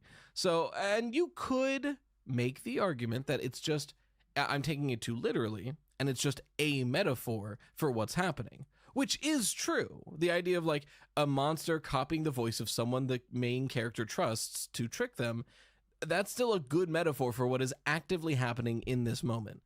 But like, if we're going to abstract the story that much anyway, then it kind of is just telling us a general idea, right? Like, so it's still kind of the same thing. So far, you're just right, Ryder. Most likely, at least, for Ruin you are. For Pizzeria Simulator, could be. Then we move to Help Wanted 2. And Help Wanted 2 is interesting because there's two stories. And it's the pizza story and it's the woods story. So for those of you who don't know or didn't watch the recent episodes, the pizza story is it's not really a story. It's like more of like a jokey advertisement where it's essentially like, I will tell you a story about a family that was offered the deal of a lifetime from a pizza place. It was like a large pizza and drinks, blah, blah, blah. The family did not take the deal and they all died. Right. And then the next story is essentially, I remember watching it my first playthrough. A lot of people I heard assumed it was a joke. It seems to be the common consensus that's the joke one. I didn't get that impression my first playthrough. When I heard it, I assumed that like it was a family that died because they didn't accept the deal. And it feels like that absolutely fits the current theme of the story. Like, yeah, because it's about a pizza place and selling pizza and a good deal for pizza, and it comes across as like an in-world advertisement joke, I can see that. I see why people say that. But also, the idea that Kenny Cadet's talking about a family who refused a deal and now they're dead. Like, there's a lot of ties to, like, families in Five Nights at Freddy's. Especially ones that die. And the ones that die because they didn't make a certain decision, that I feel like that can easily tie in somewhere. Now, to be fair, I don't have an exact set answer, because we don't have any set answers for that. We don't know if Cassie's family had some sort of way out of the situation they're in. And we know that Edwin tried, so it's probably not the Murrays, because he absolutely tried to accept the deal. That was the problem.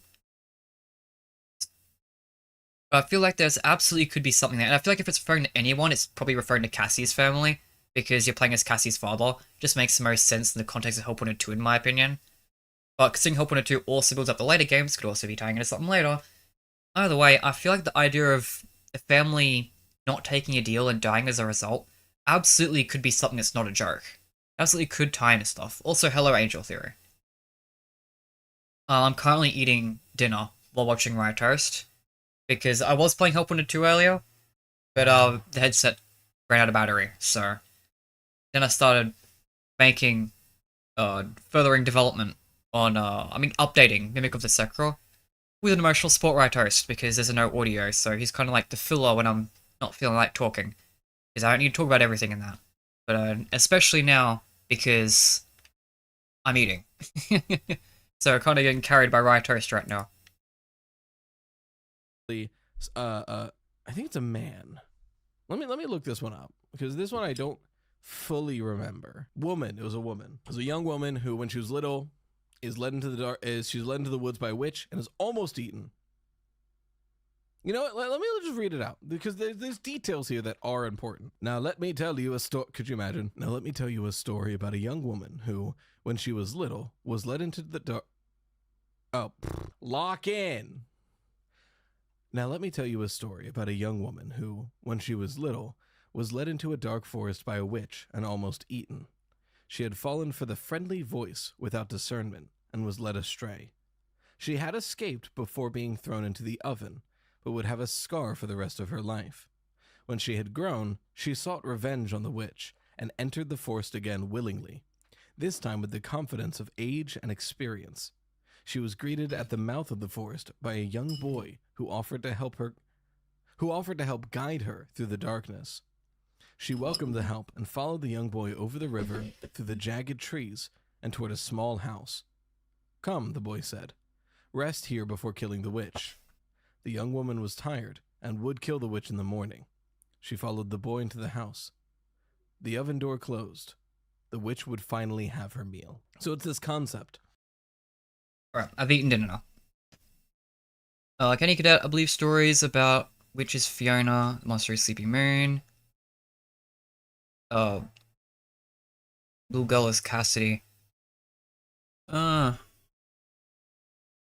always require a lot of thinking.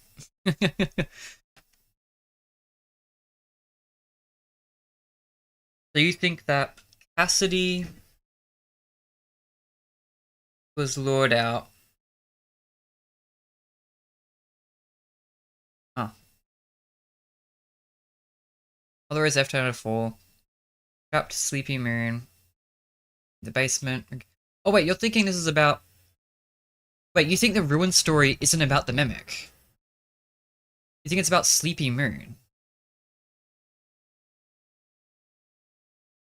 I definitely disagree on the Ruin story not being about the Mimic. I mean, I know you'll still say the Mimic because F-1004, but like, I mean like the Ruin Mimic. I'm like, pretty confident. But I know what you mean though, because Sleepy Moon is also trapped in the basement. I do see the through lines here. 10-4, trapped Sleepy Moon in the basement. You think F10 and 4 trapped it down there? When we already know the employees did. Already told that in the logs.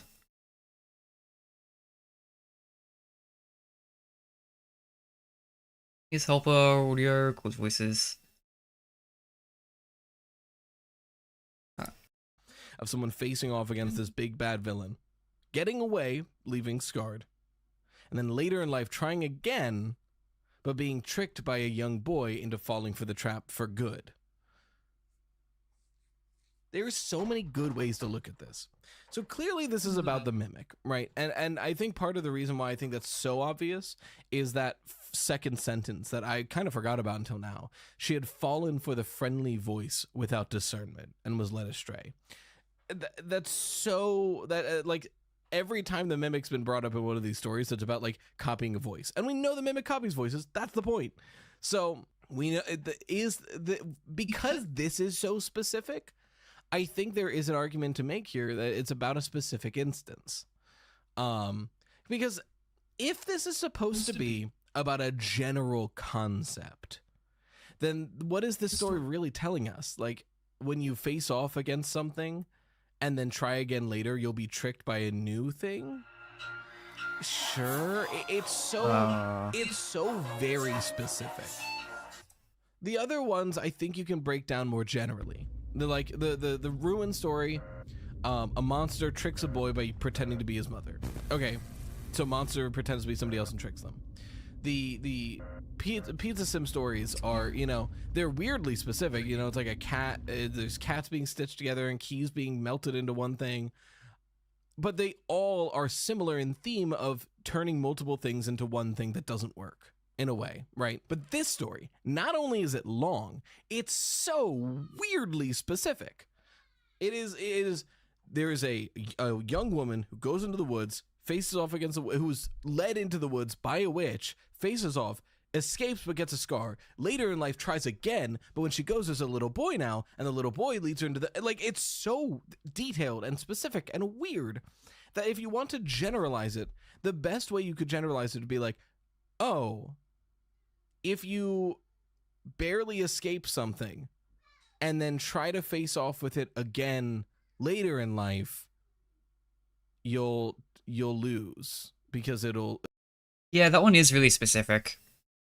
It does feel like a specific thing. Yeah, after David died, Moon got... Okay. Marion and Dixie. Now both Miss Upward, Miss Upward in peace.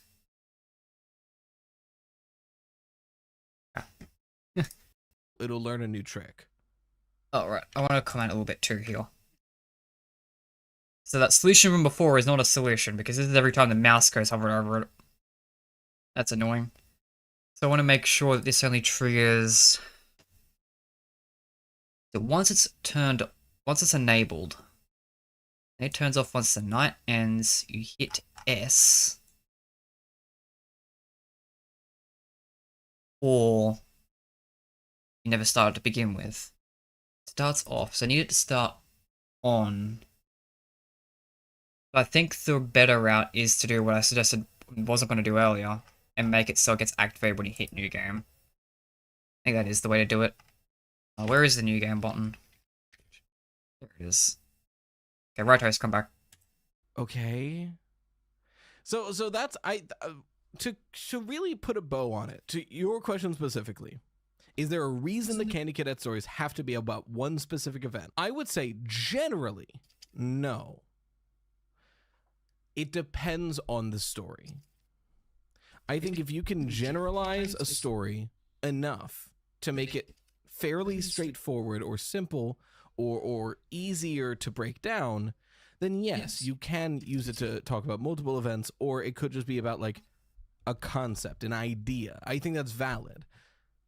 But if it's so detailed and all of those details are necessary to the story, then I think it warrants being like, it really only can be about one specific event. That's my thought process anyway, is if it's vague enough, it could be a theme, it could be multiple events. If it's specific, then it's probably specific. I agree. Great question. So now we're going to hop over to the email. Our first question comes from Freddy and Chico were going to be better. More comments to read.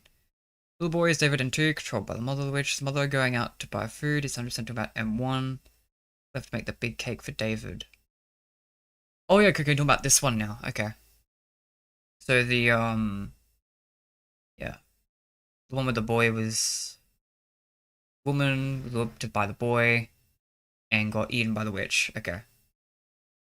Do you think the boy is David? And oh yeah, I definitely see, yeah, M1 being the witch makes a lot of sense considering Root.exe. I agree though. Well, so the mother going out to buy food, do you think is the birthday? Oh no, yes, you are talking about Rowan. Never mind, my mistake.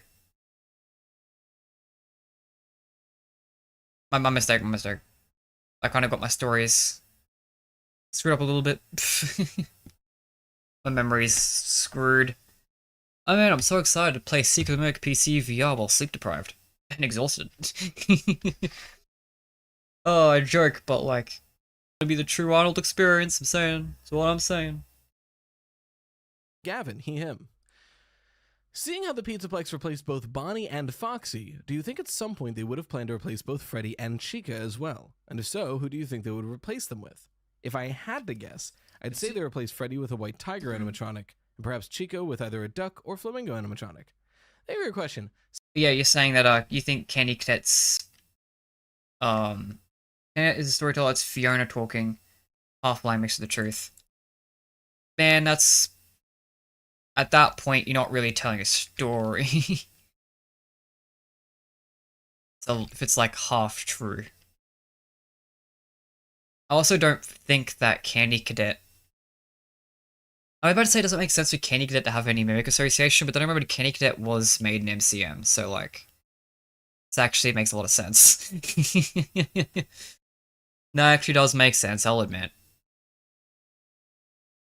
Yeah.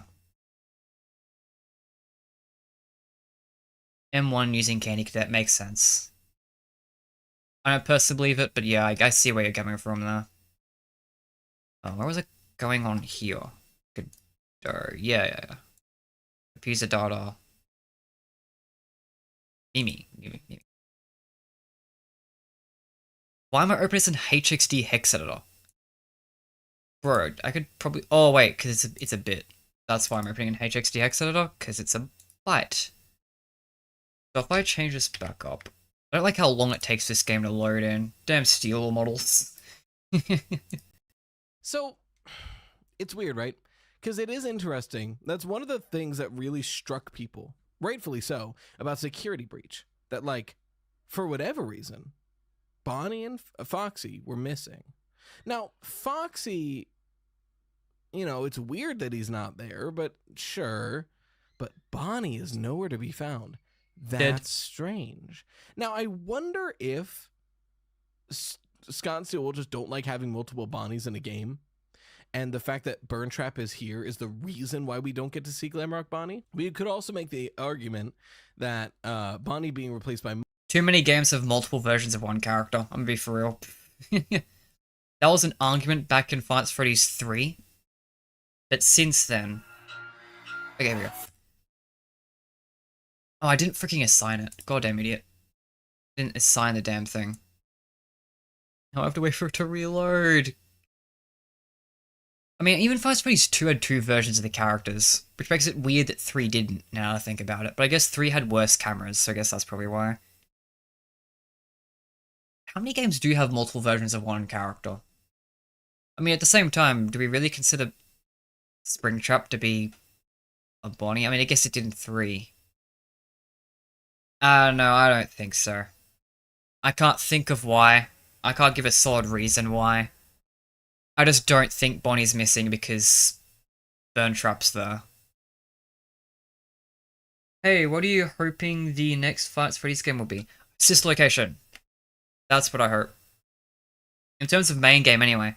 I hope the next game we get to see, Circus Babies Entertainment and Rentals again. I've always wanted a modern Circus Babies game.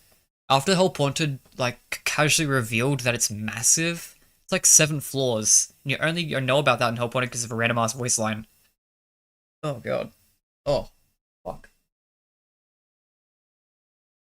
But yeah, there's a voice line in Help Wanted that refers to it as Sub-Basement G, the floor you're going to, in Vent Repair. Oh god damn, I didn't reset my save file. God. Going through that wait again. It takes so freaking long. Anyway, but yeah, I've always wanted to see a modern day Circus Babies game since Help Wanted came out. It was like casually confirmed it was massive. And then especially so after Security Breach came out and gave us like a modern day Freddy's. It was like, okay, we get told that Circus Babies is massive. Then we see a modern day Freddy's with the same scope as Babies apparently is. And then suddenly, Ruin has like the elevator ending where it has like stylistically like Sister Location, that final corridor for some reason. Hope Wanted 2 has a whole category dedicated to Sister Location. It's like, there's some weird Sister Location emphasis here. Okay, so guides appear properly. And they disappear when you hit S, and they don't come back. Great. Skipping this. Oh shit, where was the battery again? Oh, night 2, is it Monty? Is it Monty's battery I gotta find? Yeah, Monty's battery. Let's get killed by Monty. I think if I go this way. Yeah. Now to make sure that it doesn't reappear. Which it shouldn't. Yeah, okay, good. Okay, so next character we've got to test is Eleanor. Is there an easy way to get back to the title screen? There isn't. Probably should be, to be fair. Maybe that's something I add in as well. But yeah, I want to see Modern Day Babies ever since Security Breach, and now especially when they're emphasizing it even more. I definitely think I think it'll happen. I don't know if it will be Circus Babies Entertainment and Rentals. Maybe it will be like a refurbished again, because I think it's Circus Babies Entertainment and Rentals was Murray's costume manor, because of like the basement section and stuff. I think the above ground of Murray's burned down, but the basement I think got converted to Circus Babies. The next location, I'd be open to it being completely new and just being another rebrand again, but I just want to see that location. Whether it's Babies or, I mean, specifically I kind of want the Circus Babies atmosphere, because I really liked the atmosphere of Sister Location. But to be fair, like, I don't know if you can replicate that in like a full 3D game. Because as much as I like Help Wanted 2, I feel like the Sister Location atmosphere just wasn't quite the same. I feel like it kind of requires Scott's over-detailed designs that aren't practical for 3D games to really work. So I think I like it to be maybe like a rebrand on top of Circus Babies. Like, this was formerly Babies, formerly Murray's, and now it's something else. I'd also want it to be like about Cassie getting out of there. I think that's where the elevator took her. And I want to see, there's 2 other character stories I want to see continued on from. Edwin, I think Edwin survived Secret of the Mimic. Definitely. I feel pretty good about that. He survived not only because the Tales of the Pizzaplex he survived, but also because his body's not there in Secret of the Mimic, which is weird considering Secret of the Mimic usually shows bodies. So, and then there's also the silhouette that got added in an update, which I haven't personally seen because I haven't replayed the game since launch, but I know is there. So, I feel pretty good in saying that Edwin's still alive.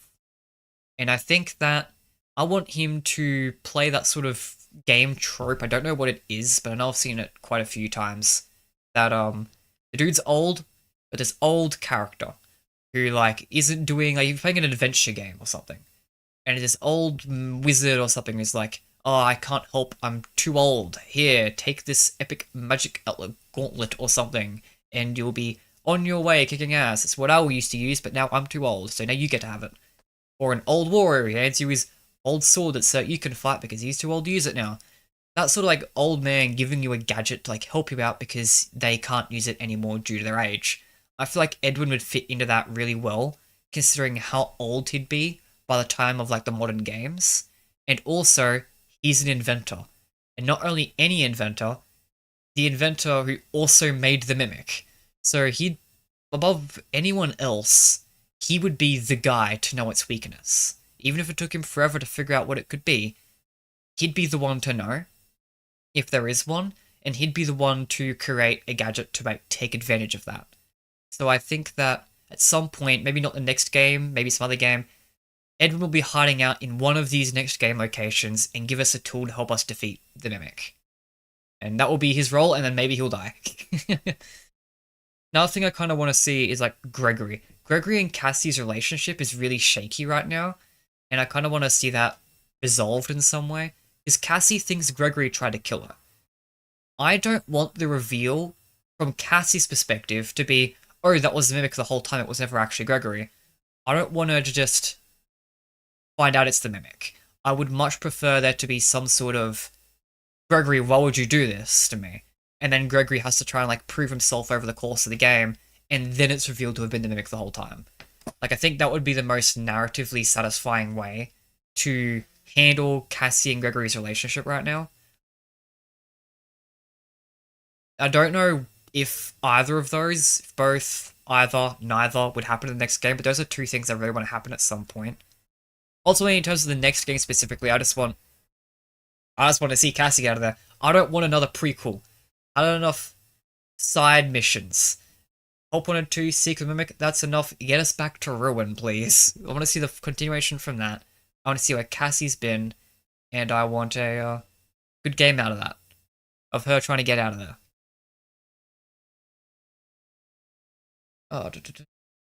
The canon ending, Moon is never fixed, never made peace with Fiona, Spiritual Solution, deleted memories.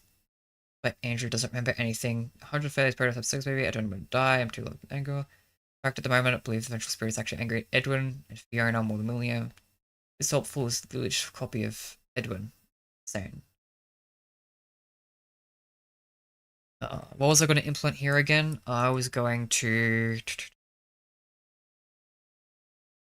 Shit. Memory. So, okay. I just implemented a fix the tutorial. I want to fix Eleanor. I want to test Eleanor is fixed, so that might require another save data editing. There was another change. Okay, I turned down the hallucinations, so that should be good. And I want to... There's something else I want to do. I know there was, but whatever. If I don't remember right now, it's fine. Right, spring out the commentary. Monty is less purposeful, you know, because there's the whole like Glamrock Bonnie mystery, whereas Glamrock Foxy just MIA. Yeah, he's not here. You know, I always make the argument that Captain Foxy is Glamrock Foxy only because he's the closest thing we have to it, and we know there's going to be the log flume. But it is very strange that there's just no Foxy at all. Some people do make the argument that the log flume means that there was planned to be a Foxy variant with it, but the log flume doesn't have much of new Foxy variants. It just uses existing Foxy stuff. I mean, I guess it's Foxy themed. So, oh, did the game? No, I just opened somewhere else. Shit, how do I test Eleanor? I guess we'll crank up Eleanor to max difficulty and throw in literally anyone else also at max, and I gotta keep talking so YouTube doesn't pick up the song that's playing.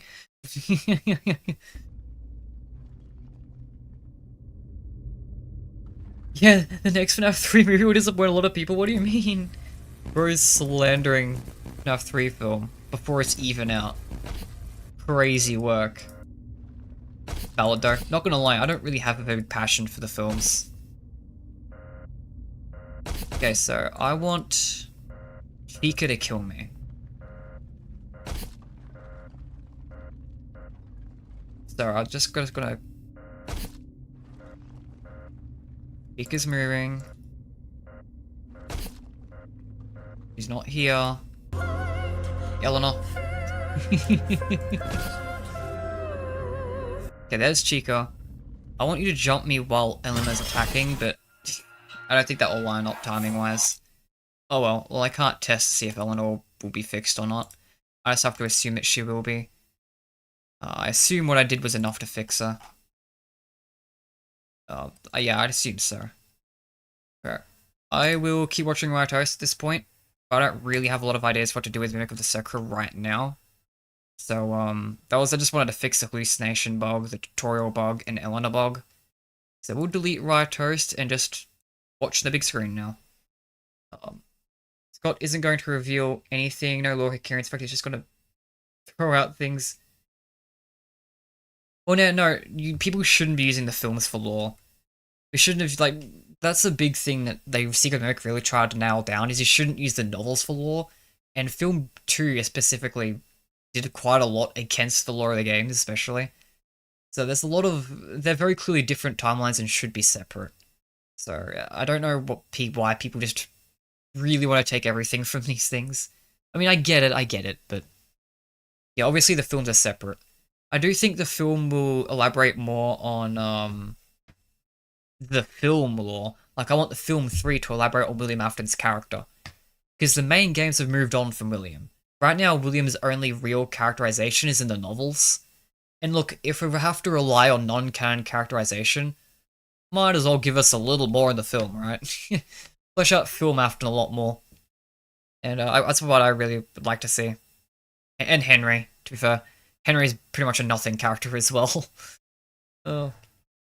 Yeah, Secret Mimic wasn't the main game they were working on, but the next one. Yeah, no, I agree.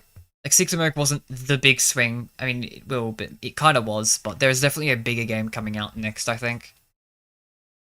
Mimic takes 2.5 years.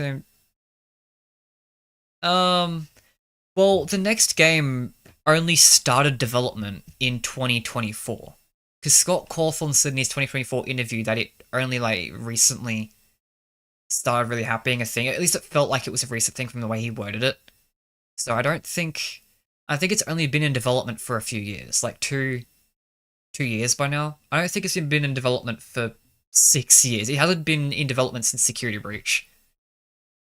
I think there have been some plans since Security Breach. I don't think it's been in development that long. I think it started 2024 and is picking up, like, now. I think it's going to be like a 3-year cycle again, like similar development cycle to Secret of the Mimic.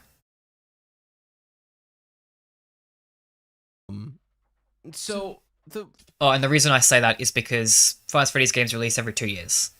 So like Hellpointed came out 2019, Secure Breach 2021, Hellpointed 2 2023, Secret of the Mimic 2025. Like, they release every 2 years roughly. And sure, you might budge that a bit if it's like right at the end of the year or something. But Secret of the Mimic was mid-2025, so I feel like they'd follow that up and make it 2027, the goal for the next one. And I feel like there's a lot of leeway to make that toward the end of the year too. But yeah, Secret of the Mimic took only 2 to 3 years if I recall correctly. So I think the same thing for the next game. The thinking that I have here is... And I can actually prove that too, by the way.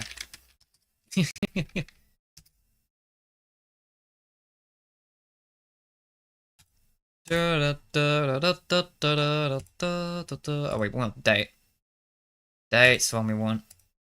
Yeah, so it came out 2025, and it started development 3 years earlier. Load. Oh wait, not before. Shit. End of 2022. Yeah. It started development around November 2022. So it took about 2.5 years to make.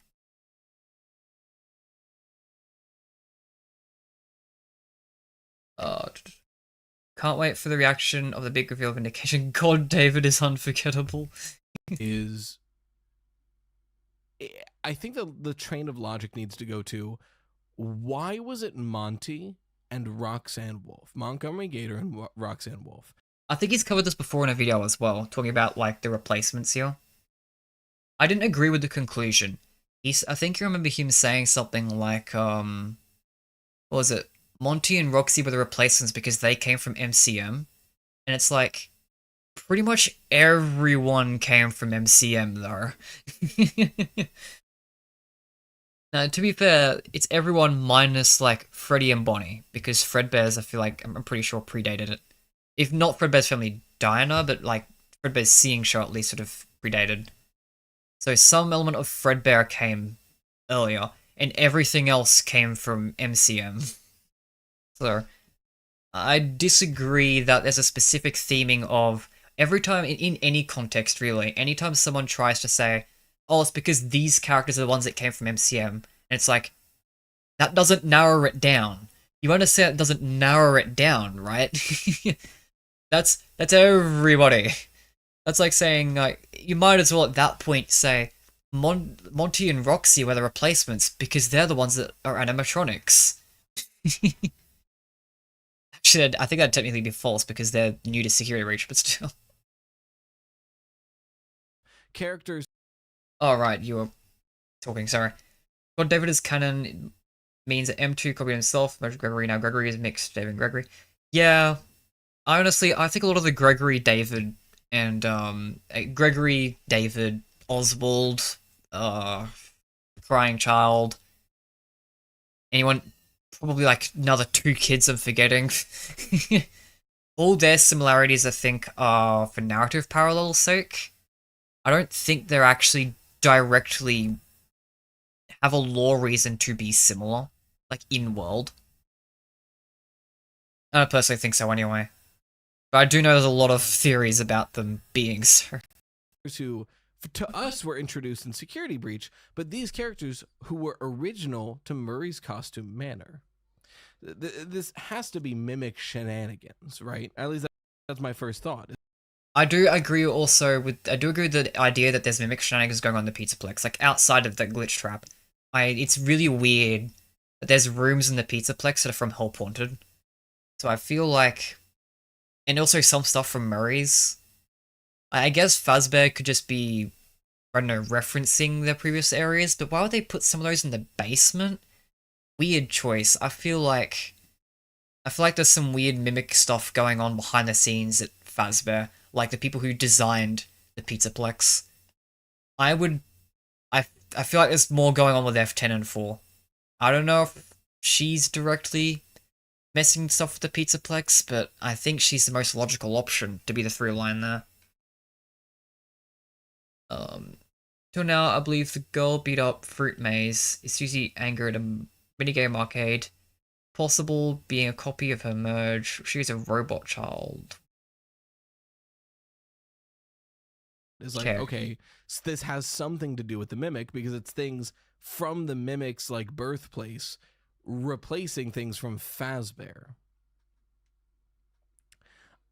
Part of me wonders if the Mimic in some way shares the sentiment that Edwin had about hating Fazbear. You know, and maybe that's just something it picked up watching Edwin, who can say, but it's the idea of, it's the original Fazbear gang being replaced by Murray's Costume Manor characters. Part of me doubts that, because the ending for Secret of the Mimic, the bad ending, where it seems like the Mimic really enjoys watching the Fazbear characters perform. So, like, that's weird. why would he now hate it? So, is he saying he's destroying the Fazbear characters? That's pretty Bonnie. Chica and Foxy were bored out. You're like, if you're trying to explain the weird characters being missing, like, you're then lumping Foxy with Fazbear characters not from MCM. And I don't know how I feel about labeling Foxy under not from MCM, considering the puppet show. Because that's what this theory is kind of proposing, right? That the Mimic had some sort of hand in, with Monty and Roxy replacing Bonnie and Foxy. I don't agree. I can see Bonnie, because Bonnie's only imagery in Secret of the Mimic from MCM is from Fazbear directly. Like, they're commissioned MCM to work on, like, the Fazbear project, and it's that version of Bonnie from Fredbear's and Freddy's that you see down there. At least prototypes of them. They don't... Freddy and Bonnie, sure. They predate and probably aren't classified as MCM characters. Foxy absolutely does. So if you're trying to find a through line between Bonnie and Foxy here, I don't think these are ones that aren't from MCM really holds. Oh, sorry, yeah, okay. Talking about story GGY, spotlight about a girl beating Freddy Maze. Oh, I forgot about that, actually. Okay, yeah, I was really confused about that. Yeah, I did forget about that part in GGY, clearly. There was a theory about Gunning Kid, Gregory's Glamrock Freddy, Cassie, Roxy. There's also a kid on the, I know this is kind of a tangent thing, but there's a kid who has a design on every animatronic poster, which is weird. Nothing ever came from that. I've just been art's sake. So there's got to be something else there. It could, you know, you always want to say, well, maybe it's just the CEO wants new things to try to draw people in. But I hesitate because we know for a fact Bonnie was replaced. Foxy is the weird question mark though, because we don't know that Foxy was replaced. We know they were planning to build a whole attraction next to Roxy Raceway for Foxy. You know, the log flume. It was in process of being built when everything went down. So, like, what's up? And, like, Foxy does have Kids Cove, but it's very small and lackluster. It's like a side room with, like, 2 obstacle furniture things in it. It's just decoration. There's decorations of all the characters kind of everywhere. It doesn't really feel like it. And then you look at the daycare. I will say with the log flume, again, like, I don't think that's making way for a Glamrock Foxy. Because it's, like, not really themed around a particular Foxy variant. Kind of cowboy themed, just general Foxy themed. I think it's more in line with, like, the Cupcake Bakery. Because there is no Glamrock Mr. Cupcake in Security Breach. But there's still a whole cupcake themed area in the bakery. I mean, unless you count the cupcake itself on the bakery as the cupcake. I mean, I guess you probably should because it does move and ruin. But I feel like just because a character has an attraction doesn't really mean they were an animatronic. Because then if you go down that route, you have to go down the rabbit hole of L-Chip. Because L-Chip has an attraction there. Because you have the L-Chips. But there doesn't seem to be any indication of an animatronic L-Chip existing. I mean, I guess under this theory, you'd probably just assume there would be. There's not enough really going for it for me to be compelling as well. The daycare that's next to Kids Cove, through the wall that we can't walk through. And you realize maybe Foxy was replaced. In Tales from the Pizzaplex, they mention briefly the daycare and the fact that the daycare attendant was not always there. The daycare attendant was originally a performer in the daycare theater. Yeah, so I've heard this this theory from him before. He's that Foxy was replaced with a daycare attendant. Where they performed like a Jekyll and Hyde act with Sun and Moon. And that's the reason why there's generators in the daycare. Because for some reason, that Sun Moon character was shifted into the daycare assistant role. But they couldn't get rid of the Moon programming, so instead they just filled the place with generators so the lights would always stay on, so he was always in Sun. I know we don't know how old Cassie is, but I don't think just not knowing her age is an indicator of her being a robot. I don't know if I connect those dots, personally. Yeah, Cassie probably had a lot of fun on the Foxy Log Ride. It was never finished because her father works there, so she probably gets, like, perks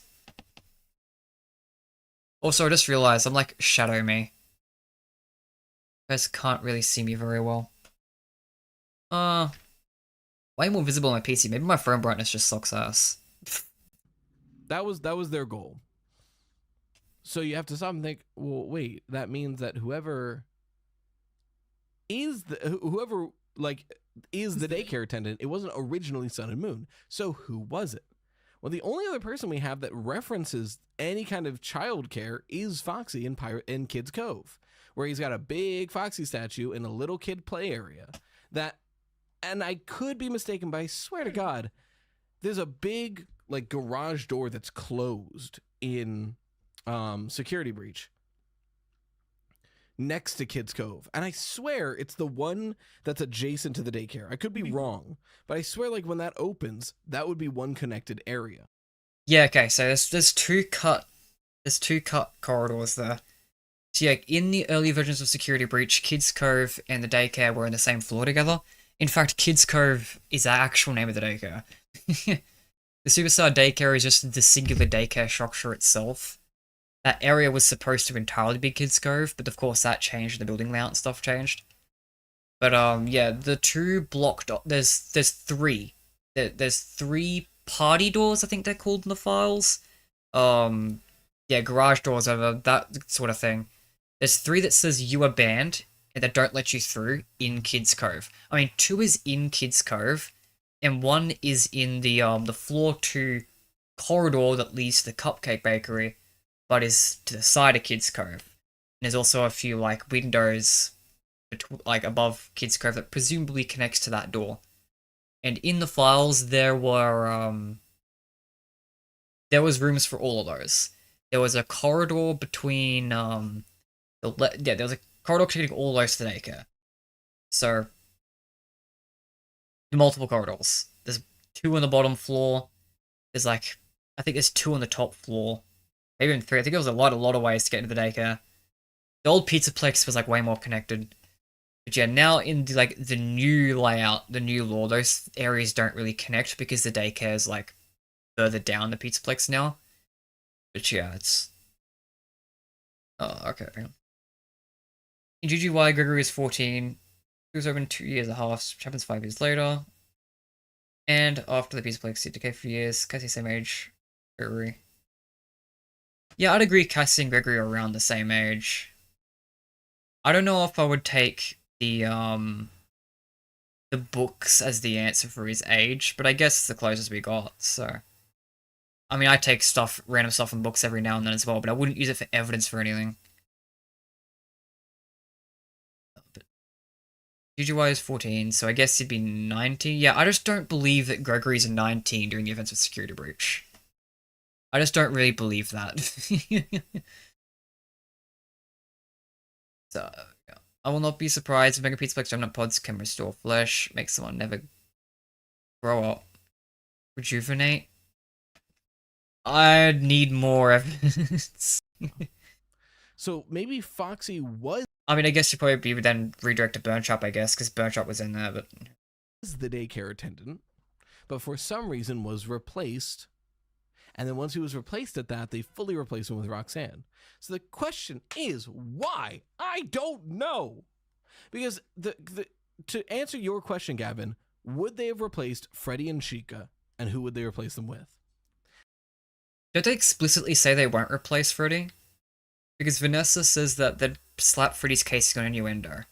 So if any of the characters aren't being replaced as Freddy, like he's only temporarily replaced presumably in the joke ending of the that has Mr. Hippo and stuff. Because Vanessa says Monty will on the show until Freddy gets a new casing put on the endo. So that newspaper was showing a new Mr. Hippo, and then Monty's actually leading. That was only a temporary thing according to Vanessa. So I don't think Freddy would ever be permanently replaced at a Freddy's location. Bonnie was, but Freddy I don't think would be. I guess Chica, if Bonnie would get replaced, I believe Chica would. They're always kind of like the same level. If not Bonnie even more significant because he came from Fredbear's, so. Downloaded personality into Endo using pods. Now they mix human flesh endoskeleton. You got a metal animatronic. To answer that, we need to know why they replaced Bonnie and Foxy. Bonnie, I think you could argue, was happenstance. Maybe they didn't plan to destroy Bonnie, and it was just like, I guess Monty's there. But Foxy at least seems more intentional. Yeah, Bonnie... There's a note in Security Breach that says that this might be a good thing. Monty might be even more popular than Bonnie. So, maybe that's just what happened. They introduced Monty as like a filler new character. Because, I mean, no, Monty was always there because he had to destroy Bonnie in the first place. But Monty destroys Bonnie. Monty then becomes a bigger part of the Pizzaplex. And, then they were like, hey, Monty's actually doing pretty successful. We don't need to bring back Bonnie now. Could be all it is. Yeah, Foxy being omitted is definitely intentional. There was supposed to be a Foxy area, but it doesn't feel like it was supposed to have an actual Foxy animatronic in it. I don't know if I'd agree that... I mean, I guess Foxy and Kids Cove makes sense because of Fights Freddy's 2, but I don't think that was ever the case. I mean, I just don't really have the evidence for it. I believe Gregory... Gosh. Thank you for your words, Oscar. Can't believe Gregory how he isn't injured. Gregory gets injured. He just doesn't. The game doesn't depict it because it's Security Breach. Because like he scratches himself on the vent, and that's what Freddy's "I feel you're broken" means because that was censored for some reason. Security Breach is just weirdly over sanitized. I fully believe that during the events of Security Breach, Gregory probably gets a little scuffed up, a little more. It's just never depicted. Also, yeah, hello Oscar. We were watching this with like when I was eating dinner and doing stuff here, but I think I've done what I wanted to do here, so now I'm just kind of finishing watching this, and I'll probably end off stream. And then I'll stream again like tomorrow for El Secret of the Mimic. The Mimi. The Mimi. The Mimi, Mimi, Mimi, Mimi.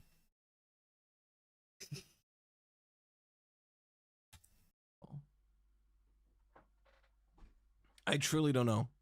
And I don't know if they'd have the guts to replace Freddy, because he's kind of like the face. Yeah, no, they're not going to. Alright, more comments. Game for Beastplex simply confirmed that Gregory is playing hide and seek. This happens every week. Gregory was...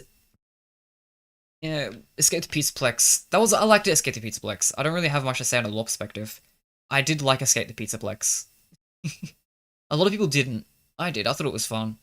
I think people just wanted more lore in it. But... I mean, I'm more than happy to not have lore in the books. I'm perfectly happy with the main lore being in the games. Right, like, you need, if it's gonna be the Fazbear Mega Pizzaplex, right? Freddy Fazbear Mega Pizzaplex, or whatever the official title of that place is, you can't get nostalgia bait if Freddy's not there. Frankly. And to the point of, is the Mimic involved here? I wonder if they wouldn't have replaced Chica. Because after all, Chica is technically a Murray's Costume Manor original. Where like Chica. She's not from Murray's, she's from Chica's Party World. So that's another thing that kind of gets people confused a little bit. Foxy is a Murray's original, because that was for the puppet show that Fiona designed. But Chica had her own location from Chica's Party World, and Chica's Party World commissioned Murray's. And similar to how like Fazbear Entertainment commissioned Murray's for Freddy Fazbear's Pizza. Okay. He still didn't get kicked out or banned from the Pizzaplex, like the owner let him burn. That's because he was only there for one night. I don't think the owner ever found out. The owner was probably sleeping during the entire events of Security Breach. Chica's Party World, or whatever the restaurant mentioned in Secret of the Mimic is. It seems like Chica was an established character somewhere else. Yeah, and MCM made the first costume for her. Like Murray's Costume Manor made the first like Chica costume for this other business. And then I guess they eventually just fully bought Chica at that point. Yeah. Because we see a bunch of her in the warehouse. So if anything, Chica is more of an MCM character than a FNaF character. Or a Fazbear's character. The problem is, if you're going through that many loops, you get to the point where that defines literally every character in the series. Because you're saying now that, oh, she still counts as like an MCM character because the first costume was designed by MCM. The first Freddy's characters were also all MCM. Like, they made the prototypes. So at that point, you're now no longer narrowing it down at all. Therapy CD, Trey Gregory is known for Pizza Plex to Chaos, not just one time, multiple times. Yeah, but he sneaks in. He sneaks in and I mean, I don't know if that is sneaking in is like known in this therapy CDs. Like, I'm not stupid. I know Gregory was like had his whole history there. I don't think that. I thought he was referring to specifically the events of security breaches all. I don't think the owner could have physically removed him, is what I was saying. The only one that like truly is a Fazbear character that's left is Freddy. I don't know if they can replace Freddy. I don't know. I think it's something that to this day we don't really have a good answer for. Is why is it Monty and Roxy? There's never been a good answer for that, and I think it's worthwhile to look into. It's something that, but without knowing why and just guessing here, I think Tiger Rock does make the most sense for a Freddy replacement. He's frontman status. He's got good iconography. He is, you know, the mimic. So putting him front and center makes sense.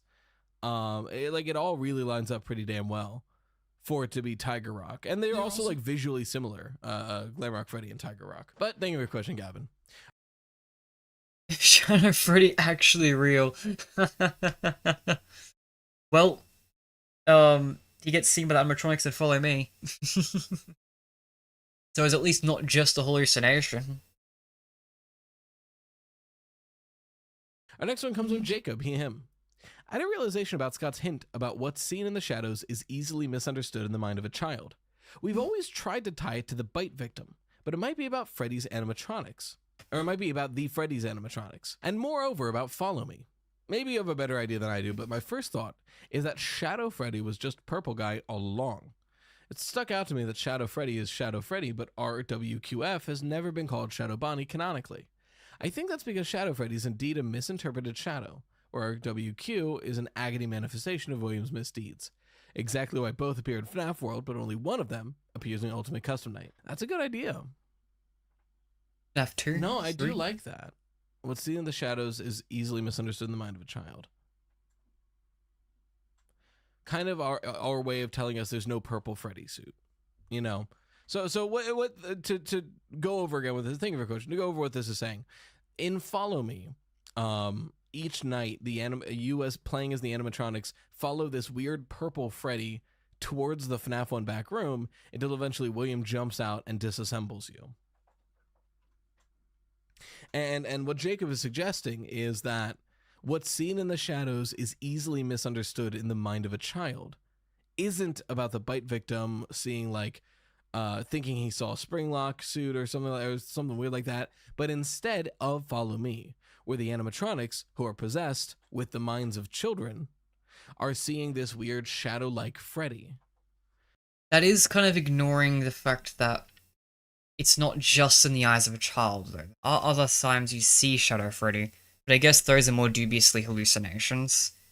It'd be really awkwardly it'd be weird in an in-world perspective for a character to hallucinate the misunderstandings of a completely different character. And for them all to misunderstand it the same way. Like, that just feels awkward. Literally, something seen in the shadows being misunderstood in the mind of a child. And I think that really does, it's got legs. I really like that interpretation because it is directly what's happening here, depending on what you think Shadow Freddy is. If it's William Afton tricking them into a trap, bada bing, bada boom, that's exactly what you're describing. Can't believe I've got to get rid of that. If it's instead, you know, Cassidy trying to lead them to take care of William Afton, it falls apart a bit, but there's not a lot of good evidence for that. You know, I've only really ever said that Shadow Freddy and Follow Me is Cassidy in trying to figure out like what Follow Me is actually telling us. And there's decent ways to interpret that. The fact that like when you're playing as the fifth spirit, Shadow Freddy does not show up, or the idea that like Cassie's always been like more of the vengeful type, so to take on a role where you're leading animatronics to William Afton does make sense, you know. But, you know, the counterpoints, well, it never works every single time. You'd think she'd stop doing it. And second counterpoint, why would Cassidy be Shadow Freddy?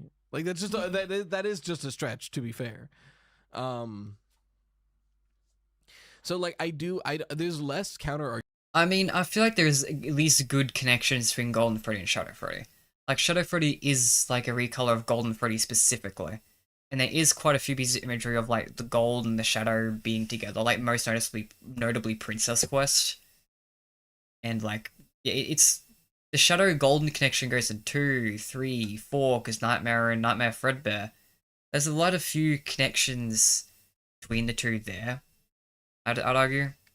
Arguments for this interpretation, Jacob, that it's just William Afton tricking the animatronics, and they see him as a purple Freddy thing because they have the mind of children seeing a figure in the dark.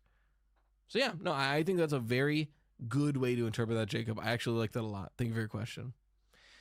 Next one comes from Scar, he, him.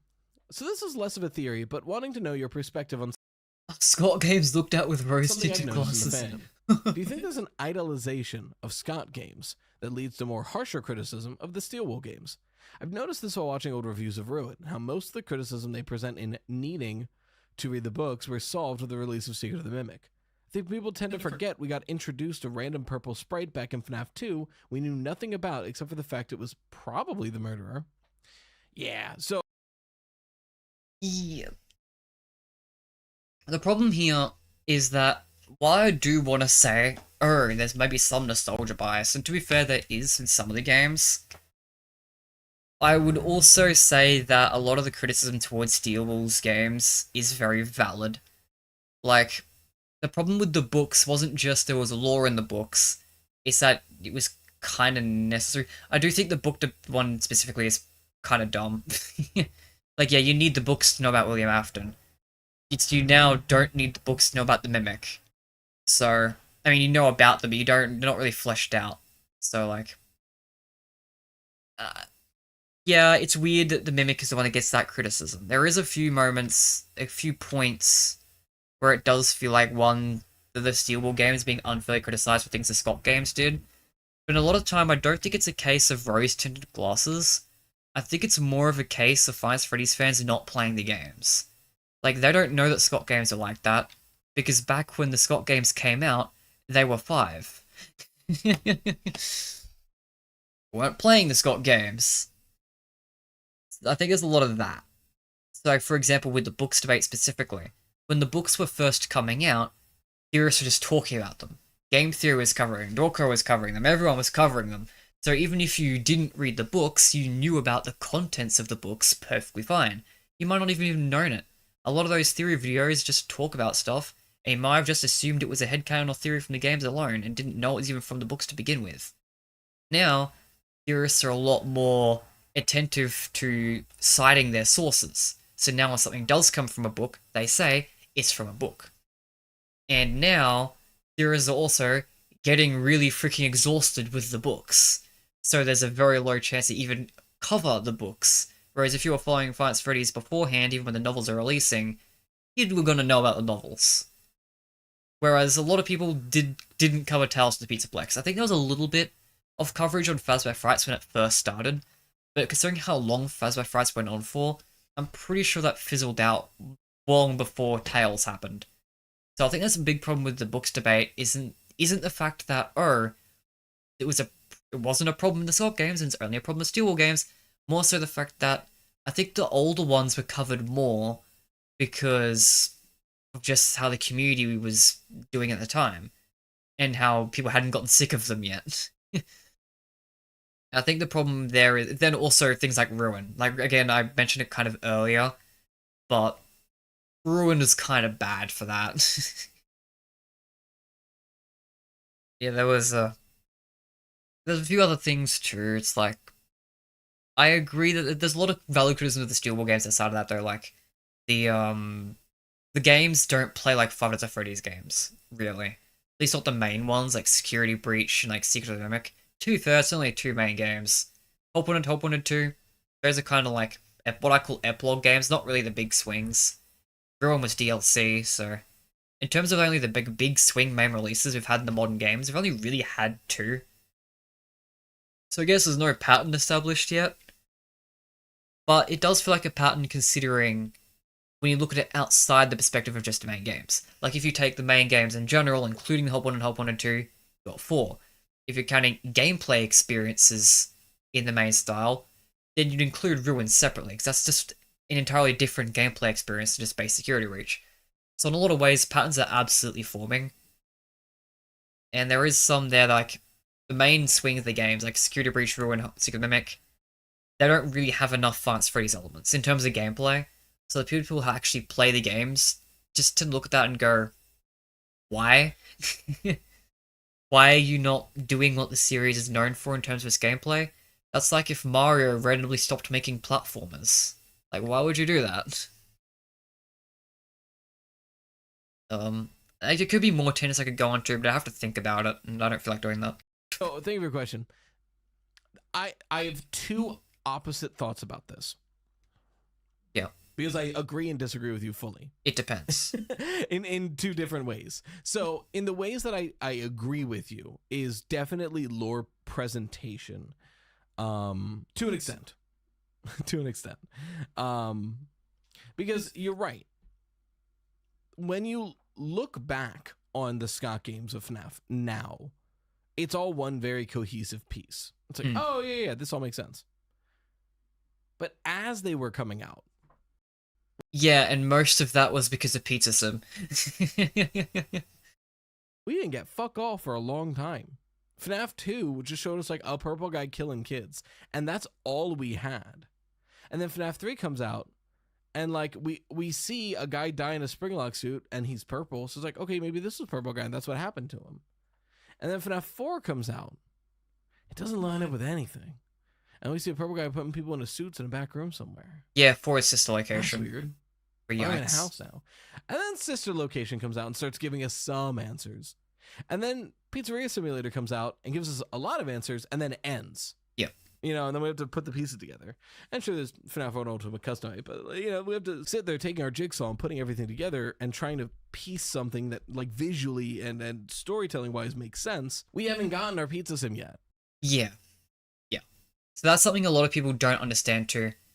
The Arc 1 of Five Nights at Freddy's, like the William Afton games, the early Scott games, 1 through 7, that is like one complete story arc.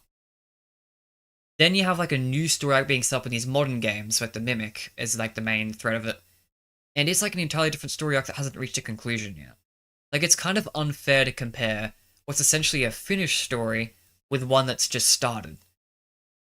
It's so there is kind of a bit of a thing there, and yeah, I would agree. Like the early Scott games are a lot more confusing than people remember them as. We know them now because we've had years to sit on them. Any mystery that exists in those games, we've forgotten about. Every contradiction that existed in those games, we've moved on from. Like it's not that there weren't any issues. It's just that that story is done, so any issues that were remaining, we just accept. We've accepted it now. Whereas the modern games, we're not in the phase of accepting it because it's still coming out, it's still ongoing. And yeah, and the Scott games absolutely had rough parts in the story. 4 was atrocious. We didn't know it at the time of 4 because it was only until a little bit later that Scott said that no one solved it. But he said that in the time we were at Sister Location, said it again in time at Ultimate Custom Night. And I think he said it again more recently in like the more recent like 10-year anniversary interview, I don't really recall. But I know he said it at least twice that no one solved 4 at the time. We thought we did. We thought we were kind of on a track there, but we weren't. And we now kind of, I think we kind of know generally what we got wrong. I think the main agreement on what we as a community got wrong was the player character. Most people just, at the time, everyone just assumed the player's the crying child because why the hell wouldn't you assume that? And now that we know we play as Mike because of the logbook, that's a very big story detail that changes a lot, and I could totally see that being the big thing that we failed to get. Might have been other things too, we don't know. The other confusing time was Sister Location. Sister Location was a mess. It was a good standalone story. Once you try to connect it with everything else, it was really rough. Like, we didn't even know who the player character was until the update. The custom mode update gave a lot of answers. The base game, the release of just the base game of Sister Location was probably one of the worst times in like the classic Five Nights at Freddy's era in terms of narrative, because that was not only the game that was really confusing on its own right, but it also told us we got 4 wrong without actually elaborating on 4. So we now have like 2 games of confusion hit at the same time.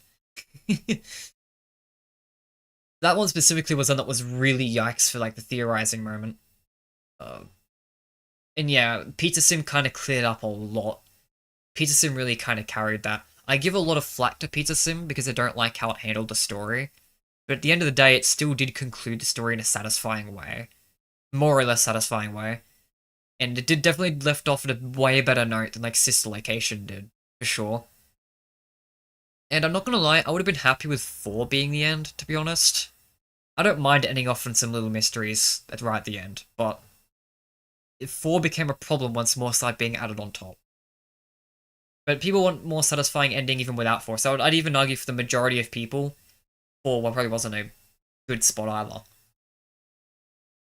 And for that period of time, people won't remember this. When 4 and especially Sister Location came out, there was a big consensus in the community that Five Nights at Freddy's should have ended at 3. I vividly remember that being a very common sentiment, like, why are we still going past 3? Why is a 6th coming out? Why did 5 come out? Why is even more coming out? There was a very common sentiment that it should have ended at 3. That disappeared when Pizza Sim came out. People stopped saying, oh, it should have ended at 3, because 6 gave us another really good ending. And it really helped tie over a lot of stuff. And then, I think it took us some time to adjust, but now you talk to people, and the consensus is it should have ended at Pizza Sim. That's what you'll find, that's the majority of people's opinion. Because the new story is, once again, in a really confusing spot, because it's ongoing. Now that's different from the classic games. In the classic games, they were actually all supposed to be the last one. So, the fact it felt bad back then for that is actually, honestly, worse. At least now there's a reason, because they're still going. Back then, Scott was planning to end it, but there's a Steam post of him talking about the fact it should have ended at Sister Location. Or it was planned to end at Sister Location. And he talked about in his interview why each game wasn't the last, and he gave a reason for Sister Location. It's like, it feels like that was supposed to be an ending. But man, that did not leave it off in a way that anyone believed there was an ending. I think the consensus was like, even if this is intended to be the end, it's such a bad spot to end it off on that there's no way that's going to be the end. Because people were already clocking at the time that Scott was extending the series due to criticisms. I feel like that was pretty obvious the second 4 came out, because 3 was so clearly like the ending there, and then like 4 picked up from the criticisms of that, tried to be the ending again, and then Sister Location dropped. But yeah, I kind of went on a tangent there.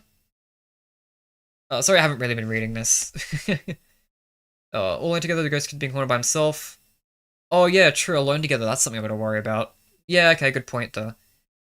You've probably made connections to... Yeah. He doesn't have idea that he's dead for 2 whole years. The war was like... Yeah, okay. Cool. In Steel Wool, right? Like that's part of it, is we haven't gotten our Sister Location. I think if we're thinking logically here, the Steel Wool games, Secret of the Mimic was Sister Location. It's like the first one with a lot of like, here's a lot of lore all at once to help you start piecing things together. And I think our next game is going to be Pizza Sim. It's our big, like, here's all the lore. I mean, Secret of the Mimic is an origin story, right? I think it's more, in terms of, like, if we're turning into, like, the big narrative, like, the epilogue games aren't really narrative swings. Like, whole point is just kind of lead up to Pizza Sim. Whole point of 2 is just kind of exists. It connects everything around it, but it in itself isn't really a major part of the story here. But you kind of have this, like, rising action coming up. And you have, like, the big swing of Security Breach, I guess. Secret of the Mimic is it still kind of rising. It's it building up the villain and building up to a climax later. So we're still kind of at the start of the Steel Wool in terms, like, overall narrative of the entire arc. It feels like we're still kind of at the start. So we got the explanation on like Secret of the Mimic. Like Secret of the Mimic in that sense kind of feels like Five Nights at Freddy's 2 to me.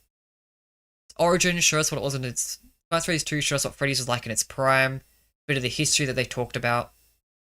Though I guess it didn't really go into any motivations or anything, but that wasn't a thing ever in the Scott games.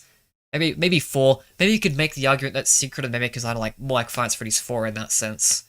Because the story there is like an origin story at the start. It kind of doesn't connect to everything else very well, but gives you the origins of like some little things. It shows you Fredbear's or shows you Murray's. The motivations of whoever you think the crying child motivated, whether Mike, William, both, neither. Whoever you think the crying child influenced, the origins of that because of his death. Initial inciting incident. Secret of the Mimic introduced you to the inciting incident of like Fiona's death and stuff, and the creation of the Mimic. Both kind of like the fleshing out the inciting incidents a little later. So yeah, honestly, 4 makes a lot more sense, especially considering Secret of the Mimic is also the 4th game if we're including Help Wanted and Help Wanted 2. So like 4 is probably the better comparison here. But there hasn't really been a 3 though. Because 3 felt like there was supposed to be an ending somewhere. It hasn't really felt like that. I mean, Help Wanted 2 killed off Glitch Trap, I guess. There kind of was, huh? I guess I'm overthinking it. I'm not thinking it. I'm thinking about it in comparison to how the early games are. The truth is, it's just structured differently. Because the early games are kind of like one really long, drawn-out conclusion because every game was supposed to be the last. But the early games like a more structured, but I feel like we're still in the build-up phase. Hi movie news guy. We're nearing the end of stream. We're just finishing this off. There'll be another stream later for Secret of the Mimic when it comes out in VR. But yeah, we're just kind of chilling now. Now I would say I fully agree with you that the lore is being presented in the same way and it's just nostalgia. I think there is a fundamental difference. Yeah. There's one fundamental difference. Steelball games are more explicit. The Scott Cawthon games, you'd blow through and you'd miss most of the story. There's allusions to the story going on, but it was all lore, no plot, if that makes sense. I don't know if plot's the term. I don't know writing, so I'm apologize for using the wrong terms.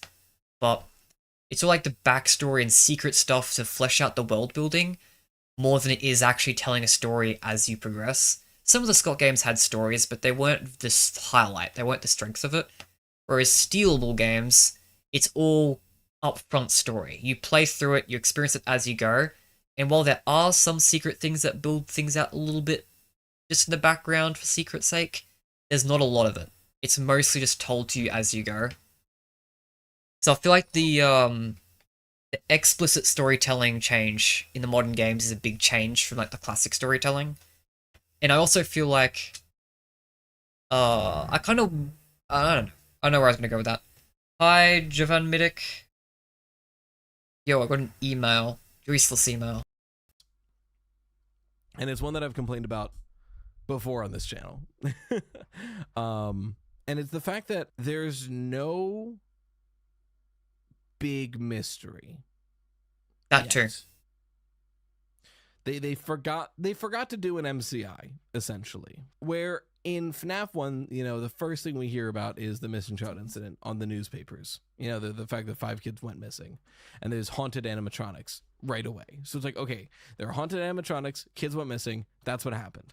And then every piece of information we get out since then, we can go back and try to piece it together. So like, okay, FNaF 1 teaches us the missing child incident happened. There are haunted animatronics. FNaF 2, we start seeing this purple guy killing kids. I was like, is that the MCI? And we start linking that to there. And then the third game comes out. And we see them dealing with him. It's like, okay, has this been solved? And then the fourth game comes out and shows us, oh wait, another kid died. You know, is this before the MCI? And we keep getting to link it back to the major question that we're having. But so far... Yeah, there's no main plot point. Not across all the games, there's no main thing. I don't know if I'd use inciting incident, because that usually is like the first thing. But there's no big thing that the story revolves around. Because the closest you have is the Mimic itself, but the Mimic itself is kind of shallow. I don't know, I guess that's just me hating because I don't like any Five Nights at Freddy's villains. But yeah, the Mimic, there's no big mystery on the Mimic at this point, aside from just where it's been, and why it's only showing up now. That's kind of the only mystery with the Mimic. There's not a big thing that kind of the story revolves around with it. For Security Breach and like the Steel Wool era, there hasn't been that central mystery. There just hasn't been something to link to, so everything feels kind of listless. Like, you could argue, I think the best argument to make here is the MCI is supposed to be the like 9 missing people on the newspaper in Security Breach, where, you know, like Gregory tries to leave and he's like, people will keep going missing, but if you leave anyway, you get shown a newspaper article that says people are going missing. Yeah, I almost brought that up myself. The problem with that one, though, is, as he's probably going to bring up, they haven't been brought up yet. The Security Breach missing children incident just hasn't been mentioned since. It hasn't been mentioned in Ruin. Nothing about it in Secret of the Mimic feels like it connects. So unless the next mainline Fights Freddy's game really goes into it, which it might, to be fair, it might, then it's not going to feel like that big of a central plot point. And even then, it still feels like it's come into that too late. And of course, HW2 didn't link into it either. Yeah, it feels like if that's what they're going to go with, it's too late at this point to feel satisfying. So, okay, I guess that's our central mystery, but it never really gets brought up again. Yeah. And there's, as far as we're aware, none of the animatronics seem very haunted, because the real central mystery is the Mimic. Right? Because in Help Wanted, the first game of the Steel Wool, we get the slight secret introduction of the Mimic, where at the time we just knew it as Glitch Trap. And then we get more information about the Mimic in Security Breach, but we didn't really know it at the time. Then we get more information about the Mimic in Help Wanted 2. We get more information about the Mimic in Ruin. And now we get Secret of the Mimic, which is this big info dump on the Mimic. All of this has been about the Mimic. It's like, okay, so the Mimic is the MCI. Yeah, that's the other thing. The reason why the MCI is such an important mystery isn't just because it's a big mystery. It's because it explains the game conceptually. Like, why the animatronics attacking you is more so the mystery than the MCI itself. If the MCI never possessed the animatronics and just existed, then their entire lore wouldn't matter. It's about why the game setup happens. The big mystery of what led to the game. Why the animatronics attacking you. Maybe who your player character is. Why is he there? Those are kind of like your big mysteries. So I guess the thing that fleshed out like Mike's backstory in any way kind of tie into that one. In the modern game, there's none of that. You kind of get a good explanation for why you're there. And you kind of get a good feel for why the things are attacking you as well. And it's not for a reason that the series kind of builds off of. Like, if you want to go down the route of, oh, it's because they're corrupted by the MIC program, then you got to explain all the things around that, what led to the MIC program being there, and like that sort of thing. And yeah, as he's probably going on to here, it doesn't feel like it's fleshed it out enough for it to feel like the thing the games is focusing on. It also doesn't really feel like they need. I mean, it would be nice, actually. I say it doesn't need to focus on that too much. Fleshing out the Mimic could be really nice. It kind of does need it. Because I've been theorizing that Mimic's not even the main antagonist because of that. So, if your main antagonist comes off as not even the main antagonist because of how not fleshed out it is, pretty bad look. I still think the Mimic's the antagonist, but I don't think M2 is. I've been theorizing M1 has been secretly his main antagonist. But, yeah. Problem. The MCI was like a problem that needs to be fixed. And it was like an active issue, right? Where like the MCI caused animatronics to be haunted and is causing all these bad things to happen. And William Afton needs to be stopped before it happens again. The problem with the Mimic is that until Cassie let it out in Ruin, there was like a virus that needed to be stopped. But like it doesn't quite. Not gonna lie, I do wish they did more with Glitch Trap. I'll be honest. It did quite a bit with it. You showed it like Hope Wanted, and then they took control of an entire building in Security Breach. And of course, Special Delivery, where it took over like the entire delivery service. There was a lot you can do with that concept, I feel like. The idea of a killer thing, stretching more and more, expanding more and more, taking over more and more. and just becoming more and more dangerous in general. There's a lot you could have done with that. And I feel like they kind of threw that away a little too quickly. Because that felt like it was dealt with in Security Breach. And then especially in Help 2 now. So, I hope that the next game does more with it. Like, I've been theorizing that Help 2 Vanny ending happens later. Like, I think there's a time skip between Ruin and the Vanny ending in Help 2. Because the Help 2, the main ending, the one that starts Ruin, definitely happens because it's the start of Ruin. The Vanny ending starts off with you locked in a room by Glitch Trap. So it feels like to me that Glitch Trap already got to you in that ending. So because of that, made me think that, oh, that's after the Glitch Trap ending, the main ending of the game that starts off Ruin. But then of course, Glitch Trap isn't dead at any point during Ruin, which is funny because if you've watched my older videos, I somehow denied that. I had a really weird approach sometimes. It takes me a while to catch up.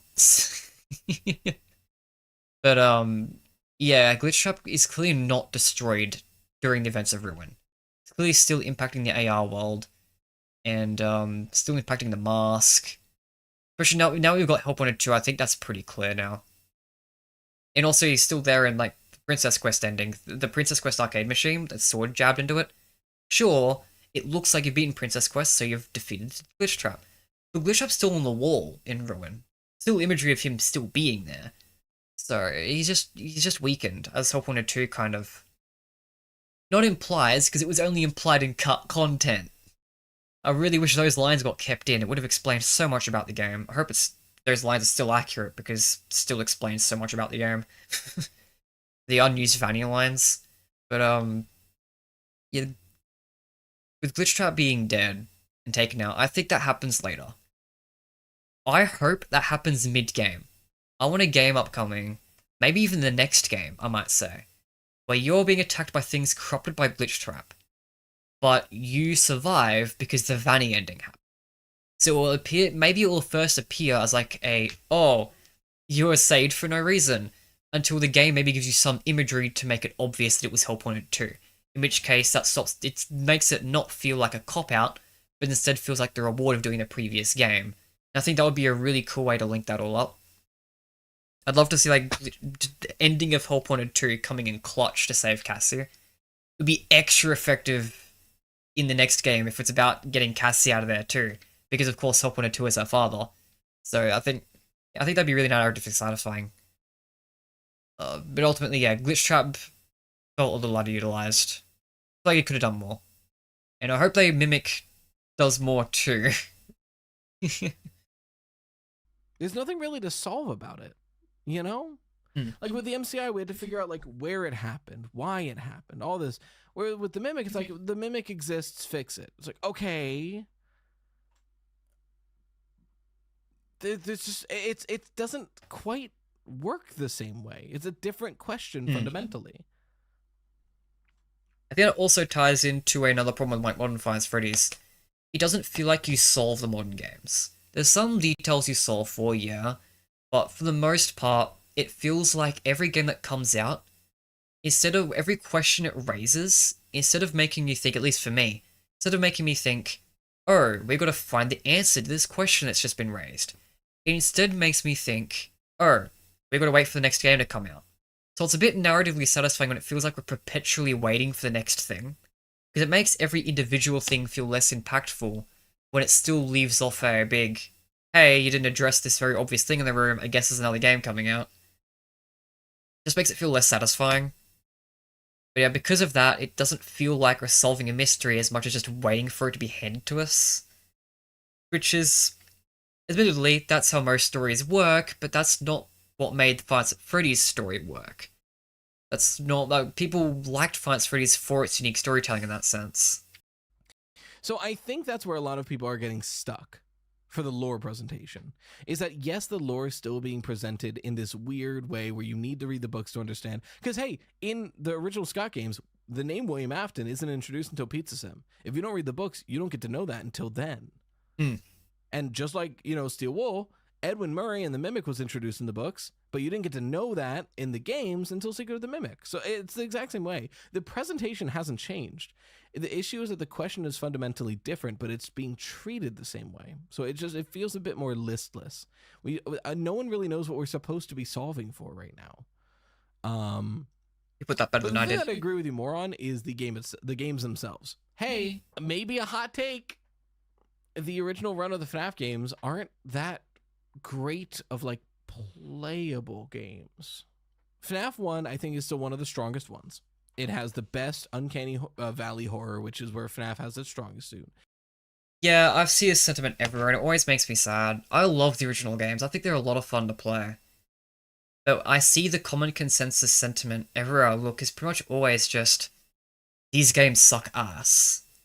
Even the Scott games.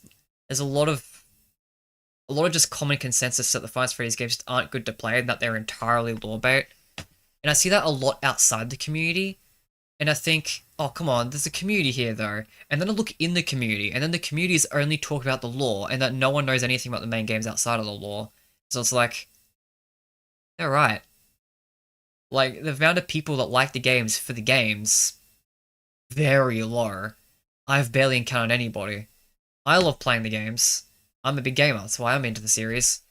Because I think they're fun. I am wrapped in the series because of how they play.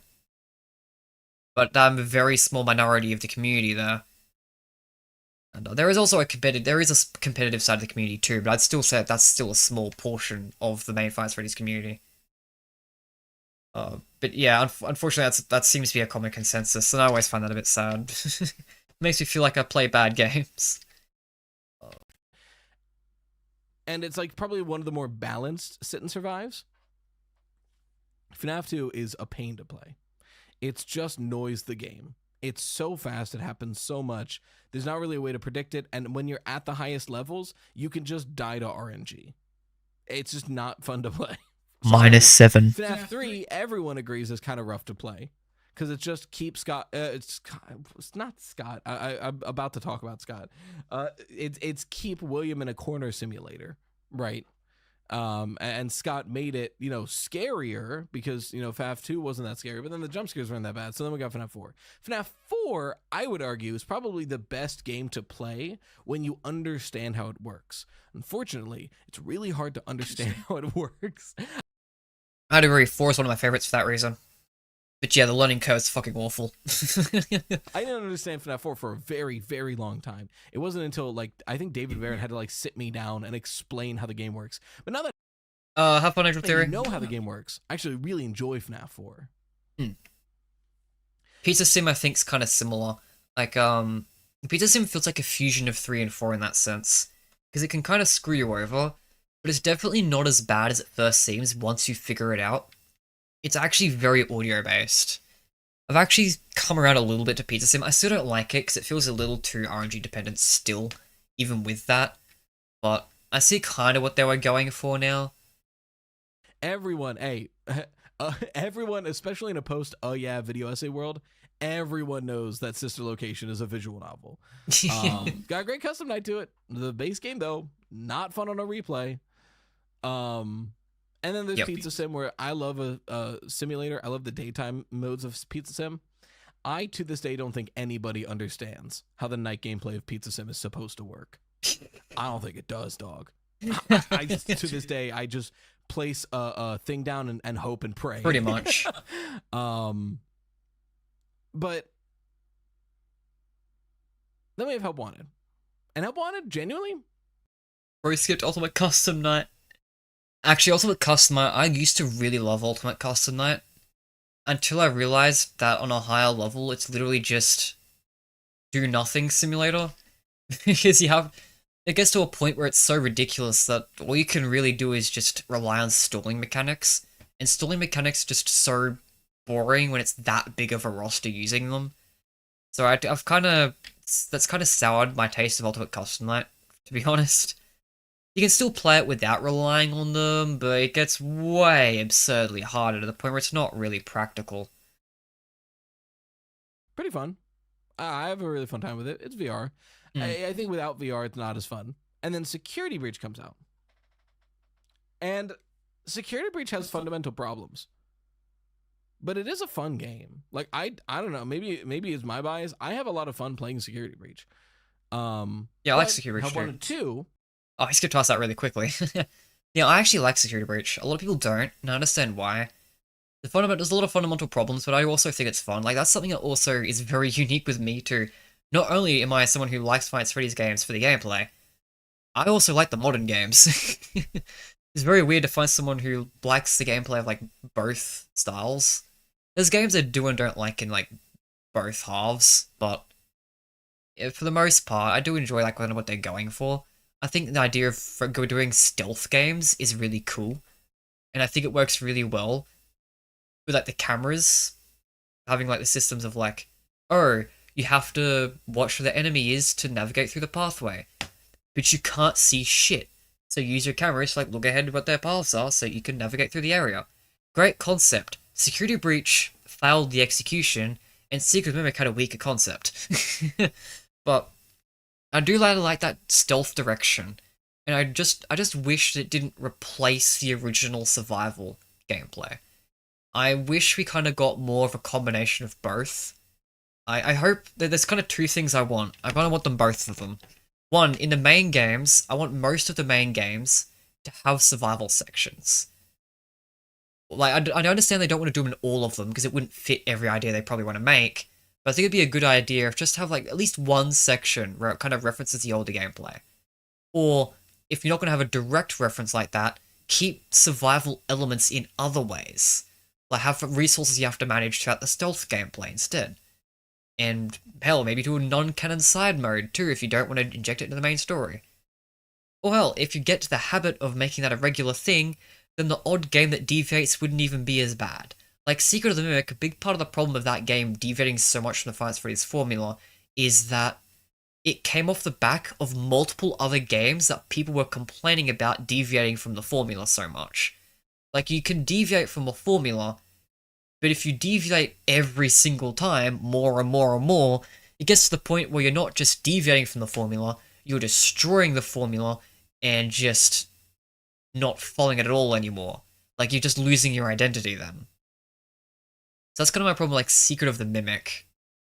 Is that it was a bad time to do a game that threw that away. So I really hope in the future we get more of a combination games going forward. Another thing is I just want more survival games just as game coming out. Like, if you really don't want them to be in one game and you want to just dedicate the main games to your stealth games, get another small development team who wants to make the little survival games again. Because the fans would love that. Now, to be fair, I think that's what the Fazbear Fanverse Initiative is for. But even within the Fazbear Fanverse Initiative, Pop Goes Evergreen's kinda all we got upcoming. Like, what, the Five Nights at Candy's games, those are just remakes of older games, so they're not gonna really feel like a big swing, and the only one that's not just a remake is 4. And 4 is sister location styled. So, that's a deviation. The Joy of Creation is its entire sinister other own thing, which, to be fair, kind of feels like the mix I was explaining earlier, trying to say earlier, was like, oh, it's movement and in your one area. That one's close to what it should be, and honestly, Joy of Creation kind of nails it. I'm not even going to say it's close, it does nail it. It kind of nails the mix, but it's not specifically what I'm talking about here, about, like, specifically the survival game, classic style specifically. Joy of Creation kind of feels like an evolution of that, rather than that. Which, again, great, no problem with that. Just, not exactly what I'm talking about at this moment. Pop Goes Evergreen is kind of the only one where it really is just the survival game. The sit and survive, the way you expected it, just like the early games. And that's coming out in 20 whenever. And that's the only one we got coming. Yeah, I just kind of wish that we'd get more of both of those things. The stealth games integrating more survival elements and just more survival-focused games in general. I genuinely think is the most fun game in the franchise. I agree. He just said Hope 102, by the way. He said Hope 102 is the most fun. I agree. That's why I played Hope 102 today. It's just a genuinely really fun to play game. Not that scary, but really replayable and really fun to play. Mm.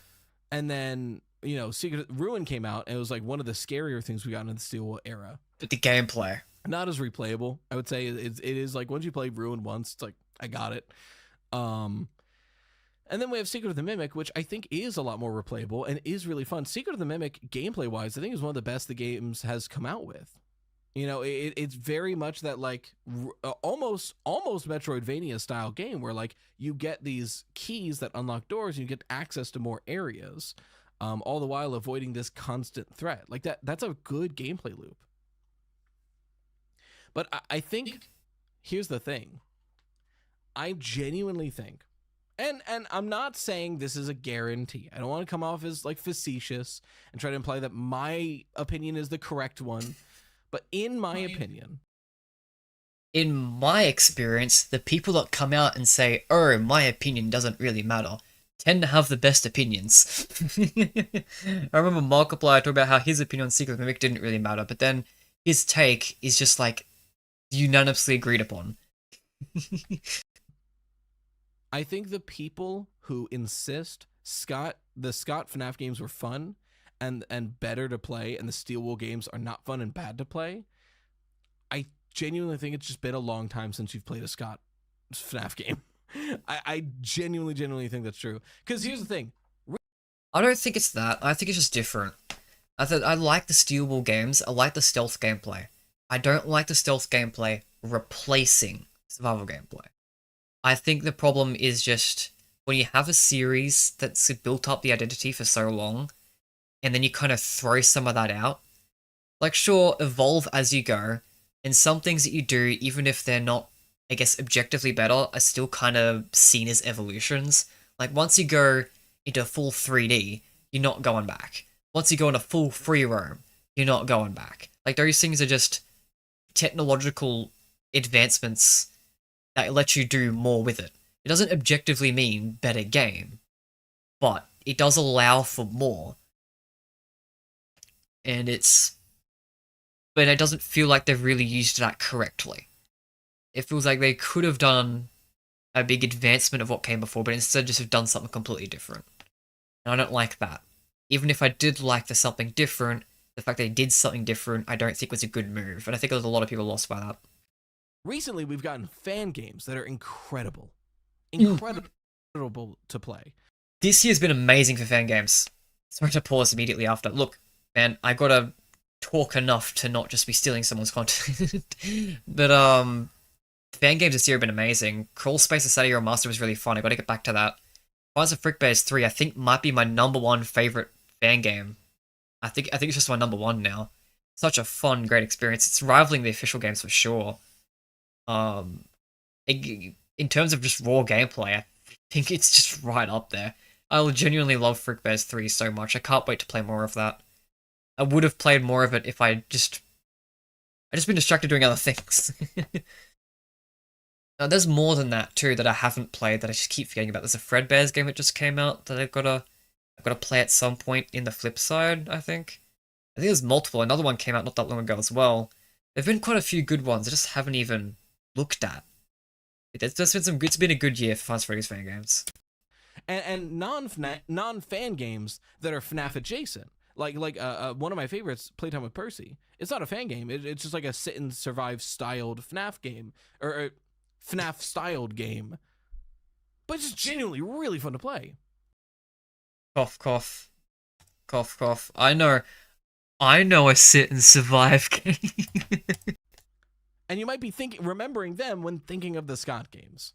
So that's my thoughts on that. Is that there is some bias, but it's a blend. But thank you for your question. And I gotta go. We're about 45 minutes. I think we're gonna call it there. So once again, if you have your questions you want to answer on the podcast, you can go to the Patreon to get a priority answer, or you can send it in to freddyfazbearpizzapodcast@gmail.com, which send them in. I'll still get to them, but it is a pain to type out, so it's in the description to copy and paste. But until next time, thank you for watching the Freddy Fazbear Pizza Podcast, where the pizza abilities are endless. I hope to enjoy future patronage. Bye-bye for now. Yeah, I've always been wanting to look at the Bones 5 video for Pizza Sim. Okay, hang on, my face came down there. Bones 5 might be the only person I've seen who can explain FNAF 6 mechanics. Funnily enough, his best strategy for it was just place a lure and YOLO at all 50-50s until you finish the hard tasks. This may be an emergency, turn the PC off, clear the vents here and there.